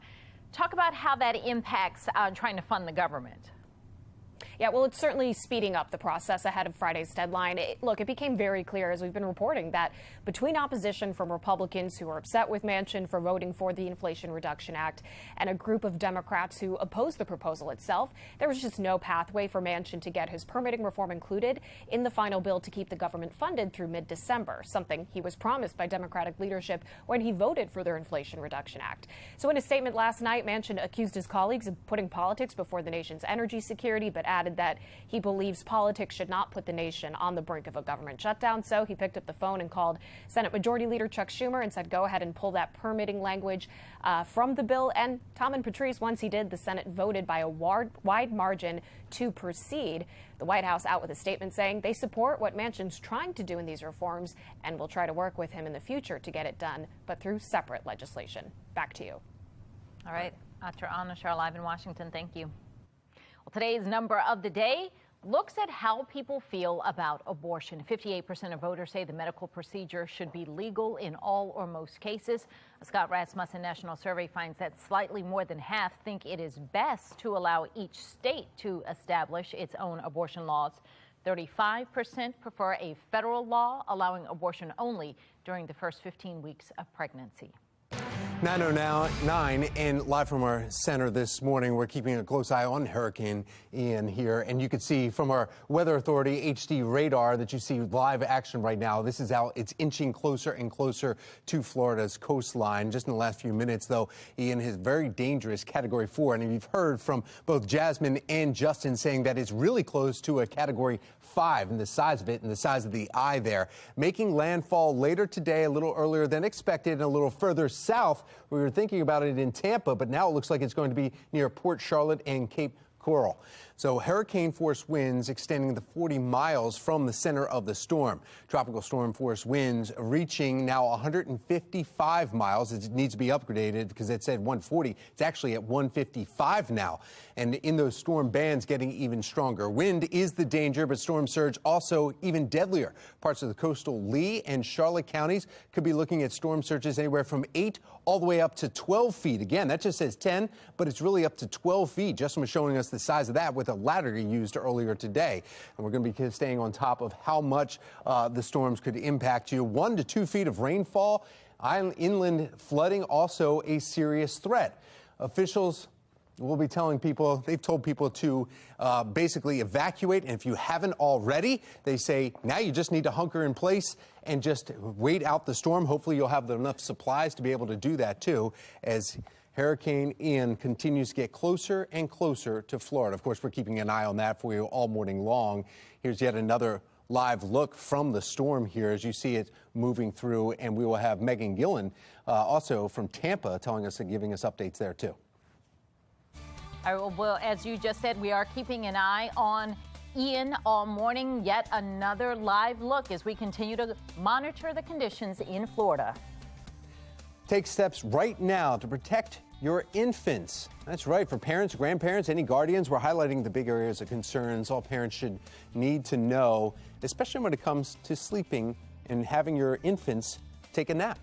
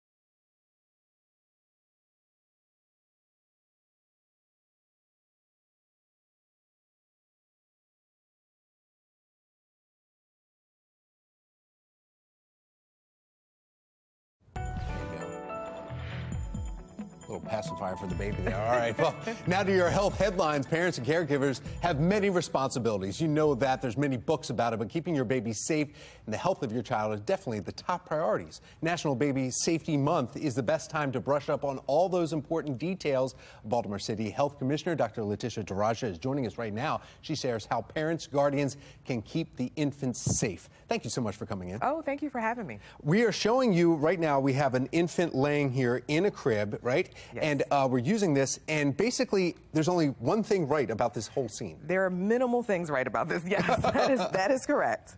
Yes. So, I mean, when you look at this setting, and I get it, right? Like, you want to have the stuffed animals and you want to have the pillows, but the way that I think about it is remember the ABCDs of safe sleep. Okay. So let's start off with A, alone. Baby should sleep alone. So that means no stuffies. So we can take that out. Take this guy out. Take the cute, fluffy pillows that make so good for pictures. And when I say alone, that even means no blanket. So we're going to take the blanket out too. And that seems like everything against what you would think as a parent, because we're going to go get in another bed with has covers over it, pillows, and we're going to be nice and warm. Yeah. But we're supposed to leave our infant laying there. Infant laying there, and then B, on their back, right? And so, I mean, I know a lot of parents think about the side and the stomach. Back is the safest way for baby to sleep. Okay, on the back. Now, what about if they get old enough and they start flipping on their own? And if they get old enough and start flipping on their own, you know, we see that. If you see it, certainly you can roll them back over if they're at 4 months and they're starting to flip. But ideally, when you place them down for nighttime, you place them on their back in the crib. Place them on their back, they fall asleep. Pacifiers, that's the other thing. I see we have a pacifier in yes, there. we do have a pacifiers. Pacifiers are actually thought to be somewhat protective. So if they sleep with the pacifier, it almost kind of reminds them and stimulates that breathing. So pacifiers actually are okay. Okay, so pacifiers okay, sleeping on the back. Then I guess just the temperature of the house, you really have to, like a onesie, or what about clothing? So a onesie is fine. Okay. We don't want to do much more than that. Okay. I remember when my son was little, my son's 5 now, we had to just change the temperature so he could be comfortable. We'd be really warm, but you know, you just make that adjustment. And they are your priority, so I mean, yeah, you do make that adjustment right there. Yep. So infants here, another thing is a lot of people will say, okay, well, if I have a pacifier, sometimes they have the little straps that go with the pacifiers. Is that okay? I would take the strap out. I mean, just the pacifier is fine, you know, leaving that in there, and like I said, that can be stimulating for them to keep breathing. And then the other thing I'll say, crib setting. So this is actually a pack and play. Right. But I would say cribs, bassinets, pack and plays, those are the safest environments. You know, they're designed for it. They're designed for it. And then don't smoke. Last but not least, don't smoke. We know that exposure to secondhand smoke does affect their lungs and brain development. Yeah, and that would be a lifelong change for them, too, just for having some cigarettes smoking in the house. Yeah. Dr. Letitia Daraja, Health Commissioner with Baltimore, thank you so much for keeping all the infants safe, and the mortality rate continues to go down the more you speak about it, so thank you. Thank you. Yeah, we appreciate it. Okay, well, the coverage this morning, of course, is tracking Hurricane Ian. Meteorologist Justin Chambers breaking down the storm information. We also have, right now, we want to go to meteorologist Jasmine Lomax. She's going to look at our forecast, what this storm is doing. Yeah, conditions just continue to deteriorate across parts of Florida. And I do want to point out some of these outer bands. That's where we've been seeing those tornado warnings. So it's not just what's close to the center, but it's also the impacts extending from those outer bands as that system continues to get closer and closer to the coast of Florida right now. Max sustained winds of 155 miles per hour. Still a Category 4 hurricane. It has that potential to become a Category 5. Still, it's not the wind we're concerned about. It's the water, the storm surge, the inland flooding. Very different from what we have going on around our region. We've got a few showers to our northwest, but here we're nice and dry, and we've got plenty of sunshine outside. It's a little bit chilly. Temperatures sit at 56 with winds out of the west around 9 miles per hour. Across the state, most of us seeing those numbers in the 50s with lots of sunshine. Salisbury at 58 is one of the warm spots right now. Today, our high temperatures approach the low 70s. Then those numbers still in the low 70s as we head into Thursday. We stay nice and dry over the next 3 days. Temperatures remain consistent. By Friday, we're still talking the low 70s, but there is that chance for rain after that. Notice on the future scan, clouds will gradually increase as we head into the afternoon and evening. Expect a mix of sunshine and clouds. Then overnight, we're looking at clearer conditions and a nice and dry and sunny start to the morning tomorrow. Throughout the day, we'll have plenty of sunshine, but again, temperatures remain on the cooler side, several degrees below average for this time of year. As we continue into the evening, things still look quiet, but notice once we head into Friday, we've got a few clouds starting to move in, and that is all associated with Ian, which would likely be a tropical storm at that point. Over the next 3 days, again, we stay dry, but as we finish the weekend, we have the chance for rain, and that continues as we head into Monday. By Tuesday, we're looking at dry conditions. Today, though, another nice fall day as temperatures reach 71 with clouds moving in. Temperatures below average for this time of year. Then, as we head into the night, it gets cool once again. Temperatures fall to the 50s. 72 for the high tomorrow. It will be a little bit breezy at times. Then as we head into Friday, 71. After that, we have that rainy period starting. Saturday, 69, 70 on the Sunday for the Ravens game. It looks like it will be a rainy one. Then 69 on Monday with more rain. 73 on Tuesday, and finally dry. Now, Justin, you have a closer look at that forecast and what we could see here as far as Ian is concerned. Yeah, I mean, you've been talking about it, and we've been talking about it all morning long in the Weather Authority Forecast Center. And you mentioned it, a Category 4 storm, very close to becoming a Category 5. The Air Force recon missions, they keep going into the storm. They just recorded 159-mile-an-hour wind gusts. More than likely, this thing is going to get upgraded to a Category 5. And we haven't had a Category 5 make landfall since 2018, really only 4 the entire history of our country since we've been tracking hurricanes. So this thing is about 50 miles off the coast, is already starting to suck some of the water out of Tampa Bay. And then when that water goes back in, that's the storm surge. That's that 12 to now 18 feet that will be possible in parts of southwestern Florida. Now, as for us, Jasmine mentioned the potential for some of the impacts here. And by the time we get into about 6 o'clock Saturday morning, you're going to see some of those showers that will start to creep a little bit closer to us. And as we zoom in a little bit closer, it's going to be a rainy day on Saturday, and it's going to be rainy on Sunday as well, with more of those showers spreading through the area, picking up on some of that wind. It'll just be the remnants of Ian by the time it gets here. So it's not going to be a tropical storm or a tropical system, just the remnants left over from Ian. We'll have a closer look at the forecast and another update with Jasmine and myself and our Weather Authority team coming up. Those against Johns Hopkins and its private police force are planning to turn up the heat again. Coming up, we look at the colleges in our area that do have their own force and why some say Hopkins is different. But first, anxiety is not only limited to humans. Our furry friends get it too. A pet expert is joining us after the break to help us tell how we would know if that's happening to our pets. Fox 45, good day, Baltimore. Fox 45 News, winner of 17 2022 Regional Emmy Awards, more than all other Baltimore news stations combined.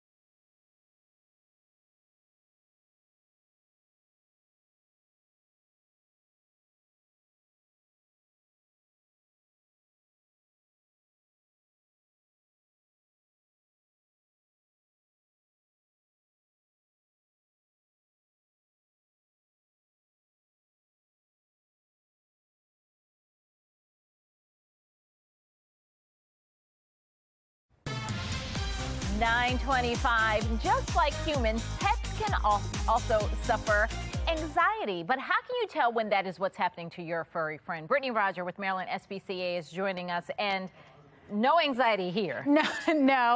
This is the most laid back, I'm just want the food dog. Irony abounds, yes. But he is demonstrating what the most relaxed postures look like in a dog.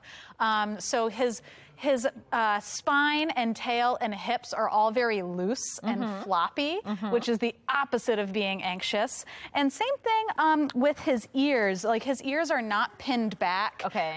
His jaw has been very loose this whole time. So whenever we see stiffness in the tail, the back, the hips, the ears, the jaw, those can all be indicators that the pet is being anxious in a polite way. So, well, let's talk about what causes pets to be anxious, because, you know, for people, I mean, life is just stressful sometimes, and you find yourself in situations. Is it the same premise for pets? Yes, with the exception of separation anxiety, that's sort of a whole different ball game. But generalized anxiety at the shelter is very common because the animals don't have a lot of control over their lives, and that can make them very stressed. So the way that we handle that or get around it at the shelter is we like to provide opportunities for the pets to make their own choices. So when we train, we like to let them offer the behavior we're looking for. So if we want to sit, we won't push their bums down to the floor. We want to let it be their choice. And then when they do it, we say, yes, and then reward them. And it's little things like that, giving them just a little bit of their autonomy back can do a lot for their stress level down. Yes, exactly. And this one right here, you're giving me a snarl. I don't have any food, but you are the sweetest. And this is Harvey. Harvey needs a home. Yes, Harvey is 5 years old. He's a gentle giant, although very drooly. I don't want to misrepresent how much laundry you're going to do. But he takes food very gently. He's good around other dogs, and he was an angel getting in the car on the way here. Oh, that's big. And as you can see, he is not a really anxious personality. No. He's a very easygoing, clunky, drooly man looking for a home. Right, and he just needs some love and some snacks if you have it. So many snacks. Thank you. Well, we're going to go back to tracking Hurricane Ian. It is barreling toward Florida. We're going to have the latest track and also how it will impact us here in Maryland. 9:27 is the time.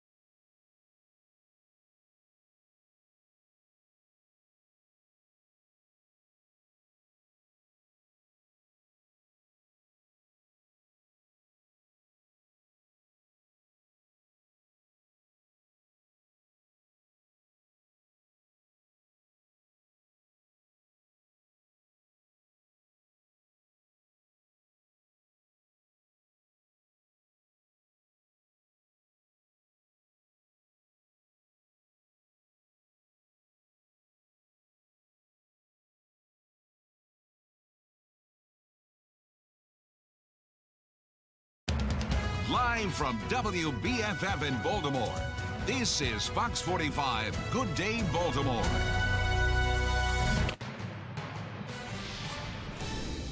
Welcome back on this Wednesday morning. We are continuing to track Hurricane Ian. It is now a Category 4 storm, and it is expected to make landfall in Florida today.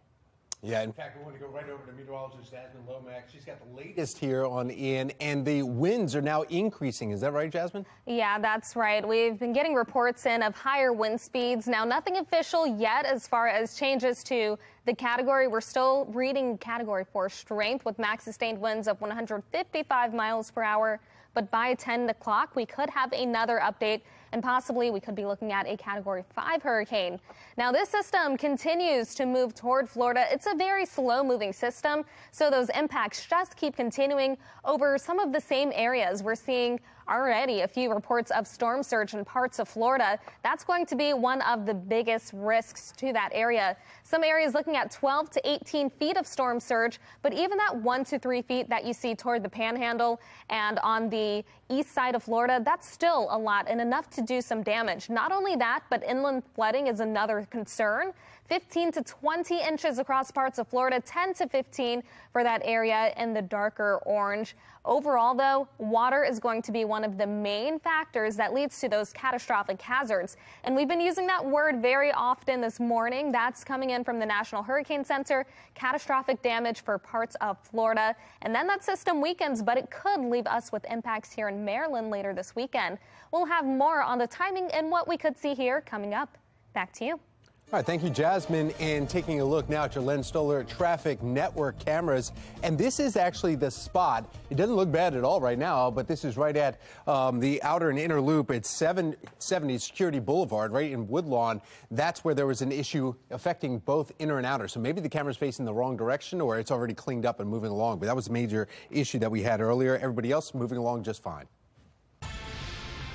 9:32 now in a city in crisis as crime continues. We are seeing more high-profile crime among juveniles. Yeah, just last week, Baltimore police say a group of juveniles tried to rob an employee at the Barks Animal Shelter while doing it at gunpoint right here. And then earlier this month, police say a 17-year-old shot another 17-year-old, Jeremiah Brogdon, killing him at dismissal time at Mervo High School. The suspect attended a different school. A scathing report of Baltimore's juvenile jail reveals dangerous and chaotic conditions there. Olivia Dance joining us this morning from the Juvenile Justice Center in East Baltimore with the growing concerns. Olivia. That report describes horrible conditions right here inside Baltimore's Juvenile Justice Center, and it says that understaffing has led to dangerous situations. Now, the quarterly report was released by the Attorney General's office, and it details that fights and assaults are up 85%. It also cites broken locks, unkept cells with graffiti on the walls, and a shortage of recreational and educational opportunities. I have a number of clients that are in the various facilities, and I speak to them about what they're doing, and they're saying we don't do anything. The report shows that the population at the maximum security lockup has soared 74% from just 1 year ago. The report writes that the facility continues to operate like a prison-like environment where staff failed to maintain stability and young people are exposed to a dangerous and chaotic environment. Kenji Scott chaired Maryland's Juvenile Justice Coalition 15 years ago and blames lawmakers for failing to hold anyone accountable for the deteriorating conditions. What he and she knows is that they can get away with broken locks and understaffing and poor care for children because it has not just started. This isn't an issue that popped up yesterday morning. This is a thing that's been going on for a decade and a half now.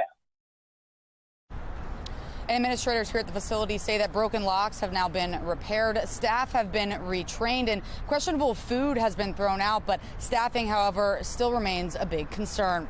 For now, reporting live in Baltimore, I'm Olivia Dance, Fox 45. Good day, Baltimore.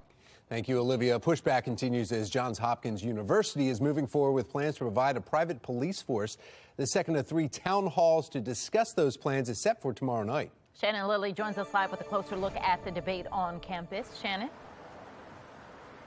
Yeah, as we look ahead to tomorrow, Patrice, protesters say they will try to shut down that town hall as well. They have been fighting the establishment of campus police on university grounds for years, and political analyst John Deedy is weighing in as to why. In Baltimore, there has been a recent rich history of people not liking the police. So this is just another layer of law enforcement that has people uncomfortable. People may feel that it's almost too much of a big brother presence as far as in the community, and the fact that it's around various neighborhoods. Meanwhile, dozens of other schools in the area already have their own campus police forces. That includes Towson, Loyola, UMD, Coppin State, and Morgan State. And that's a point that Mayor Brandon Scott made recently when he was pressed on this very issue. Reporting live, I'm Shannon Lilly, Fox 45 News. Good day, Baltimore. We are tracking Hurricane Ian, and we've got Megan Gillen joining us now live from Tampa. She's been looking at the last-minute preparations. And has it changed there for you at all throughout the morning, Megan? Yeah, Patrice, it is such a roller coaster. It will be downpouring and then it kind of tapers off. The wind has this crazy strong gust and then it kind of tapers off again. You can see by the trees right now, just a little one going through. We're outside the hospital still this morning, showing you those shields. They're ready. They bolted these into the ground yesterday, preparing for what could be a very strong storm surge. Latest report still showing us at about 6 feet. And we were showing you the concern for that 6-foot storm surge is because we're waterfront property right here. We've been watching the water levels here this morning. It does not seem to be rising here, but as the rain falls, there is concern that it will. And of course, anticipation over what this storm could be is growing. It's been a rush to the finish line for many residents here, boarding up homes and businesses, hoping for the best, but bracing for the worst, like this family business owner. We are using storm shutters that we purchased after Irma. We are protecting all our assets, bagging things up, closing all the doors. Well, you always prepare for the big one, hope for a little one. So we're hoping it's a little one, but we're well prepared. We caught up with those two guys, Todd and Tom, yesterday at a gas station that was out of gas. Mandatory evacuation orders are in effect for most of this area in flood zones primarily.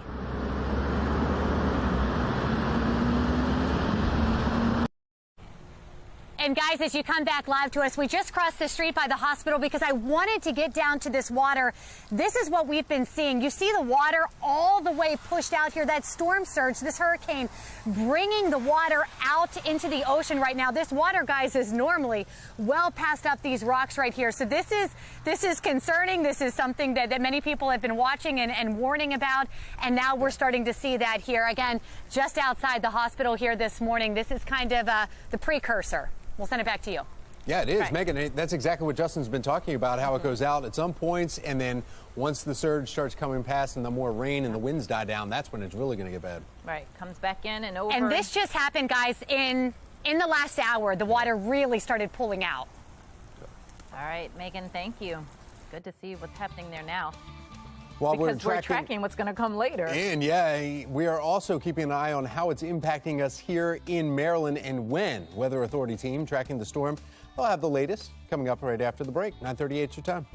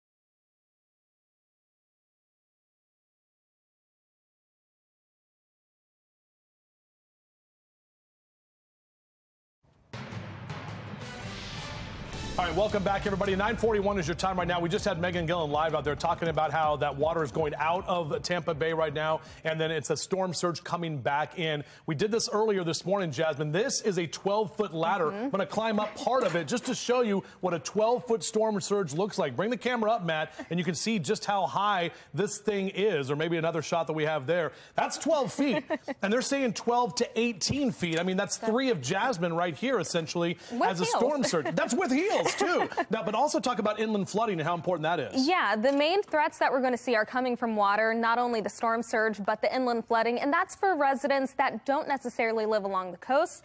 6 inches. That's how much water it takes, flooded waters, for someone to be knocked off their feet. 12 inches is enough to move a car or a small SUV. Yeah. 18 inches for large vehicles. Now, we're not going to have any kind of impacts like that here at home, luckily, but we do have a forecast coming up that does include rain for the weekend. We'll break that down for you coming up in a few minutes from right now. All right, thank you, Jasmine and Justin. Remember, you can track the severe storms even when we are not on air by downloading the free FOX45 Weather Authority app. Just go to your app store and search WBFF to get started. An important step to a healthy life is being self-aware. A healthcare expert is joining us live to explain more on that on this National Women's Health Day.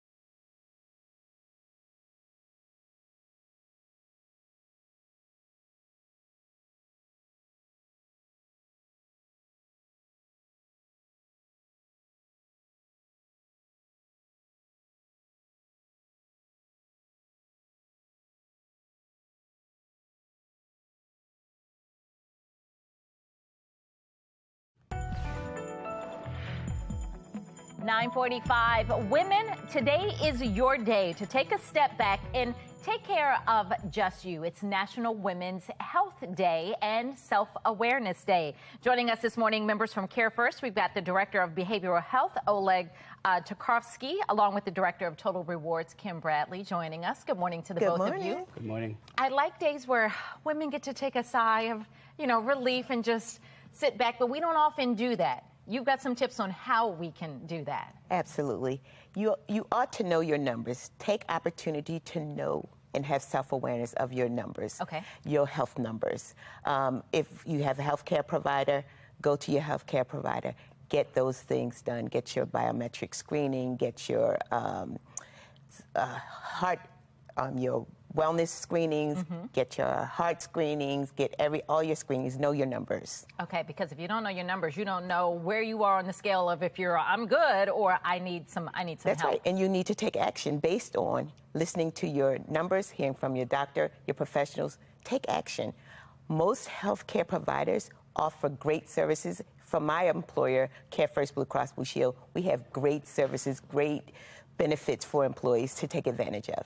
And Oleg, you talk about self-awareness and how important that is. What exactly does that mean? Self-awareness is our ability to focus consciously on our thoughts, feelings, and behaviors as they relate to three relationships. All humans have three relationships. We have a relationship with ourselves, a relationship with others, and relationship with the bigger world, the society. And so the two different types of self-awareness are self-awareness externally, which is how others view us, and internally how we view ourselves. And that's the more important one, the one how we view ourselves. They're both equally important, surprisingly, and most people misunderstand the importance of either one. Okay. And so, for example, if we ask people, are you self-aware? 90% of the people will say yes, they are. Our research shows that only about 10 to 15% are actually self-aware. So when we say we're self-aware, what are we meaning versus what it actually means? We typically think of introspection, asking the why questions. Why did I do this? Why did she say that? And unfortunately, our subconscious mind does not allow us to actually get access to the answers to those why questions. And so one of the tips I give folks is to actually change the why question to a what question. Okay. What did I do? What did I say? What did she say?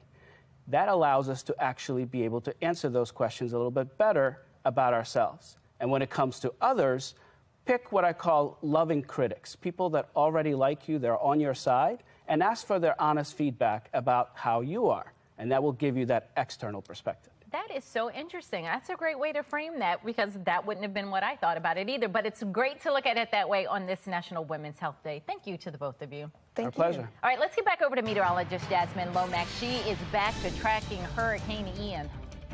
Thanks, Patrice. That's right. We're keeping close watch on Ian as it gets closer and closer to the Florida coast.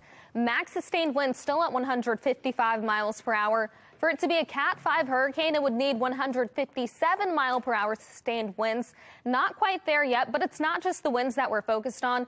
It's the water, one in the form of storm surge. We're looking at peak storm surge between 12 and 18 feet from Inglewood to Bonita Beach. So that is a significant amount, but not just that, the other totals that you see, 3 to 5 feet, 1 to 3 feet, that's still significant, especially for these low-lying coastal areas.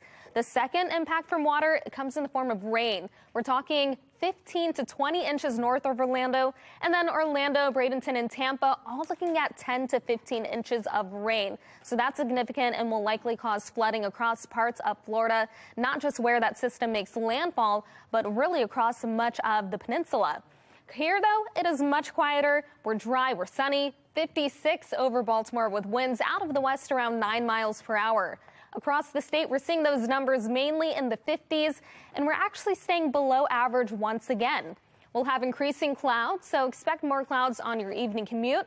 Then as we make our way overnight, those clouds clear, and we'll start with plenty of sunshine tomorrow morning.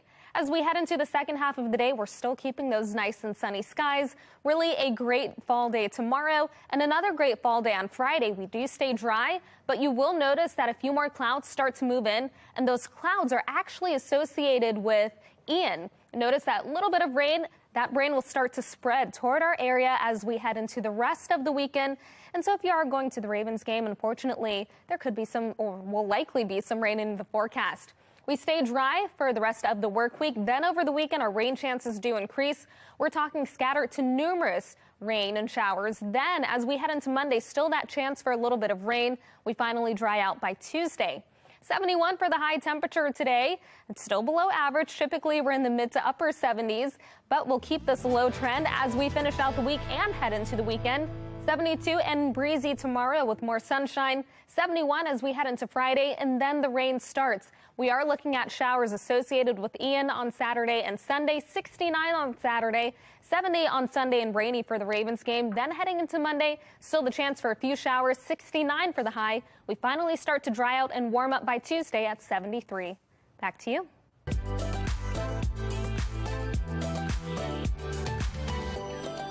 It's so Baltimore. Celebrate all things fall with fun activities, some hot cider and harvesting. Yeah, Weber's Farm has exciting treats for the entire family. Be More lifestyle host Mark Clark in Parkville showing us all they have to offer. And we're at Weber's Farm, and of course it is Weber Farm season. The pumpkins, the apple ciders, and of course Jake Weber, the man, is with us. And so Jake, obviously we got the pumpkins going on. This is pumpkin time, right? Oh, it sure is. We have lots of great pumpkins already. We'll be getting a lot more. We're here in our pumpkin palace where we have all different kind of pumpkins. We got these yellow guys, your big traditional pumpkins. We call these the mystics or field trips. We have Cinderella pumpkins. And I don't even know the name of that one, but it is an ugly pumpkin. I like this grandma. It's a grandma pumpkin. And a lot of these you can cook. You get the seeds out of them and roast them when you carve them. It's a lot of wonderful things to do. These are the warty pumpkins. People really like those. Nice funky looking pumpkin there for your front porch. And so Jake, it's more than pumpkins though. Of course you got the apples, you got the apple cider, you got the hayrides, you got the maize, and of course we can't forget the delicious donuts that everybody talks about and the slushies. Yeah, the slushies, super popular, especially when it's a warm day. We sell a lot of apple cider slush. It is a great frozen drink. We sell a lot of hot cider too on cooler mornings like this morning. And the donuts and everything else made right here. Everyone loves the donuts made here every day. Actually, this time of year we make them all day long. You don't have enough time to make them all. Well, it's pumpkin time. It's pumpkin time. Fall has fallen. It's time to come out to Weber's Farm. Mark Clark, FOX45 News. All right, thank you, Mark. We're tracking Hurricane Ian and its effects eventually here in Baltimore. Your 10-day forecast coming up next. 9:53 is your time.